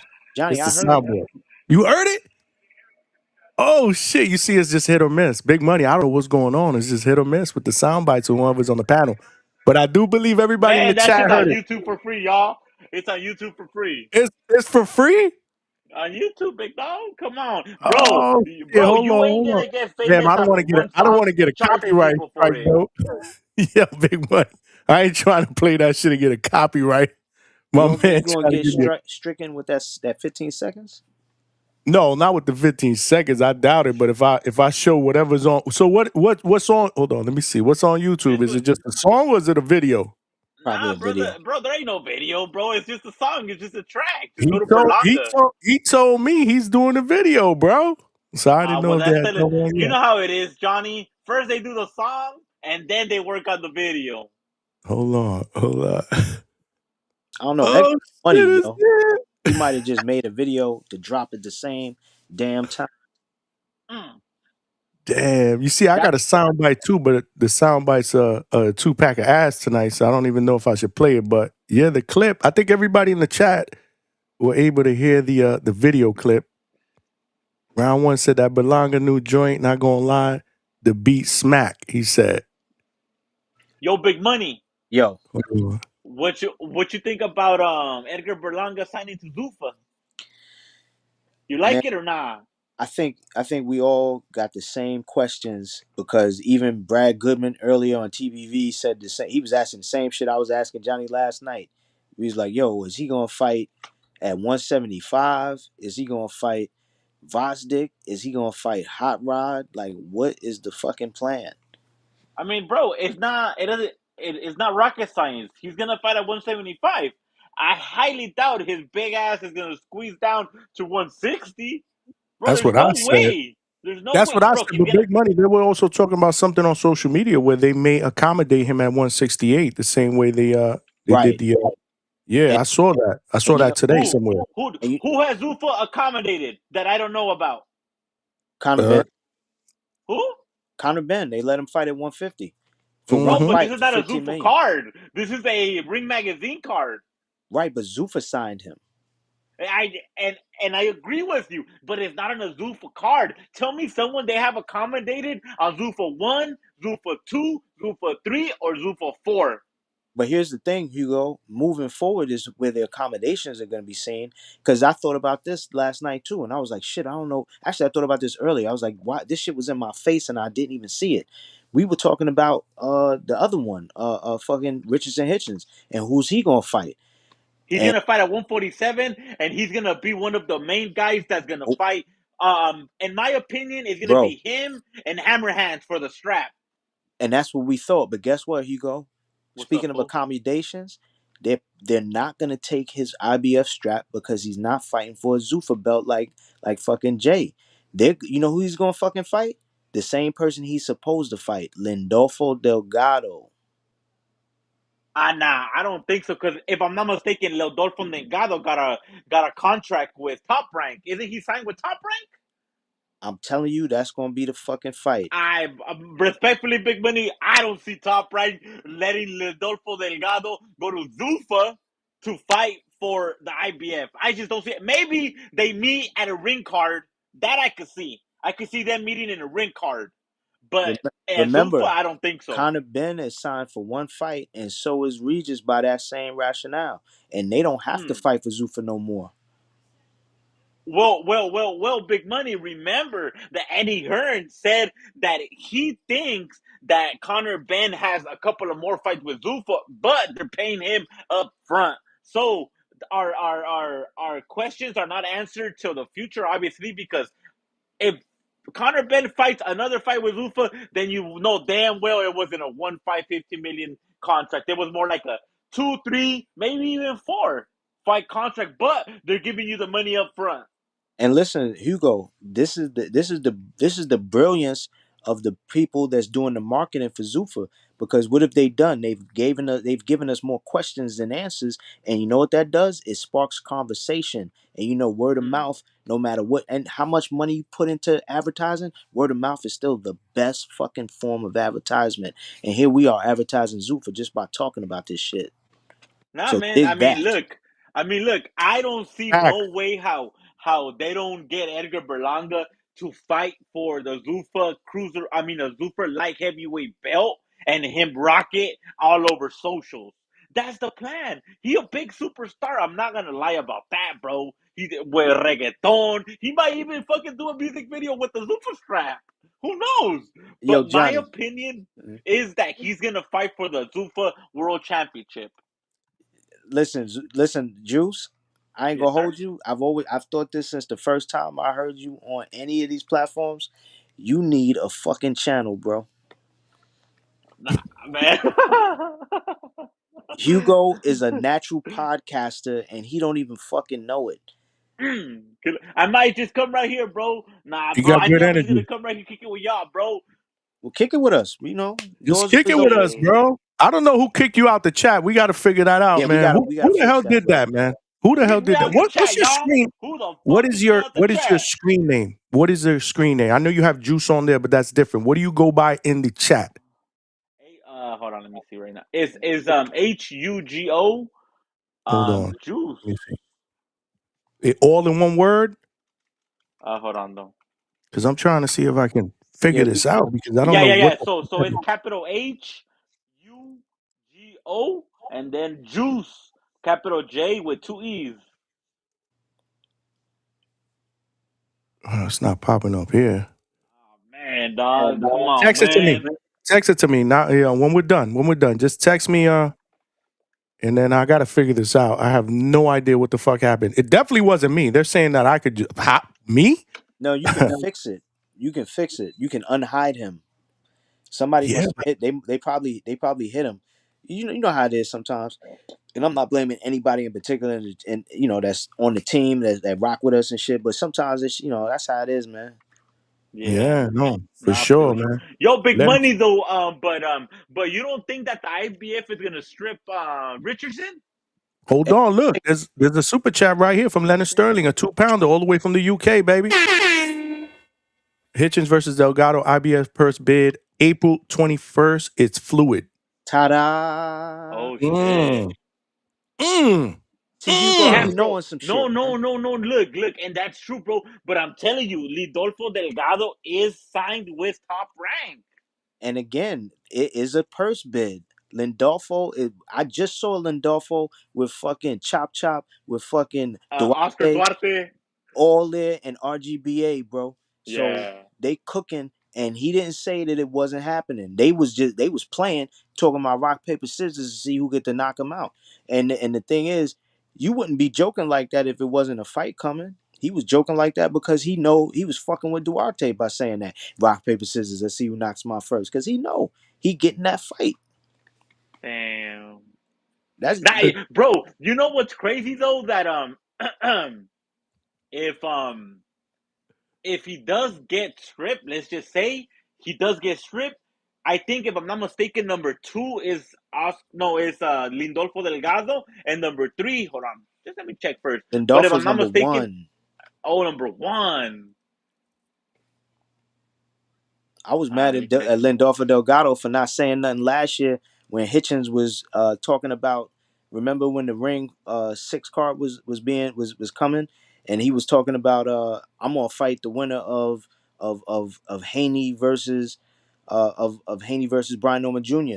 I went on. I got pissed. I was like, yo, all of y'all at 140, Lindolfo, all you motherfuckers y'all need to say something. How you gonna let him say that dumb shit when he know that you number one? You know what I'm saying? He talking about he gonna fight the winner of Haney, Brian Norman Jr. How you gonna let him say that shit and get away with it? But they ain't say nothing. Everybody at 140 was quiet. But hey, look, he got his shot. It's coming. The purse bid is here. Shout out Leonard Sterling. You know, that's like I said, anytime, if I got something wrong, Leonard Sterling's here to correct me. Brother, I Yep. just can't see Yep. how Dana White is gonna let it hit. It's just, bro, it's just really like confusing because first Dana White is like, nah, man, fuck the Juice. sanctioning bodies. What's up, Juice. man? You ever Yeah. worked in corporate America? Nah, man, I just work in manufacturing. I work in manufacturing, brother. All right, so and Yeah. the reason why I asked is because like in corporate America, and you kind of work for corporate America, but just on a Yeah. different level. But in like when you dealing with like you in corporate America and you like working in the white collar aspect of it, corporate America is about the almighty dollar. They care about the bottom line, and that's making money. And whatever makes money is what they're gonna do. So they may have a whole mantra. Oh, we not fucking with the other sanctioning bodies. We're Zuffa and everything is Zuffa and da da da da. But if there's money to be made, they're not gonna leave that shit on the table without scraping it up. They're gonna try and get as much as they possibly can, and if that means they're gonna have to do business with the traditional sanctioning bodies, they're gonna do it because they want viewership, and they also know that they gonna need the star power. How do you do that? How do you get that star power if you can't just get those guys to sign like AJ? Think AJ said, "Fuck y'all." So sometimes you might have to say, "All right, we're gonna do business with you, and hopefully we can entice your fighters over by showing them while we're doing business with you how much better it is on this side." You know what I'm saying? Because not everybody's gonna be like Jay, who wants out, and not everybody's gonna be like Edgar or like Richardson Hitchens, where they say, I'm going over there, fuck everything else." You know, remember, we're talking about the seasoned guys. We're not talking about the Troy Nashes. We're not talking about the Robin Merriweathers. We're not talking about the guys who haven't already started. We're talking about the guys who've already seen how green the grass is on the other side. They got to entice them in a different way. So they might have to just do business with the traditional sanctioning bodies to get those guys into a fight, and then while they're doing that, they could court them and be like, yeah, let me show you around the facility, like how they did with Jay when they brought him to that big ass training facility for the Raiders out there. He was fucking like he was like a kid in a candy store. He's like, I've never seen anything like this in my life. That motherfucker was losing his mind. But Big money, and I understand that, and I understand exactly what you're saying, bro. But you can't go months and months and months just saying fuck the sanctioning bodies. They're pieces of the shit. They want first class accommodations. Mauricio Suleiman wanted a motherfucking first a 5-star hotel room. Like, we're not doing none of that. We're putting these dudes in regular hotels, and they come out in the next couple of months and be like, you know what, guys? Never mind. I want to work with y'all. Bro, you burned your bridge. The sanctioning bodies are going to be like, you know what? Just for that, we ain't working with you. No, we're not sanctioning that fight. We're going to strip everyone that signs to your platform, and we're going to set an example that no one comes here and no one is bigger and no one is bigger than traditional boxing and Dana White and Zuffa. You're going to be the perfect example to do it.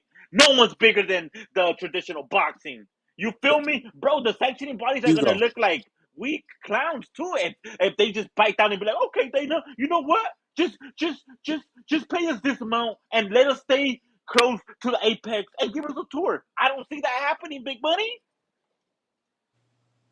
You I feel thought me? I thought you was gonna read the thing. I was just gonna let you know, Hugo, all's fair in love and war. So words don't mean shit when it comes down to making money. Mm, You've seen Devin Haney and fucking Eddie Hearn talk shit about each other and still come back and do business. You've seen fucking Terrence Crawford shitting all over Bob Arum, but yet he re-signed to him several times. So when it mm, comes down to business, Hugo, none of yeah. that shit that could maybe you got to realize these men make money. They make millions of dollars. Feelings will never get in the way of getting a check. Mm. Now you're right though, Big Money. You're right though. Money talks. Money makes the world go round, and I definitely do think Yep. that a very substantial amount of money can take a sanctioned body like the IBF to go over there and a public apology. Yeah, you're right though. I could see it happening, but I just can't see Dana White like bending his knees and saying, "You know what? I was wrong this whole time. I want the sanctioning You bodies don't got to to say that shit. sanction our fight over here." You don't got to say none I'm of that telling you, shit, bro. maybe they could meet in a ring card, but just on Paramount on Zuffa, I just can't see the IBF sanctioning a fight there. Hugo, he don't got to say none of that shit. It's no different than when you go to the store and the price of bread went up. They don't explain shit to you. They don't apologize because maybe you don't have enough money to pay for the new wheat crops. They just say, "Look, motherfucker, the bread is $8 now. Buy it." What you, You're Very right. true. how else you gonna make Now Very, a you're very right, sandwich, true. Big Money. motherfucker? You're right though. Just buy Very, this shit. What you gonna very do? true. Have peanut butter and jelly with no fucking bread? Get the fuck out of here. Just buy Yeah. it. They ain't no Hold apology. on. Very true. Very, very true, man. Speaking of Zuffa, man, my guy Big Old Dog TV with the 5 piece. Cash rules everything around me. Get the money. Dollar bill, yo. He said if Belanga wins a Zuffa title, it hurts the credibility of Zuffa strap because we all know Belanga could never win one of the sanctioned titles. What do you guys feel about that? Man, I just literally seen Eddie Hearn's interview earlier today with him saying that it's a perfect move for Berlanga because I don't see him ever winning a major title, I but said I that do see earlier. him winning the Zupa bill. I'm like, damn, bro, like y'all boys were cool, and now y'all boys are talking shit, and it's like that's crazy. And then he also said that about no. He said, what did he say about Richard? About like, oh man, well we offered him a good amount of money, but then he came out after the fight with George Cambosos and said that he was a free agent, so I ain't working with him no more. And it's like, man, y'all boys burning bridges. But Y'all boys Hugo, are if burning the the right bridges. fight comes along and the right amount of money can be made from it, they will do business again. And as far as what I think about this, that comment with the Zuffa, listen, that Zuffa belt is the equivalent of that fucking chain that Mauricio made. It's a fucking trophy. It ain't worth shit. Hey, Oh, money. Nah, man, you shit. can't say that. Let That me come on, Big Big Money. How you Money gonna done say went in that on a that shit. diamond necklace let is me not worth shit? let me Big Money went in Meaning on as that far as shit. being a title, it's not a real fucking title, bro. salute everybody. What up, man? I'm sorry. Let me just say this real quick, right? Cause I crap on Zuffa. I just think the way they went about like the way they rolled it out, I feel like was very divisive. They kind of like wagged their finger at the promoters and the sanctioning bodies, and now we kind of see them, eating their own words. Because they said they weren't gonna observe any titles, but now they had signed Jael Pataya, and now they signed Richardson Hitchens, and they both hold a sanctioning body that they allegedly don't care about, but we know that's a big reason why they grabbed them. But let me say this though, right? Because I feel like Edgar Berlanga winning a world title was probably never gonna happen. I just think the dude isn't dedicated to his craft like that. And it's abundantly clear now with the whole baby mama single and shit like that. Like this You sound dude's like like, you sound like you want me to play it, bro. You want me to play that all right, shit hit that again? shit one more time, Johnny. Hit it one more Let's time. do it, yo. ¿Qué tú quieres hacer? Te compré Gucci Moncler, Louis V, Chanel y baby vamos a romper. Yo te quiero romper. Después de aquí nos vamos pa' un hotel. Dale baby mama, tú quieres ser mi baby mama. I mean, remember that come on, mama. That boy smacking. That shit is fucking fire, bro. That shit Hey, is at least catchy as we know fuck. It's catchy as fuck. I ain't gonna lie. Edgar got something to fall on after boxing no work out, Johnny. Because we know boxing ain't gonna work out. He gotta rob the bank at this point. Edgar just has to get the bag by any means necessary. I just don't see him winning a world title. Um, as far as a Zuffa title, does it water down their belt? I mean, yeah, because Edgar couldn't do it at the elite level. With the BO, the BC, the BA, or the IBF.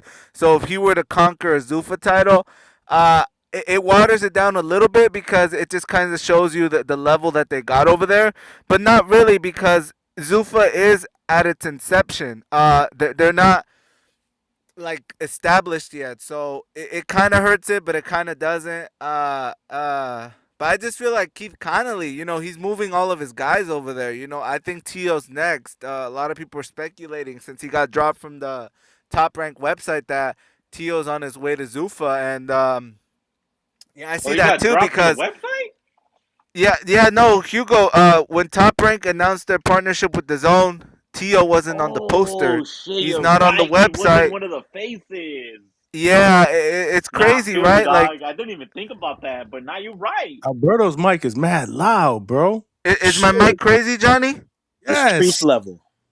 I'm Oh my sorry. god. And Let this me is not StreamYard. This is not StreamYard. So that shit is you. maybe let You. me lower my voice a little bit. Like I get real passionate. Like, is this better? Yes. Yes, Now, that is Okay, better. let Alberto, me. That is Alberto though, better. but let me just interject right there. But you know what though, bro? Like, look, with Canelo losing, that was a good thing for the whole 168, right? It freed up the straps. It freed up everyone. Like, go ahead and chase your belt. So, No. bro, look, like, I don't rock with Berlanga like that. I ain't gonna lie to you. Armando Resendiz is my guy. But I felt that if he would have fought an Armando Resendiz, bro, that would have been a good fight. Let's not forget Armando Resendiz is a small 168 pounder. He got stopped at 154 pounds, if I'm not mistaken, by Elijah Garcia. Like, bro, he's a small 168 pounder. So when they announced, so when the rumors were heavy for Edgar Berlanga versus Armando Resendiz, I was like, bro, this could be a great opportunity for Berlanga. Bro, that's a good fight. And now the only downside to that was that Edgar Berlanga was coming off that ass whooping against Hamza Shiraz. So that's the only thing. But I felt Edgar Berlanga was a live dog for that fight, man. I don't know. I don't know how you guys felt for that. Oh, I Well, agree. I think that's a good style matchup for him. But we never Exactly. got a chance to see that, man. Yeah, man. And then going shout out back, to Iglesias that just won the strap today. I Did you seen watch it? Johnny. I seen fuck, what's it? I seen Cesar with he was in the ring with Iglesias tonight, man. So shout out to Cesar Seda. He Oh, was the at curse the wasn't there today? The curse wasn't there? He said he was. he He was. said No, he no, was. yeah, he was, but you know how it is with Usually the Cesar, curse man. is He was he cursing jinxes the everyone. fighter and he loses. Oh, I, The did you curse get? might not be real Or it might after be true. tonight. Well, you said yourself you weren't satisfied with Iglesias' performance. Maybe it was Cesar's fault. Hey, but real quick, Johnny, circling back to your question, I don't know if Edgar could even get through. We know Zuffa is limited in terms of the fighters they have. I mean, with all due respect, it's not like a surprise to anyone. They literally just got into the game a few months ago, so obviously the stable's a little thin. But I don't even know if a Edgar Berlanga can get through a Hot Rod or whoever else they might sign. You know what I mean? Like I just don't rate Edgar that highly. I think we heard that he's moving up to 175. Um, I don't know. That might help him. I don't think he was drained at 168 per se. Uh, I think it was actually a good size for him. You know, I think if anything at 175, we got to see how he fills out. Pause. But I don't know if I could even see Edgar, making a lot of noise up there at 75. I just think Edgar is between a rock and a hard place. We have seen some training footage of Edgar. Uh, it's questionable to say the least. You know, like some of the antics in the video. I don't know how well that translates to the fighting game, but yeah, I mean, big ups to Edgar, man. Like that's one thing I could say about him. He's a real New York hustler. He's got into multiple bags. I don't think he deserved the Canelo fight, but he talked himself into it. He probably got a good payday against Shiraz, and now he's on to Zuffa. So big ups to Edgar. But I don't see him becoming a champion even at the Zuffa level. Bro, you don't think Edgar Fair. Berlanga could? You don't think Edgar Berlanga could be the guy that Hot Rod beat? What's his name? Get Godzik? Bostic. You don't think he could be like a Bostic, bro? I mean, Bostic is a big dude too, though, huh? I mean, it's And Yeah, Vazic is would up there favor. closer to his 40s, right? Isn't Vazic closer to his 40s? yeah, and like bro, I 38. think that's a good fight for Mhm. Edgar. Now, I That mean, might be the it's one, kind of big money. That might be the first one. Keep in mind, he's been softened up by El Monstro and Hot Rod by the time. bro. He was beating Hot Rod. You know, he was beating Hot Rod, and I think he even dropped Hot Rod, didn't he? But But for how long?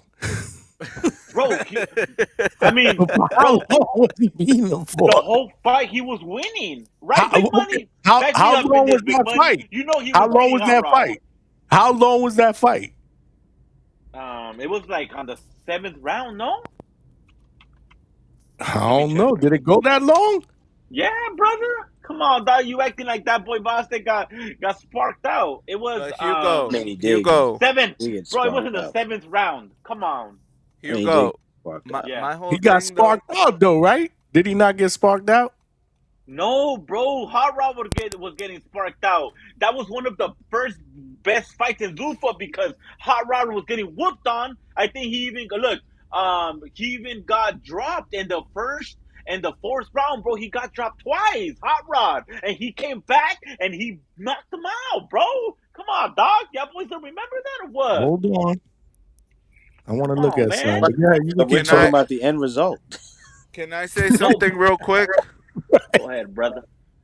I just want to say my whole thing where I'm also favoring and fancying these other guys over Edgar is just because I just think Edgar is just too caught up in his own head. We clearly see he still hasn't processed or learned anything from the loss to the knockout loss to Shiraz. We still see him like saying that there was something with the gloves or the wraps, and so just when I hear those kinds of things, they do turn me off. Pause. Just because I think he's not learning. I think Edgar still truly thinks, he's the next best thing since sliced bread. And for those reasons, I just think if a man's not willing to learn from his mistakes, then I don't want an ignorant. I can't really put my stock or my money on Edgar to do something just because he just seems like he's still like too caught up in his own head. But those are just my 2 cents. Yeah, man. Yeah, Nah, with man. the You know, seventh like I round feel you KO. on that one. I feel you on that one. But if there's an opportunity for Edgar to win a world championship, I think the best chance is gonna be with Zuffa. But unfortunately, Zuffa is not a major, a credible world title like the 4 sanctioning bodies world titles. So it's gonna just be kind of like one of those like So, trophy belts, I guess, right? now that you said the whole thing with Vodzik, so if Edgar was to beat him, will he not get credit for beating him? Because you just said that he was cooking in that fight, right? He put Hot Rod down a Yeah. couple of times before he got stopped. But again, he I is think it 38 years depends. I old. think it depends how he beats them. If he takes some 10 rounds and it's like a lackluster fight, I mean, it's not a bad win because we got to consider Edgar coming off a knockout loss. So it's not a bad win, but it's not a win as a knockout win in the fifth round, a stoppage. You feel me? It just depends how he beats him. But at the end of the day, we got to give Edgar Berlanga credit because he's shaking out the rust. He's coming off a big knockout loss. So if he beats Vospik, it's going to be a great win. I mean, not a great win, I'm sorry. A good win for Edgar because then he'll. It's my belief that the following fight would be against Hot Rod for the Zuffa strap. Damn, Julio Alvarez is going in on Belonga, man. He said that song is so childish and immature. Damn, come on. You don't even like the beat? A song about breaking someone he can't sing. He better Zuffa his ass out of here. Damn. Julio, you my guy, but damn, why you hating on Edgar, man? Lord have mercy. I didn't even know Mick was in the back, man, until I saw the chat. Because I'm just kicking it with y'all and I'm looking at this other screen. What's up, Mick? What's up, guys? My Man, bad, bro. I didn't know I you were like I back like there, this bro. chat. Like there's two things here. Keith Connolly fighters can't go anywhere.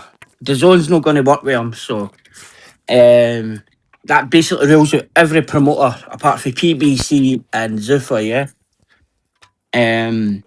Yeah, it's no a coincidence that Richardson Hitchens pulled out the same day as Conor Benn signed with Zuffa. That was the exact same day when that was announced.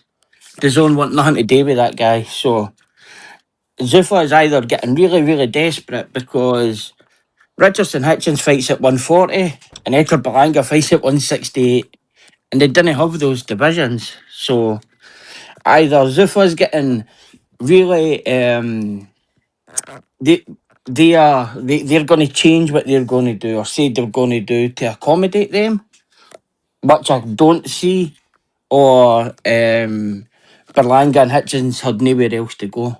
But we'll soon find out how much Zuffa are paying because the IBF ordered Delgado versus Hitchens purse bids, and you get to see what they bid. So no matter what, we'll get to see what money Zuffa's paying. Or but I really, really can't see them saying they're going to have a 140 division and a 168 when they've said they're going back. Not me neither, man. Me neither. I can't see them accommodating them.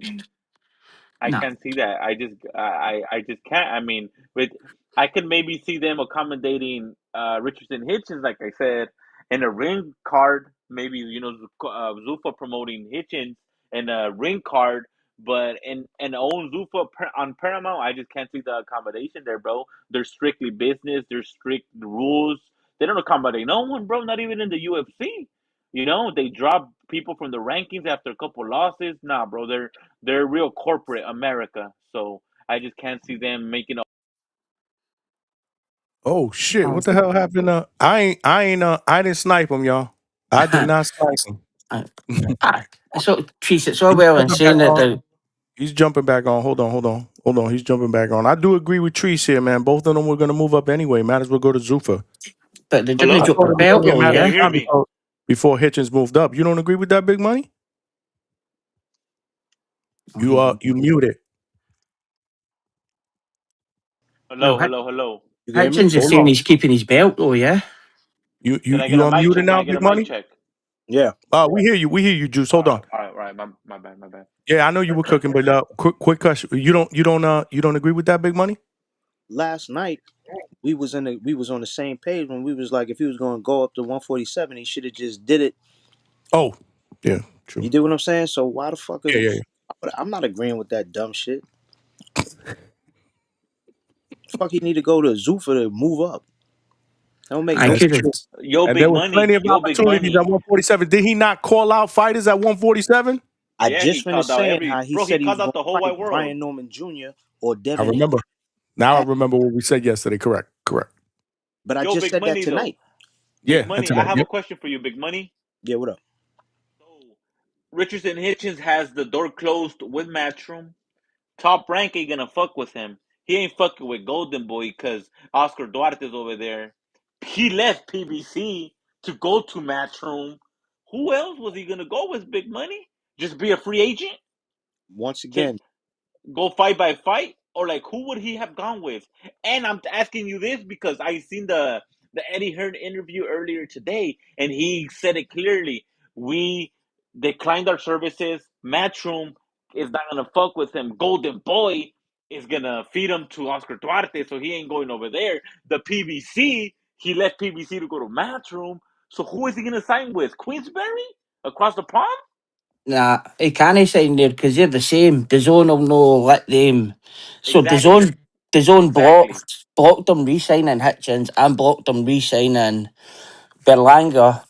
And Eddie Hearn said the zone's blocked him re-signing them. And Queensberry's on the zone as well, so it Oh, leaves and nowhere for them Queensberry to ain't go gonna fuck really. with him either. And but And then, if I'm not mistaken, Turkey told Richards and Hitchens, "I ain't fucking with you unless you're with Eddie." yeah, that And was the didn't he tried to go to him directly because Edgar went to him directly, and Edgar probably told him, "Yo, you can go talk to him directly," and he was like, "No," because he at that time that was back when Turkey was interested in dealing through Eddie, but right now he don't even rock with Eddie that hard no more. no. Matchroom just signed a new deal to promote the Riyadh season cards last Then week. So if you look at the pyramids card, it's now Shakram versus Giasov. It's Giasov versus Katarol, two matchroom oh, fighters. There's all matchroom fighters on there, and they moved as I was telling you the last time Hugo, they moved Bivol and Eifert to Russia. So that's the next again week. But Eddie signed a new deal with Riyadh season last week to promote the cards. and yeah. that's all good. What I'm saying is on a just like on a personal level, the way that he was then. Back then, when he told that to Richards and Hitchens, he had I think he was stronger. He was more strongly connected with Eddie. Whereas now he talks about Eddie like shit. He remember he was clowning him on the internet. Nah, bro. Uh, I think they just get along like that. I think like that's literally like how like two friends would get along, and one of them kind of goes a little overboard, but you just don't want to tell him nothing because he's a money guy, dog. So Eddie Hearn's not gonna be like, "Yo, man, you watch what the fuck you say." Come on, dog. You ain't gonna tell him No, that. he's not. No, he's not going to do that. But at the same token, it just I guess when it comes down to it, just to get back to your original, like what would Richardson Hitchin have? What was he really going to do? He probably didn't have a lot of options, but it doesn't mean that he could not have announced he wants to fight at 147 pounds before he signed the Zuffa. He could have just said, "I'm ready to go that way," because he's already been talking that shit as it was. He could have tried to press the issue. Now, does he need a network? Of course. Does he need yeah, does he need promotion? Of course. But just to go over here to do it, like we just told you earlier, yo, fucking Leonard Sterling just said it. It's a fucking purse bid for him and Lindolfo for the belt at 40. So that's still happening. That's what yeah, I was telling you earlier. I was like, yo, I said that was the one thing because I was jumping in my head like, oh, Richardson Hitches, he gonna go to 47 because they only have the 8 weight classes. And I was like, yo, and then it dawned on me earlier when I'm watching Lindolfo in the gym with fucking Duarte, and I'm like, wait a minute, it's right, it's been in front of my face all this time. He's fighting Lindolfo for the 140 belt for the fucking IBF. He's still fighting that fight. And then yeah. But confirmed it. so big money, but only well Dana White let him fight somewhere else because that's not to say Zuffa's going to win the purse bid. The purse bid could be won by Golden Boy, yeah, or who Rodolfo's managed by. So they could win the purse bid, and then Nah, that's really embarrassing. Lindolfo is with Top Rank, bro. He ain't with Golden Ah, Boy. so our top rank, yeah, if they win the purse bid, then that's really embarrassing for Zuffa. But we'll get to see what they bid now, yeah, how much they're really paying and things like that. So you look, they're saying they paid this money for Conor Benn. Conor Benn's fighting on Netflix. Like he's not even fighting on a Zuffa card or anything. So that's just to fuck Eddie. But man, so Eddie and Saudi Arabia have bigger deals for darts and snooker than they do Yes. boxing. Yes, because that shit is fucking popular and people don't know it. And you know what I love? And this is something I always want to pick a bone with you, Johnny. This the hangout spot. Your fucking your logo is what? It's a pool table, but we don't never Oh, talk about there's a pool. reason. There's a reason why. Yeah, but why don't we talk about billiards, man? We don't never talk about pool. We don't talk about Ephraim Reyes. We don't talk about none of the fucking pool tournaments, snooker, nothing. Francesco Bustamante and Efren Reyes and guys So like that. there's a reason why I did that logo because my intention was to be able to do my shows in my man cave in my garage where I got arcade machines, I got my pool table and shit like that. So we could talk boxing like we were just chilling in there, but then I moved it in here so we don't have the pool table, whatever. So that was the whole. But we don't talk billiards. But I see, you call billiards snooker. Well, we call it snooker, you call it billiards, eh? They call it snooker. 9-ball tournaments, 8-ball tournaments. But to his point, to Mick's point, that shit is huge. And fucking Eddie has a huge, like, his everything with billiards and snooker and all that shit. That shit is Oh, I huge. like the way you kind of tied that into the zone, the Yeah. hangout spot now with the zone. Yo. Yeah, he has that. He is the only snooker promoter in the world, yeah? They run Snooker. everything. And Snooker. darts.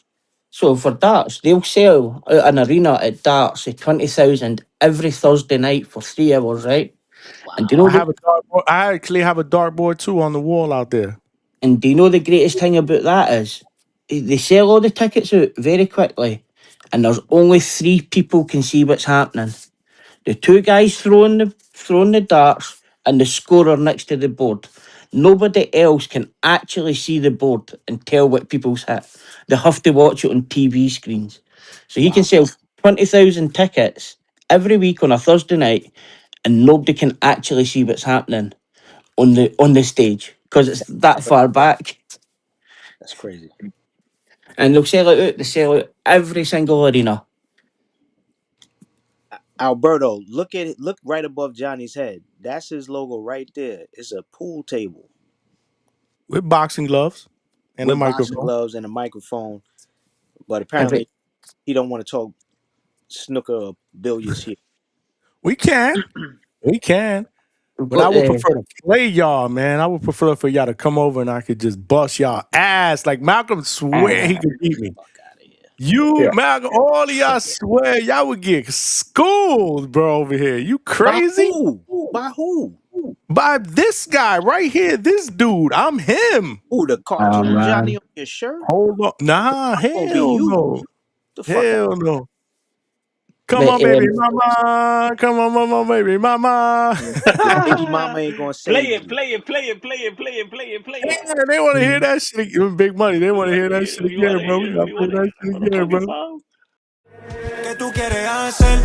Te compré Gucci Moncler, Louis V, Chanel y baby vamos a romper. Yo te quiero romper. Después de aquí nos vamos pa' un hotel. Dale baby mama, tú quieres ser mi baby mama. A mí me gusta como, a mí me man. gusta como Yo, mamá. fellas, I have a question though. So no, hold on, because I'm just reading like an article, and you guys are like totally correct. Richardson Hitchens was defended against Lindolfo Delgado as IBF ordered April 21st purse bid. So the sanctioning body confirms a 65-35 split in Hitchens' favor. So what does this mean? That Zuffa has to put up an offer for the purse bid? They have to be like, you know what? We're They don't putting a have to. $400,000 purse bid for this fight, They and don't have then to. top, Anybody huh? can bid on it. Yeah. Anybody Anybody, yeah. Okay, Any promoter can bid on it. or not. okay. You Or know what not. I'm saying? They don't have So to. have you talked about the Japanese card that's on this weekend? Shout out to On Gallo Estrada. Shout out to my boy Gallo. He about to go up there and whoop some ass. He's favourite. I was surprised he was favourite to beat Tension, but he's Yeah, looking good. That's a final eliminator for the 118 belt. And the then my 118. boss, Oh, that's for the dude. That's that guy that fought maybe, that Japanese dude is the dude that fought Mayweather in the exhibition, right? yeah, yeah, That's the dude like that was that. crying. Yeah, that was about like 8 years ago or something. Yeah, he's had Yeah, 8 pro fights. He's only lost to Inoue's brother. So yeah, Takamo, right? yeah, uh, Yeah. but we've got But but my but but man but but wait. So he lost to Inoue's brother at 118 or at 115? 118. And now he a champion at 118. No, he's fighting Estrada for the final eliminator. For what belt? WBC. So if he wins, he'll get a rematch. I think so, yeah. Yeah, aye, it'd be tough there, aye. But I think that's because Estrada's number one. So, Let me go check that out right now at and 118 then, because Estrada lost to Bam at 115, right? yeah. Let me check right now. Watch, I See, got you. 118 bantamweight. Oh yeah, bro. No. Gallo Estrada's number one, and then yeah, that's what I mean, uh yeah. So that's why they're T- fighting. Tishin is number two. So that, because it's 1 and 2, it'll be a final eliminator. And my boy, Tamoya Sue boy, he's fighting Pedro Guevara. 3-0, the 3-0 monster's been calling Bam out this week. Ranked number one by the WBC, ranked number one by the WBO, and ranked four by What the weight? At what WBA. weight? 115. He Let me only see. has, Hold on. and if he beats 115, number one. Who? Tomoya? Tamoya's number Motherfucker, one. you talking about a dude that got 3 fights? Guy, yep. And he's number one with the WBO, and he's number Stop, four bro. with the Please. WBA. Stop it. He retired Quadras in his last fight. He's going to retire Guevara in this fight. No, he ain't, bro. Stop it. He Stop it. will. Stop it. Stop He it. will. He is an animal. But Quadras retired. Two boys stopped him in 8. Retired him. No more. And he'll beat Guevara. He'll beat Guevara. He'll stop Guevara as well. Maybe 6 or Bro, 7. Bam Rodriguez already stopped Guevara. Bam Rodriguez already stopped Gallo. Come on, fool. Let's Yeah, stop but it. he couldn't stop Quadras, though. Good point. But he's number one. He's Quadras. number one with the two organizations. So He if he beat beats, you. I don't think they'll push. Like Bam will try and go for the undisputed fight, but Well, of course, bro. Why would he fight a Japanese dude with 3 fights? because he will be his mandatory. That's why. Bro, he's not fighting no Japanese dude with 3 fights, bro. Why does he He's stop? Why going is he after running? undisputed, bro. He's going after the IBF strap once Maloney gets beat on by Wilbaldo. But what if they didn't want to fight Bam? Because Maloney turned down the step aside money. Maloney may fuck with him and say, like, you're going up to 18. Bam's next fight's at 118. So we're talking maybe the No, end of the year. And then, oh, like, oh, the you're anyway right, fight's huh? either this year or no. He's gonna fight the 118 WBA regular champion, right? What's dude's name? Oh, Um, I want to see, begins with a name, I'm sure. Medina? Medina? Is it Medina? He's not on the rankings. He'll not be on the rankings because he's a champion. That sucks, bro. So how the fuck are we gonna know who's the interim champion then?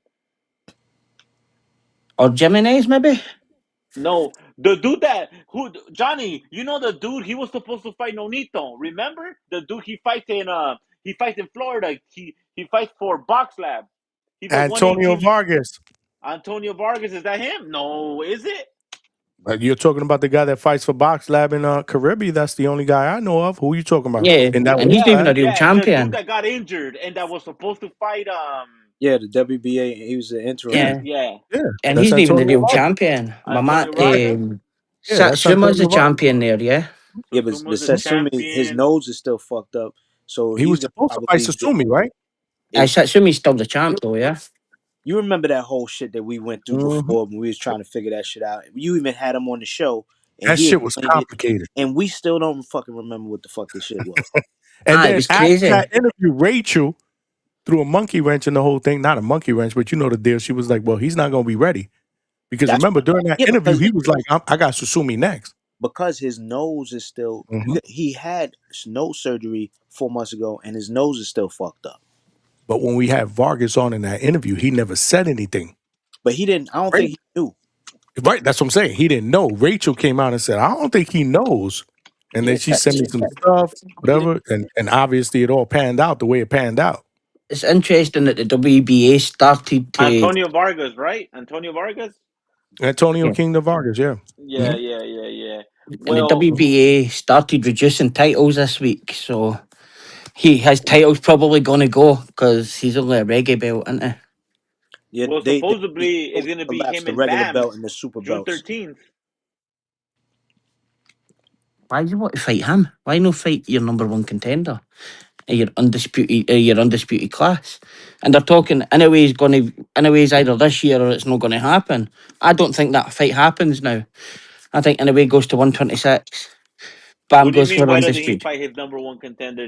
He doesn't want to go back. He wants undisputed. There's no reason to fight your number one contender if it's not a mandatory. Your main reason is to go forward, not backwards, right? So he's going to go to 118, get the WBA regular strap, and then force his mandatory at another weight class, brother. That makes sense, right or no? Trees be on some bullshit sometimes. He can never Trees be a can. mandatory because he's a champion. That's all I gotta say. You be on some bullshit. Yeah, fight your mandatory. Stop ducking the 3-0 fighter. What mandatory, big dog? There ain't no mandatory. There ain't no mandatory. Tell that Japanese dude to get some fights, man.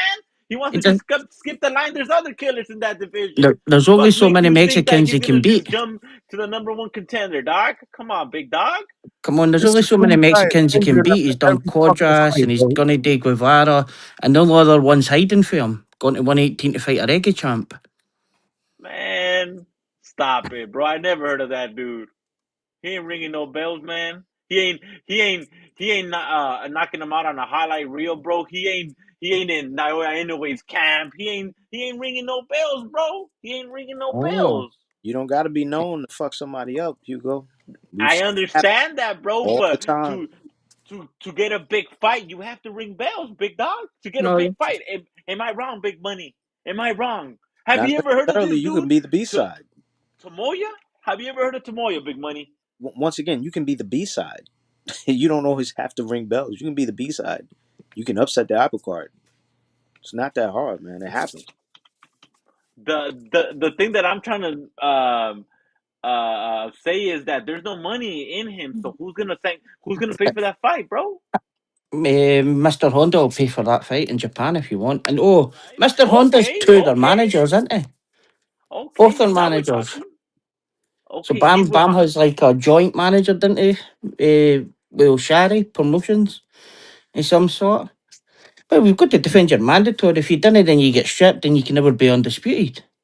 I've never heard of that mandatory being pushed though. That's all I'm saying. I'm We talking about the trust me, Bam will WBA? fight him, What strap we but talking about, Mick? WBO and the WBC is number one. And he's in number one at both. He two of Bam's belts and he's number four. If he knocks out Guevara, he'll be number one in all three of them. How can you know, how can you no fight him then?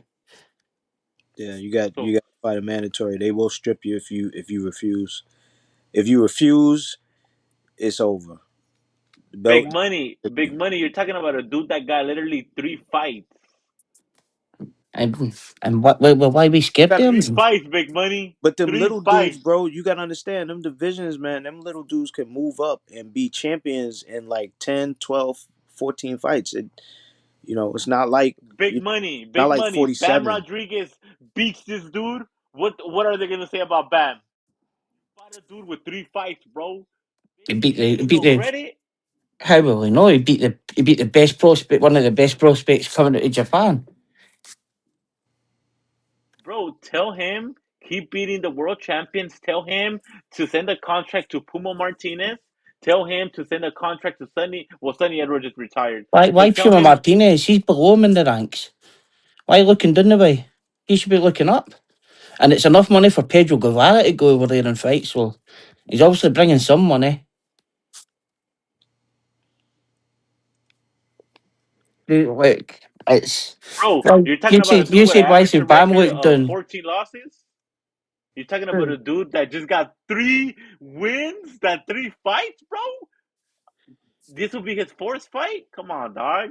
Oh, this will be his fourth, and he'll be like the record will be something like 110, 8 and 1 or something like, for his first four opponents.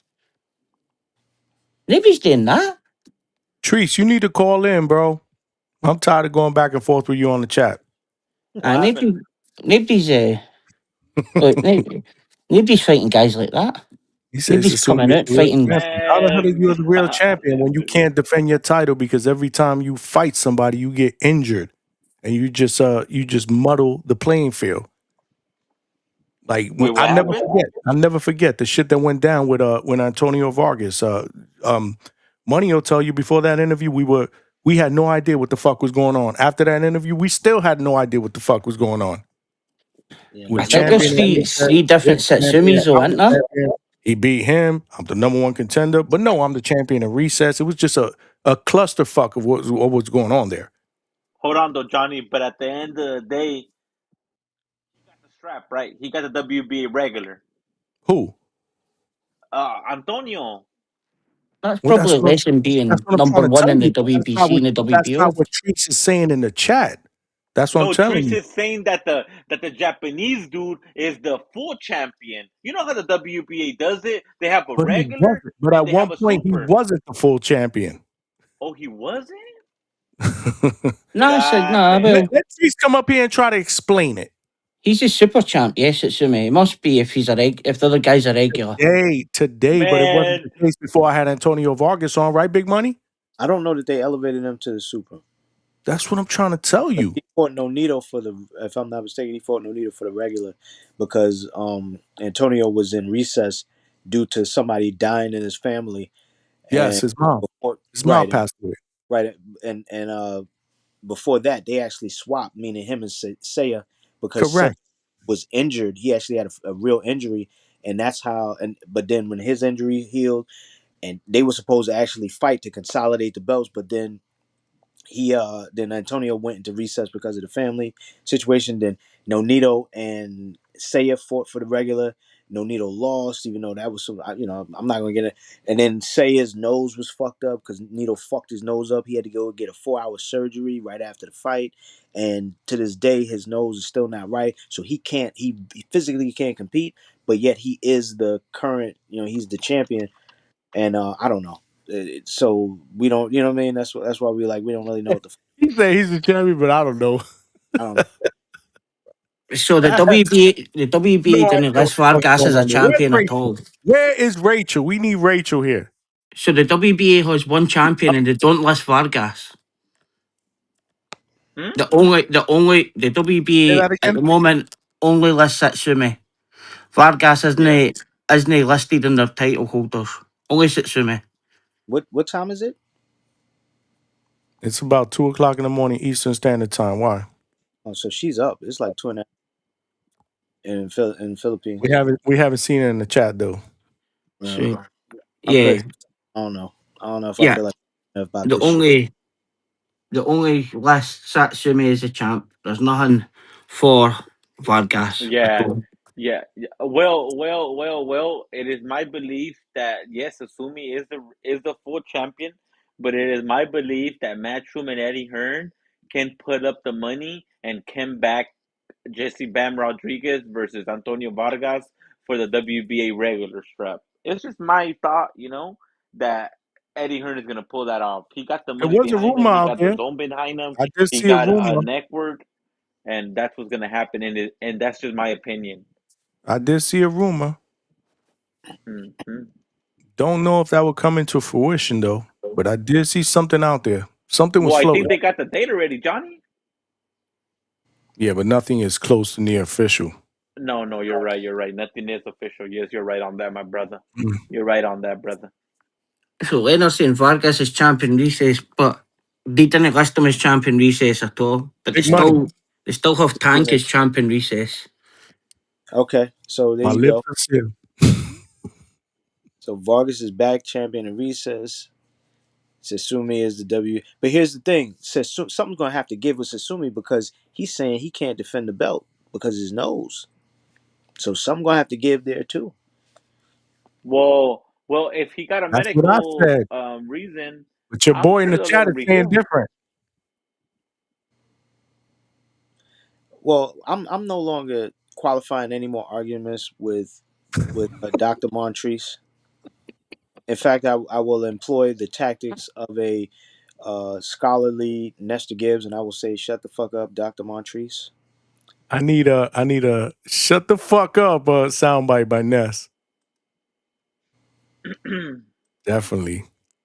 I know we just Damn, that boy Gabriel Zotto is in the Canelo camp. Yeah. You seen that, Johnny? Yeah, he's doing a little bit of work over there. I don't know about. Mm. Yeah, you're right. Yeah, I saw it. you Mhm. said Canelo. I thought he was in college. So I think people may Nah, be. man. I mean, bro, what the man wants to further his education, brother? He wants to get a bachelor's degree in business. So He's what is taking night Gabe? classes. What is Gabe helping him carry his fucking books? What is he doing? Nah, He's come Carrying probably on, his tune dog. up. He's probably his tune up. He's getting sparring in for the tune up. He put some shit on IG with them in the gym, Nah, man. working They out. just look, bro. Canelo is a fighter. During the day, his job is is to be in camp, and he does night classes at the San Diego University, brother. Cal State San Diego, brother. What's he take? What's his major? What is he? Business. Ah, I know what he's doing for his Viva Mexico cabrones. I mean, you just can't make this up.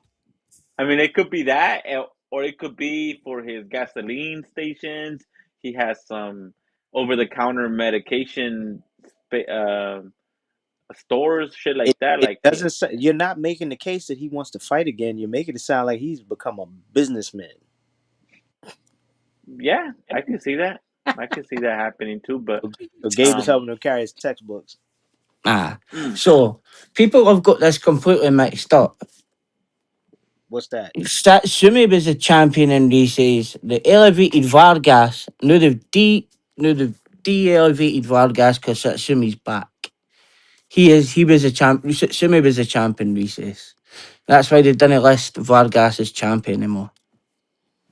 What did I say? I thought that's what I said. Yeah, yeah. He only got elevated when he had a draw with Higa. Yeah, that was his last fight. Yeah, yeah. To draw with Higa. I remember that. He is a tough bastard, man. Who, Iga or Vargas? Higa. Yeah, Higa is tough. He's a tough bastard. But yeah. Doesn't What do change. you, I'm what like, do you whatever. think of the? Sorry, big money. Yeah, go ahead. Go ahead. What do you think of the Pro Box card that's on? There's one on Friday and one on Saturday, I think.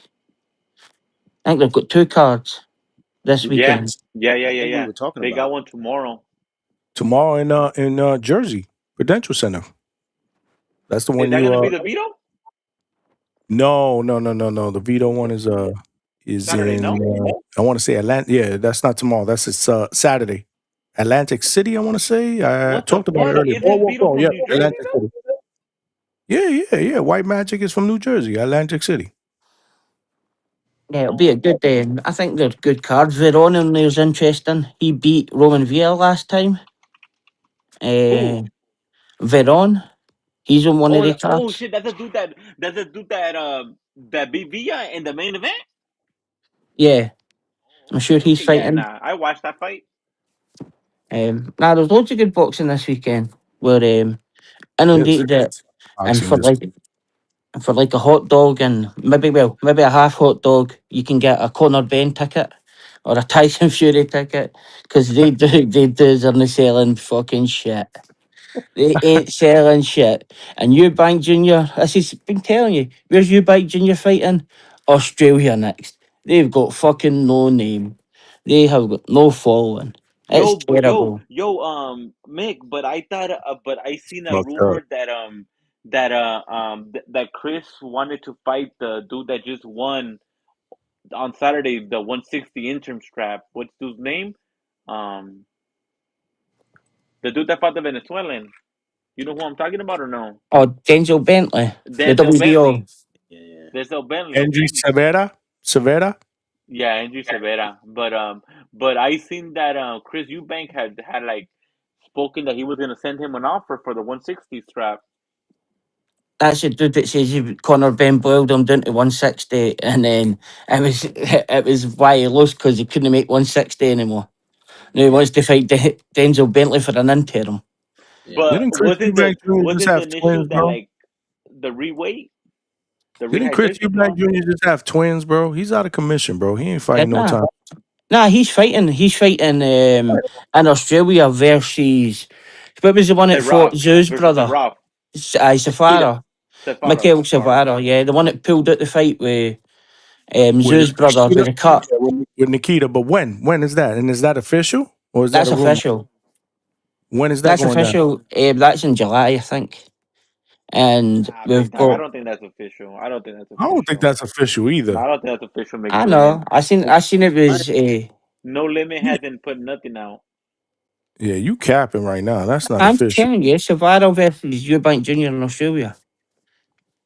I I heard something mean, about him in I Australia. I didn't know who. I mean, you may have inside sources, but No Limit hasn't put nothing out official.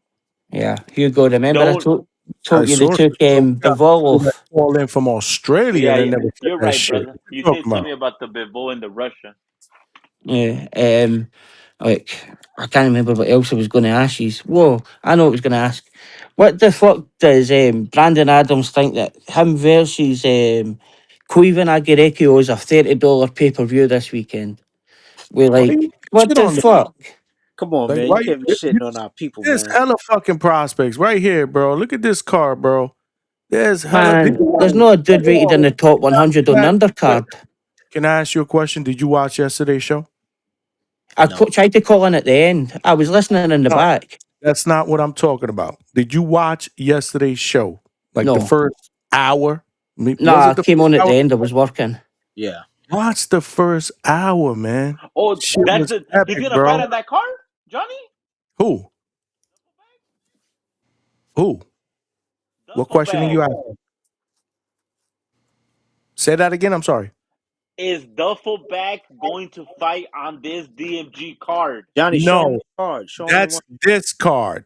Yeah. That is this Oh card. man, This is come on, going down Johnny, at the you West fucking Valley got me over Sports here thinking Complex. that the Duffelbag is gonna fight on that card. Hold on, relax, bro. That's what I'm trying to tell you. You He got guys said you friends on guys were just multiple talking about cards, this bro. hella boxing, bro. Hold on. This is the thing That's that you part of sent me, the Big Money, right?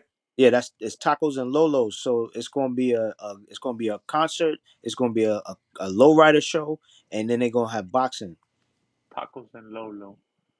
Is that Yes, it's gonna be going down streamed in or no? Glendale, Arizona, and Yeah. our guy, WWE.com. I'm sorry, our guy Oh is the one shit! that we interviewed this week who's going to headline that, and he is from Big AZ, West Hey, Valley come Sports on, Johnny. Complex in Glendale. Damn, Sugar Free is gonna be there. Sugar Free. Yep. DJ Quick. I haven't heard of Sugar Free in a minute. And Listen. then there's a separate card, DMG Boxing, bro. There's hella boxing going on, and this one is from the Cosmopolitan in Las Vegas. Now, to Mick was trying to crap on it. You can see it on payperview.com for $30, but there's hella prospects that's going to be on there as well, including our guy Stuntman Griffin, who's trying to go for his 8th win in a row. Dylan Capetillo, Yep. who is a Oh Golden yeah. Boy Oh, fighter, Dylan making his Capatillo. pro That's gonna debut. be his debut. Hugo, did you Did, watch so, yesterday? did you watch yesterday, Hugo? Yes, I got to ask that same question Big Money asked. Yesterday was the interview with Duffelbag, or was that the day before? I'm sorry, big dog. That's just, So see, so that's Juice, terrible. you fucking I'm up because sorry, big dog. I've been busy with work, bro. I got a new schedule. all right. Watch the playback. Watch the playback because we talked to Dylan Capetillo and his father. Oh, Yes. bro, where the fuck have I been at, dog? Don't That's worry, a good man. It's ass. the What they playback. say? Watch the playback. Watch the Well, playback. Alright, the good thing alright. about it is you can watch the playback at the Hangout spot on YouTube. Yesterday's show, man. We spoke Yeah, to a lot of people, man. Hella it was boxes. it was a good. whirlwind. It was a blast, man. I actually saw a little bit of the replay, Big Money. I was like, holy shit. I still Please didn't We tell watch the me. replay. Alright, big dog. You Look, watched the whole replay? No, I said I haven't. I please watched tell some me. of it. Please tell me that you guys reached out to my girl Chantel Navarro, La Chicanita. She was the only one that we didn't get on. We didn't Ah, get there her. you We didn't go, get man. There you No, but we go. got Brianda. We got Brianda Cruz, who trains at Wildcard Gym with Okay. Marvin and Freddie Roach. We got her. We got Jalen Walker. We got Ebenezer. We got Julian Montavo, who's an undefeated super feather. We got Brandon McCarthy from Ireland, who's an undefeated lightweight. We got Dylan Capatillo and his You got father, Brandon Jorge. Adams or no? We didn't get Brandon. That was the only one we well, a couple we Motherfucker didn't get. is getting everyone but Bro, but Brandon. hey, listen, we had to go with the flow, man. We had my man Stacks with his phone just going around, bro. Yo, it was exclusive shit, bro. We had people, and I was watching the replay, because I wanted to also see what the chat was saying. We had people in the chat was like, "Yo, this is what's." I was about to go to sleep, bro. This is awesome. This is awesome. We love that all these people are coming on for interview. It was great, man. Juice, man, I had to work to get that to happen, bro. So you got to watch it. Let me see. And they threw that shit on me last minute, spur of the moment. But I was like, you know what? We got to fight. When somebody comes with the smoke, you got to fight.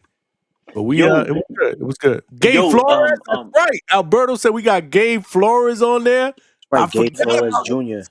I forgot about Gabe because he was there to support Capatillo, Dylan. Yeah. Gabe Flores Jr. was on there too. You know what I'm saying? And the good news is all them dudes are gonna come on to the channel. But the Brandon Flores fight, but the Brandon Adams fight, that's gonna be for an IBF title eliminator, right? So yes, the winner of that one is gonna get Josh. No, they get to I think they get to be first place, and then the first and the second place I think gets to fight to see who gets to fight Josh. What the fuck? So how is this a title eliminator if you don't get the winner? If you don't maybe maybe I took it back a step and it's really that they're the one and the two. That might be it, Hugo. You might be right. They may be the one and the two, and then whoever wins gets to fight Josh. If Josh isn't unifying with Fundora, like we've heard that's something that's been talked about. So, what the fuck? You guys had Gabe Flores on too? Yeah, man. Gabe Flores Jr. was on. He was like he said, he was there supporting Dylan Capatillo. So we got a chance to talk to him. Like I said, man, we was working yesterday, bro. It was at the media workout for that card that Johnny just showed you, the DMG card. Yeah, they had the media. Card. Yeah, they had the media workout, and we were clued in like last minute. So basically, they was just trying to run through the gym and catch the fighters before they left. And of course, Brandon being the main, he probably he did his little thing. He did his little workout. He kissed a couple babies, took some pictures, and then he dipped off before we got a chance to talk to him. So he was just, we was just, it was kind of guerrilla style where, our guy out there, our guy Stacks, shout out to Stacks, man. That's my dude. Stacks was just running around trying to grab whoever. So he was just like, look, I got a boxer here. I got a fighter here. Talk to him. Yo, I got this fighter. Talk to him. Yo, I got this fighter. Talk to him. So he was just trying to grab guys, just trying to catch them before they left. So we could, we could have a little bit of time with him, you know what I'm saying? And we got to talk to a lot of people, like he said. Last person we got to talk to was Ebenezer Stuntman Griffin. Shout out to Stuntman. He gonna do his thing. But yeah, we got to it was interesting, and that was in the first hour. So I think if you pull that back up, you get to see the fireworks, man. It was real good.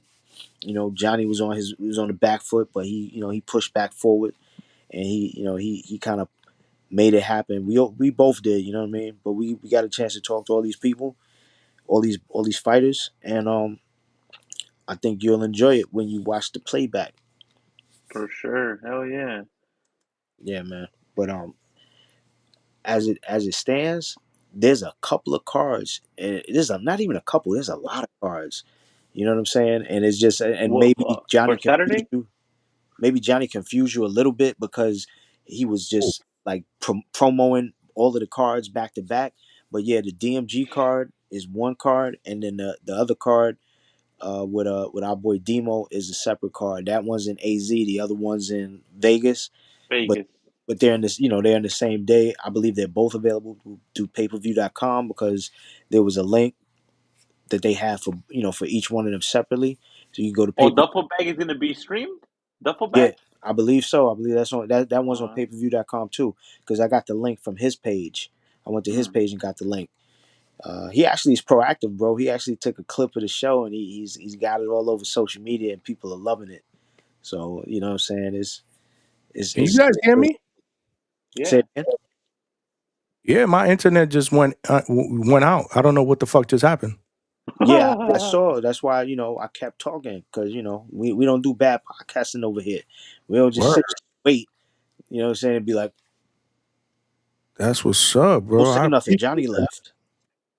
What did I just get booted out? How did Yeah, that work? your shit. Remember when we saw that time yesterday when Malcolm jumped on and then the shit said offline, but it stayed. The box stayed up there.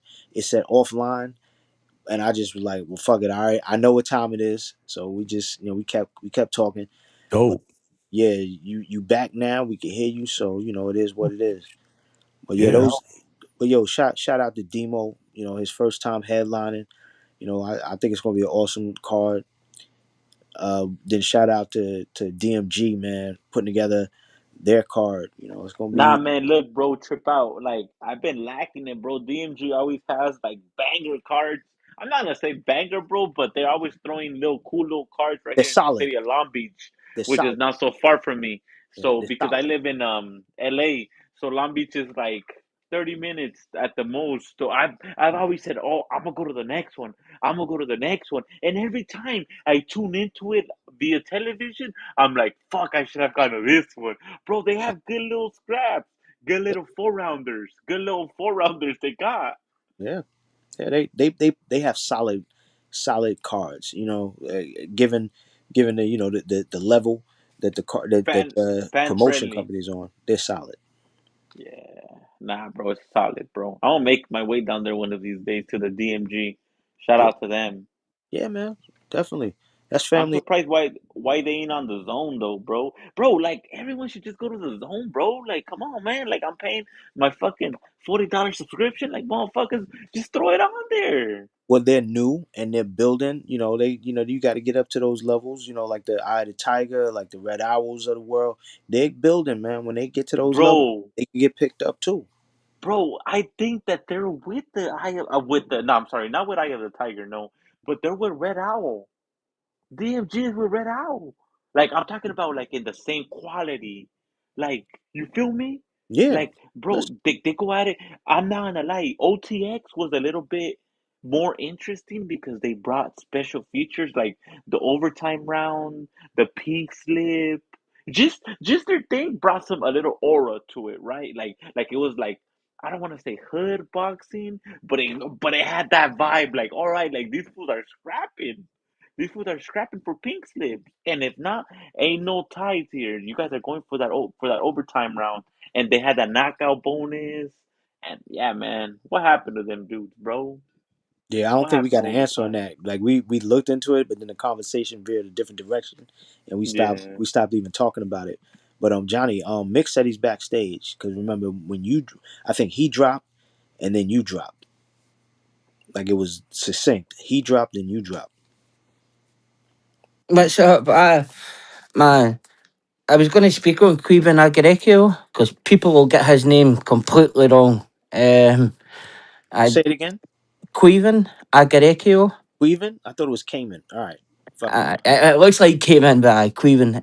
Queven. He's undefeated. He's a really good prospect. It'll be a good fight, but this is a final eliminator because the IBF didn't have a 1 and a 2, but this is 3 versus 4, so they'll move to 1 or 2, and they'll Right. fight Josh Kelly next. But Agrecchio is a good fighter. Comes from a decent gym.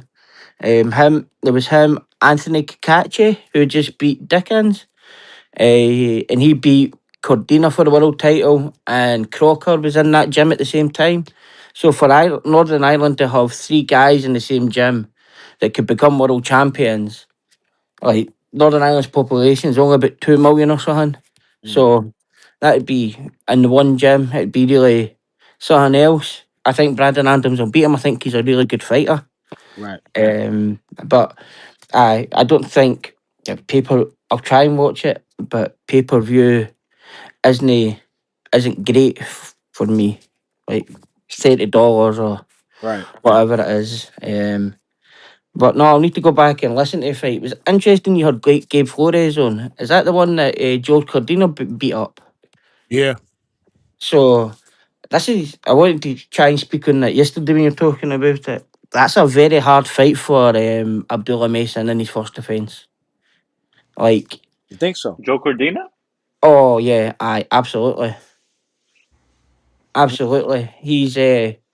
He's miles better than Sam Knox. Like, aye, it's not even a close. It's not even a close comparison. He can fight inside, outside. He can move. He He can make it a brawl. he was the Like, one there with Harlem Eubank, right? uh, Cordina, no, No, he's only got one loss, to Kakachi, Mm-hmm. and that Who fought was Harlem Eubank? Harlem Catterall. Eubank fought Catterall, yeah, Oh, Catterall. it was Catterall. okay. But Catterall. that's a hard defense for Abdullah Mason. Like, Joe Cordina is a really elite fighter, and Stop it. Elite? What makes you think he's elite? What win made him elite? well, he's a two-time world champion. I was about to say he won a title, bro. No, no, no, no, Twice, no. I know. And okay, okay, okay. Oh yeah, Johnny. IBF. So he was an IBF world champion. twice, yep. Beat Rachmanov, Okay. which is a good one. He favours southpaws. He was an Olympian. He was a European champion as an amateur. Um, for me, when you looked at the Sam Knox fight, Abdullah Mason improved a lot before then.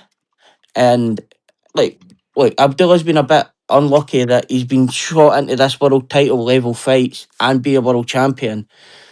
And he's not really had the gatekeeper fights, like the experienced old champions and getting rounds and things like that. Do you know what I mean? Where he was probably the level below world title level, and he needed probably 2 or 3 fights against guys that had were ex champions and coming down the way, like Gamboa and like they kind of guys that he could have beat, but he's not really had that, eh? And Cordina's not going to stand in front of him like Knox and get beat the shit out of. That's certainly not going to happen. Right. Look, I think that Sam Noakes he's never been a world champion, but I think that was a good win. He was this knockout artist that the UK fans were bragging about, that this was a heavy puncher in that weight division. Another thing also is that Sam Noakes been groomed and he's been polished Yeah. real well in the UK. He fought for UK Commonwealth of the British title, so I feel like that Sam Noakes is a solid fighter too, in my opinion. Now, did he go bang for bang with Abdullah Mason? Yeah, he went in there to fight. Now, can Joe Cordina take from that fight and be like, you know what? There's no way I'm standing in front of Mason and I'm gonna box him. And I could see that happening too, though, because if I'm not mistaken, his last fight, Joe Cordina's last fight was Gabe in the Flores. Pacheco undercard, right? And versus Gabe Flores. Gabe Flores. Yeah, we are just talking about Gabe. Um, and if I'm not mistaken, he did outbox him, right? He wasn't there Yeah. banging for blow for blow. He was there boxing, right? Oh, he certainly can box, but Knox was kind of for the same thing as Mason. He hadn't had the gatekeeper fights as well. He kind of got thrusted into it. And as for me, you need day fights where Cordina's had them. Cordina's Yeah. fought world title fights, one defended his belt a few times. Yeah. And the only thing that scares me is Abdullah Mason's reach.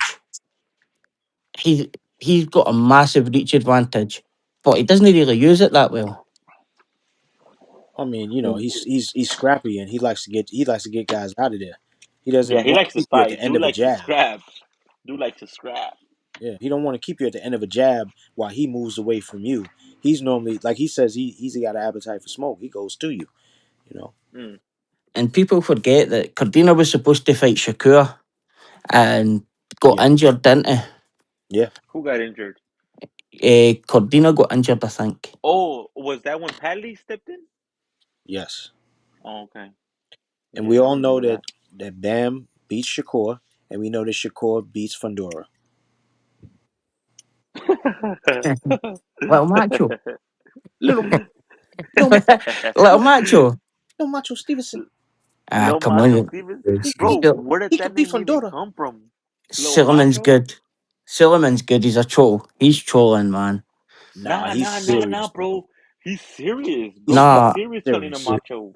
I He's speak to serious. him every day. He's trolling. He's not Oh, even Puerto Rican. He's Lebanese. right, right. I speak to him every day. He's Oh, trolling, man. I was about to say, yeah, he's on Rap Star with you. I hear sometimes Yeah. they're I hosting. ain't even know. I thought, Wait. Hold on. He ain't Puerto Rican? No. Nah, it's Lebanese. He's trolling. What the? He's So, trolling. all his calls are troll no, calls? let me see. Apart from when he calls No. Nest, thank you, Nestor. Thank you, Nestor. I Thanks can't for the even, good call, Nestor. I What can't about even the? pull up What chat. about the? Yeah. My beloved brother. Aye, that's trolling. Funny, I I've can't got even, to listen. Damn, that motherfucker had me thinking like, woo. I got to jump out and jump back in because I can't even pull up chats. My Yeah, interface is all messed up. Man, because I was gonna tell you, I need you to pull up one aside from Malcolm's. You sure he Yo, not half? You sure let me Suleiman see the ain't half chat Puerto there. Rican? That's what I thought, Trini. What's good, Trini? I'm gonna jump out and jump back in. Hold on. Let me see Yeah, if that works, man. Hold it down, y'all.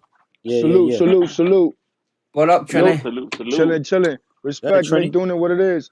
Yo, Big Money. You ever got a chance to watch the Elijah Flores versus Teasley? Can't do it. Elijah Flores versus. The Pro Box card. It was the Friday of the Shakur. It was a busy weekend. The last weekend of January. That's the fight he lost. Yeah. I just wanted to Uh, touch on it a little because they're giving Zuffa a lot of backlash for the Merriweather being matched up tough. But Mm-hmm. that's also a pro box blueprint, man. If we think back, Elijah was only on his sixth fight. It was a six rounder. And he was matched up tough against Teasley, which I think they're gonna rematch, could turn into a trilogy down the line. So I'm hoping this is a new thing with boxing where we matching these prospects up early, but we're not throwing them away. I don't like what's going on with Charles Conwell. It wasn't a bad loss. You know, I felt he beat himself by smothering his work. I needed him to go watch the tape, you know, fix the mistakes and come back and show us that he beat himself. He was just smothering his work. And he got shelved, man. I'm hoping he gets active. 154 is no reason for him to be shelved right now. They could even test him with some of my young prospects. You could throw him in there with Joshua Frazier. I know he'll take that fight for a U.S. debut. Val Saint is another a good option for Conwell. But yeah, Zuffa throwing in Merriweather and tough is a new age thing, I think. I think it was a learning curve for him, and it's been So, happening. Pro Box did it with the Teasley. They've been doing it. Put them O's up early, and we'll take it from there. see, can I answer on the Merriweather thing? He got, he was trying to, first fight was a catch weight at like 131. So like he's probably a fighter stuck between 126 and 135. Now this fight was at 135 and he looked too small and he didn't look as if he could hang there. Like he'd have to fight, if you link it, he'll have to fight Ryo at 135. He'd have to fight Edwin De Los Santos at 135. Because Mick, they're, that guy was 5'10", bro, yeah. with a Yeah, 72-inch arm reach. the optics of the Flores Teasley fights looks the same. Teasley's long. I became a fan of Teasley. That's the first time we seen fight. That's why I want you to watch that, money. You're gonna enjoy both those. You're gonna enjoy that fight. Period. It's just been such a busy Yeah. weekend, and you on your behind the scenes shit. But it's a six rounder, man. Squeeze that in if you can. The Yo, next couple Trey, days. man, I be trying, man, but like even the other day, man, I was on the phone with coaches like all morning till like fucking 1, 2 in the afternoon. Like, you know what I'm saying? It's like a lot of times shit just be catching up. So it's hard. Now I feel you, hard- man. But Elijah Flores' family, man. You know what I mean? I met him through here. I became a fan of his through the hangout spot. You know what I mean? So we should even break that shit down, man. It's a good fight to break. It's only a six rounder, and I think this is gonna be the new wave, man. Test him young. Ain't no more 35 and your first big light fight in Brooklyn coming up. Ain't no more of that. Those days are done. but we know that Zuffa tests everybody. It's just that I think we looked at Robert Merriweather as somebody that is always going to pass the test because we've watched other guys get tested and we've seen guys get knocked out. We've seen guys who were the favorite lose on Zuffa a lot. It's just that this was the biggest name that we've seen it happen to where it's like, holy shit. But it's like they've been doing this the whole time. And as far as Elijah Flores' trajectory as an amateur and all that, you guys was on him early too, right? He got a good big push too, or I'm Yeah. bugging on that. I mean, I think to a degree, you know, like you said, when you coming up on pro box, that's kind of like like like when you be in high school, like at least in America. I don't know how it works over there, Mick, where you at, but like in high school, if you fuck up enough, and you get kicked out of high school, they have what they call last chance high schools, where if you don't graduate from there, you got to go get a GED. And pro box is kind of like that.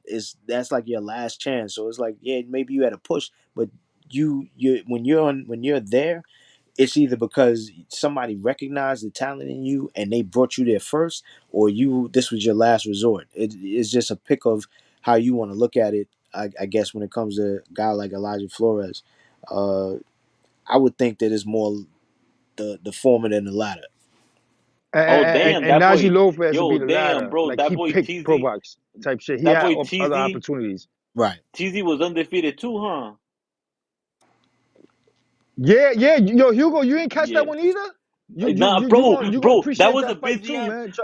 If you got That time, go back on the that was a YouTube. You can busy catch ass that day. one. Now that I think about it, bro, that was who headlined that one? The Brandon Flores versus Castillo. It See, might have been. It was a busy weekend that weekend, man. That shit Yeah, kicked yeah, off the bro. weekend though. It That might have been a Friday busy they had it weekend that lit. weekend. That's right, big dog. see, for me, the fighters are going to be some fighters are going to be stuck between weight classes, and that'll be Merriweather. He'll be stuck between there. He'll not be a 135 fighter. I can't see him doing anything there. Like the Gostic talk earlier, Hugo, But you were but right. but Gostic beat the Mick, shit this out of is him and he stopped. Najee Lopez is ducking my boy Willie Hutchison. But a big shout out to my fellow Boricua, my Boricua bro, Xander Zayas, taking the smoke. He'll fight anybody. He doesn't give a shit.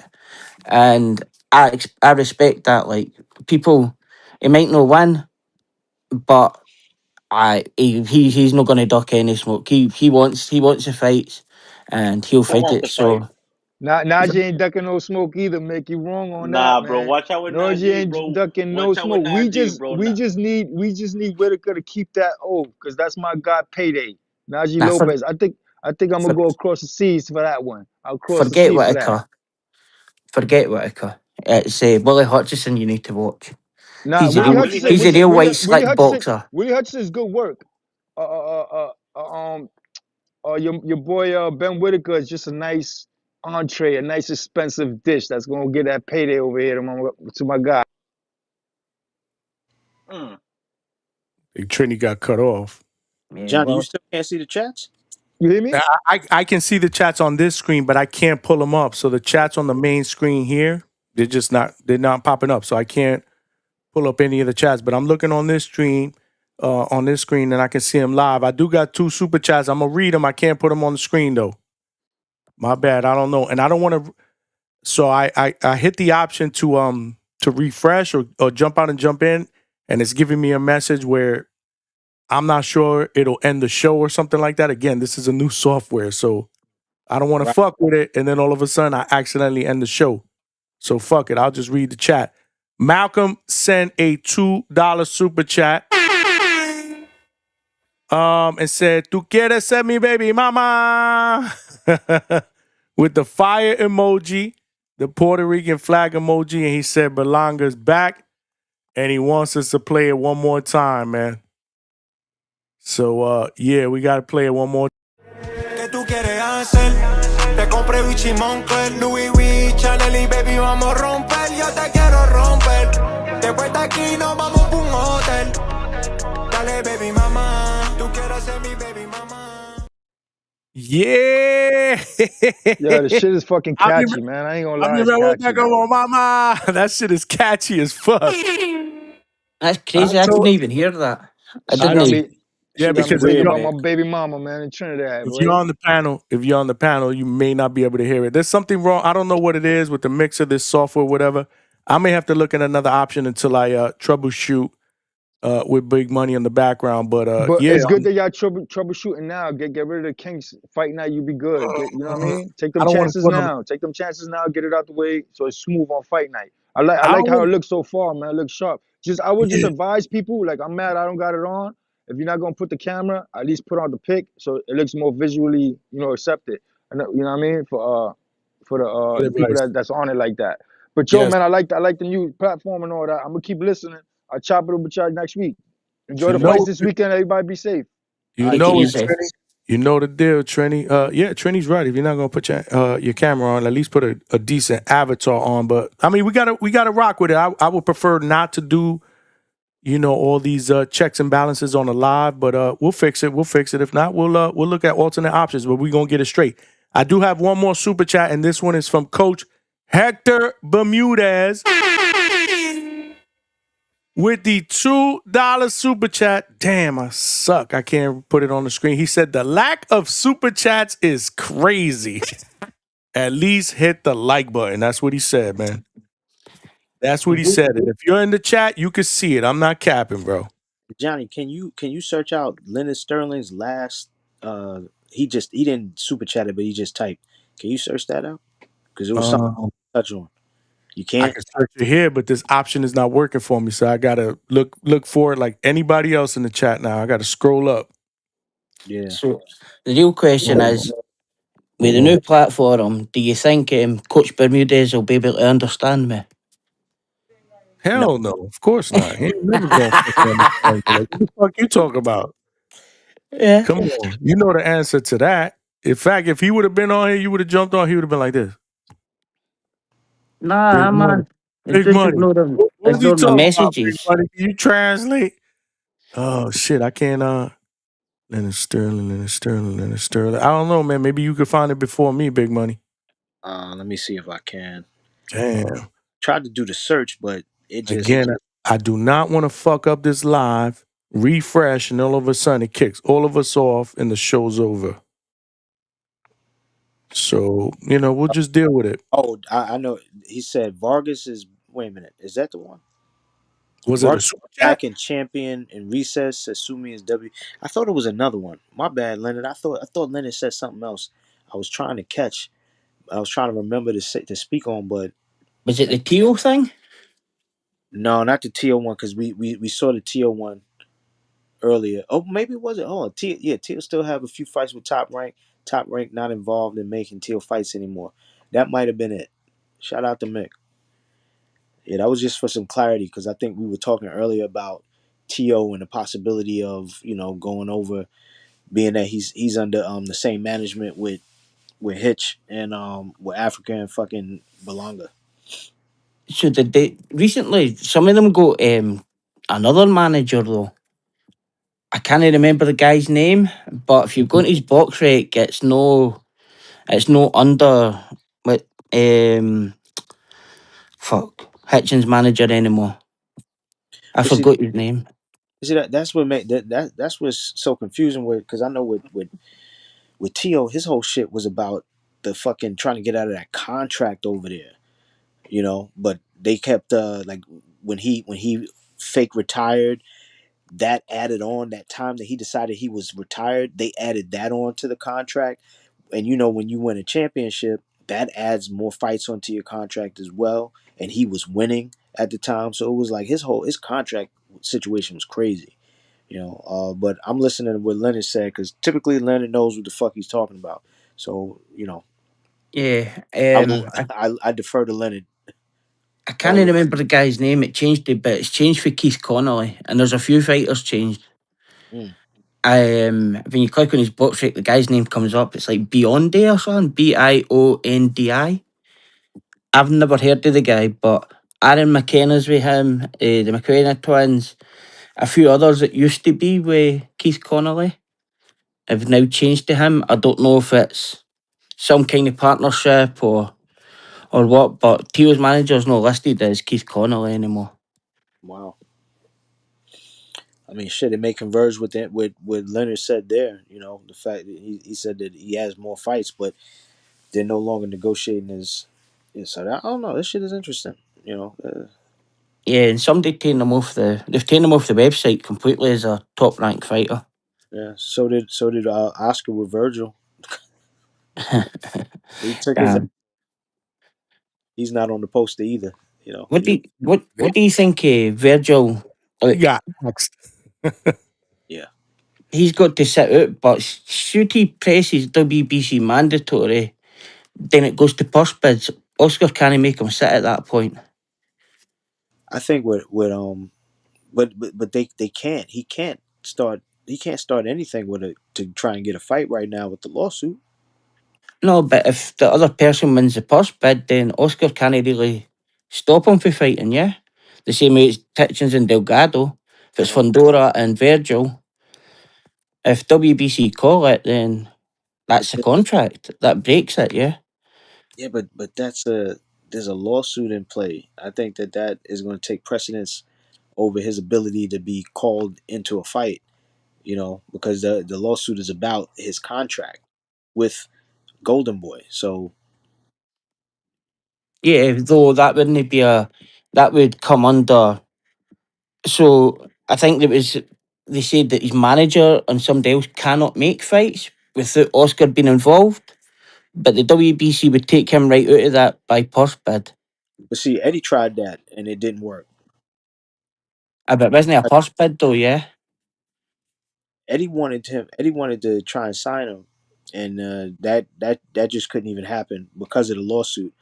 I think the way all this shit would go away, I'm just cutting through it because I'm pretty sure I'm not going to be able to speak intelligently about the branches of how things could work if then, you know what I'm saying. So I'm gonna just say this: I believe that from what I've seen Oscar say when you read between the lines is that he's like, listen, drop Rick and we can get back to fucking boxing.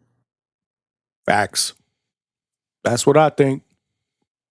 See, but that's what the Ali Act protects, though, so that he can a promoter can't freeze you out if you have to go purse bids.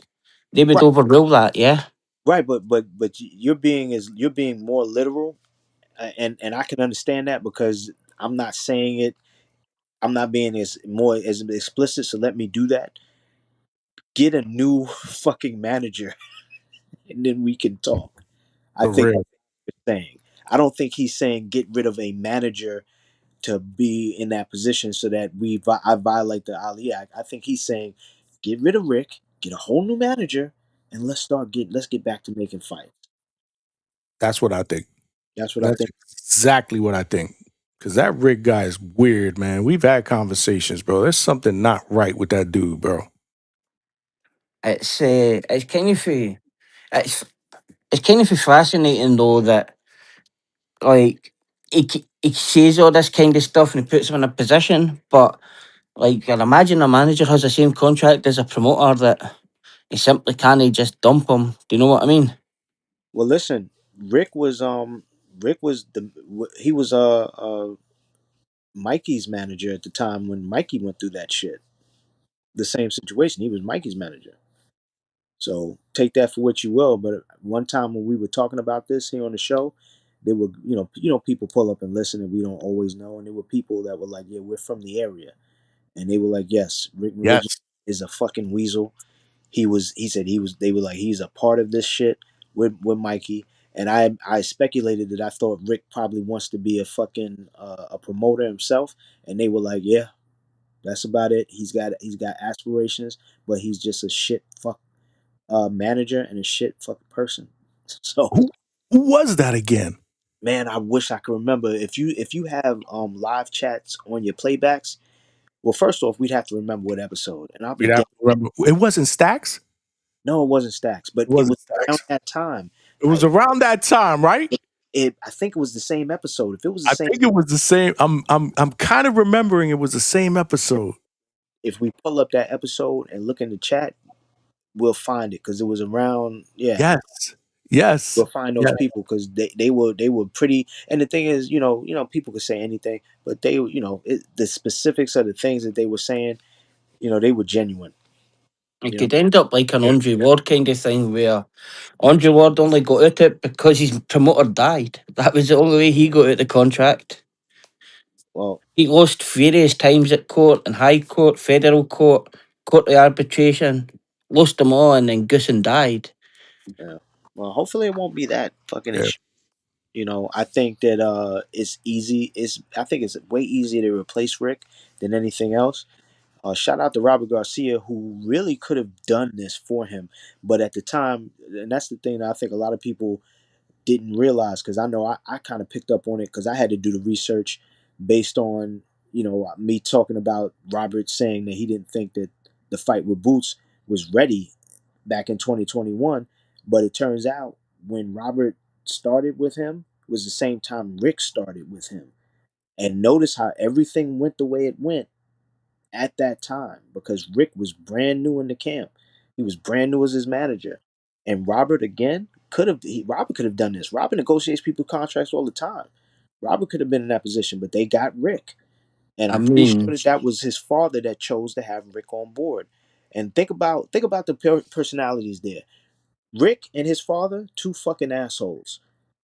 Robert is a great motherfucking dude, and a lot of people like working with him. And Robert is easy to work with as well. Because when Robert was head trainer, and I'm not gonna get too deep into this, but when Robert was Nonito's head trainer, well, not head trainer, when they brought him on to be a trainer, he wasn't the head trainer, and he was fine in his role. He didn't trip. He didn't act a fucking fool. He didn't act like, yo, I'm Robert Garcia. None of that. No, Robert is a team player. That's my point in bringing that up. He's a fucking team player. And he went along with the shit with Rick being in charge. And look at how Rick fucked everything up. That's the reason why Robert has gone to bat for Virgil in this situation because he's trying to save face for Virgil. But at the same token, all roads lead back to Rick. And when we look at how things line up, who are the assholes on Virgil's side? It's Rick and his father. Robert has never been hard to work with for anyone ever. You know what I'm see, saying? the only concern I have with Robert is when he was talking about Bam's contract, he had no idea what he was talking about. He had like saying things to Eddie and all that kind of thing. And I really didn't like trainers and trainers being managers as well because they can fuck you like with Barry McGuigan done to all the people when Shane was the trainer of the fighters, and it's much easier to hide. Now Robert is a decent guy, but Yeah, Robert has your best interests at heart, but I agree. Maybe he doesn't have the best business acumen, but I can't imagine it would have been worse had Robert been more in charge than if you had Rick. Rick fucked Virgil's career up because it's at a standstill. Yeah, can't deny that. Absolutely, I can't deny that. That's a great point. That's a great point. Gentlemen, I'm having a lot of technical issues, man. We're about to end this show, man. Damn. I had enough. We've we did almost 5.5 hours though, and that's another thing about this software. It'll cut me off at 6 hours, which I'm not crazy about. Right, it was coming anyway. The end was Yeah, near. yeah. I can't even now. I'm not seeing some chats. The Before I end was is seeing the near. chats. I don't Hmm. know what's going on, and I know exactly what happened because I do have fiber optic, and sometimes they do updates in the middle of the night, and it's usually between 2 and 3 o'clock in the morning. That's a fact, and you got to restart. Let me ask Yeah, you this before you that's what happened. That's what happened. decide to end it. Do you want to listen to because you called him and he's Oh, here. You called him. oh, he's here. He's here. Well, you got to make it quick because this shit going to end anyway, And man. wait a minute. And also simmer down. Keep that shit down, motherfucker. We don't want to hear all that loud shit. Who, me? No, we talking. You know who I'm talking to. Oh, Not even him. I didn't know he was coming in. I didn't know he was here. I thought it was Treats. yeah, well, I was about to end. Coach, what's up? His Wi-Fi is bad though. See, he's offline. He's online. What's up, Coach? What up, Coach? I thought it was Treats. Hector, my man. Coach, you're gonna have to make it quick because this Big live's Money about was to end anyway. good. Can you hear all my audio? Oh, It's bad, shitty. bro. Your Wi-Fi The connection water. is terrible. Water. Like Shit, you're sounding worse than me, Hector. one at a time, y'all. It's bad, man. Oh, yeah, I can't really do nothing about it. I don't know what to do about it. I Yeah, hear you. this is I think it's also website, but We can't hear you, it's a little Coach. complicated. We might have to get used to it. We can't hear Hey, you. Johnny. We can't hear you. Your Wi-Fi connection is bad from the hotel you're at. I don't hear Johnny at all. Yeah, it's not good. You might have to And, move. Can you hear? unfortunately, it's bad, Coach. We can barely hear you. Your Wi-Fi connection is bad. He might have to Right move. now. Waterfall. That waterfall probably fucking him up. No, that waterfall quiet. Now we hear you. We hear you, but I don't hear Johnny. Johnny, you can hear me? I can hear you. Can you hear me? A whole Yeah. bunch of motherfucking fake asses around here. Good Lord. Well, we hear that. You might have to jump out and jump back in, but you got to hurry up because this show's about to end. Yeah, he Yeah, can't hear me. jump back in, man. Can he hear you? Maybe you could tell him. Yeah, I yo, definitely. I thought it His was connect. Treese is back there, yo. That's what I thought. That's what I thought you was bringing up. Treese is back there. Nah, yeah, I know, but yeah, I'm gonna end this, man. This shit is I'm bad. going to jump off. I can't even see chats on this side. All right. So I don't know Yeah. what the hell happened when this shit reset. I know exactly what happened.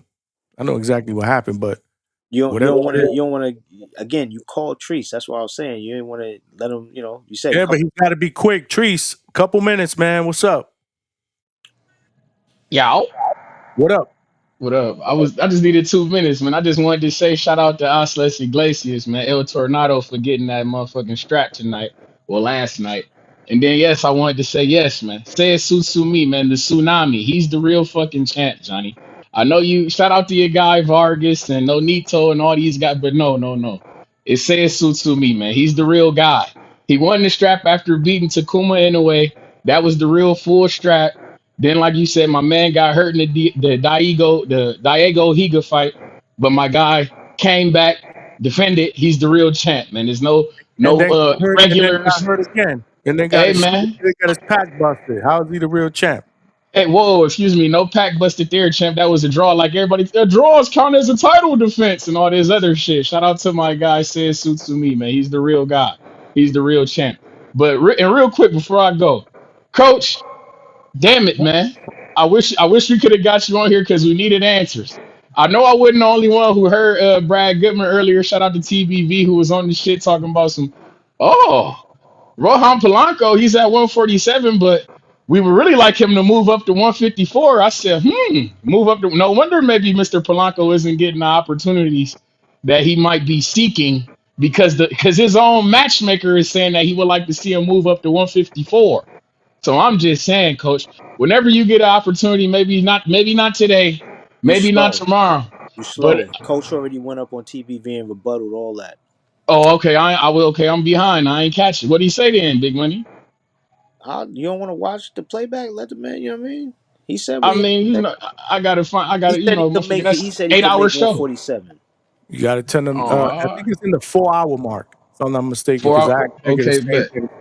Send me the timestamp. Find Brad and then fast forward because he comes on right after. Okay, but I'm gonna look into it. But I just found that to be a little strange. If your own matchmaker is saying go to 154, man, I'm just saying maybe that's why you're not getting them opportunities that you would like. But hey, I'm gonna look into it, Big Money. Thank you for the heads up. I didn't know that he had got on the show to make the rebuttal. Yeah, But we yeah, always man, hitting him up. I believe, I believe it. You Don't got to think come. I hit Coach up immediately, I but believe it. I was behind though. I ain't gonna hold you. I was behind, Oh, okay, for sure. but All he right, well, was shit. on, so it don't matter. For sure. I'm gonna look into it. I'm gonna go look into it. But shout out to the hangout spot. Shout out to my third shift workers in the Midwest Mafia.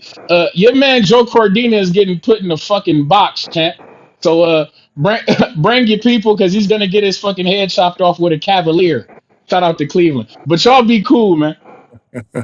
All right, man. Peace. My brother Treese, man, I appreciate you, and I apologize. I would have loved to have him up here a little longer. Hopefully, to get Coach back on, but this shit about to end soon. I'm stressed out. Terrible show.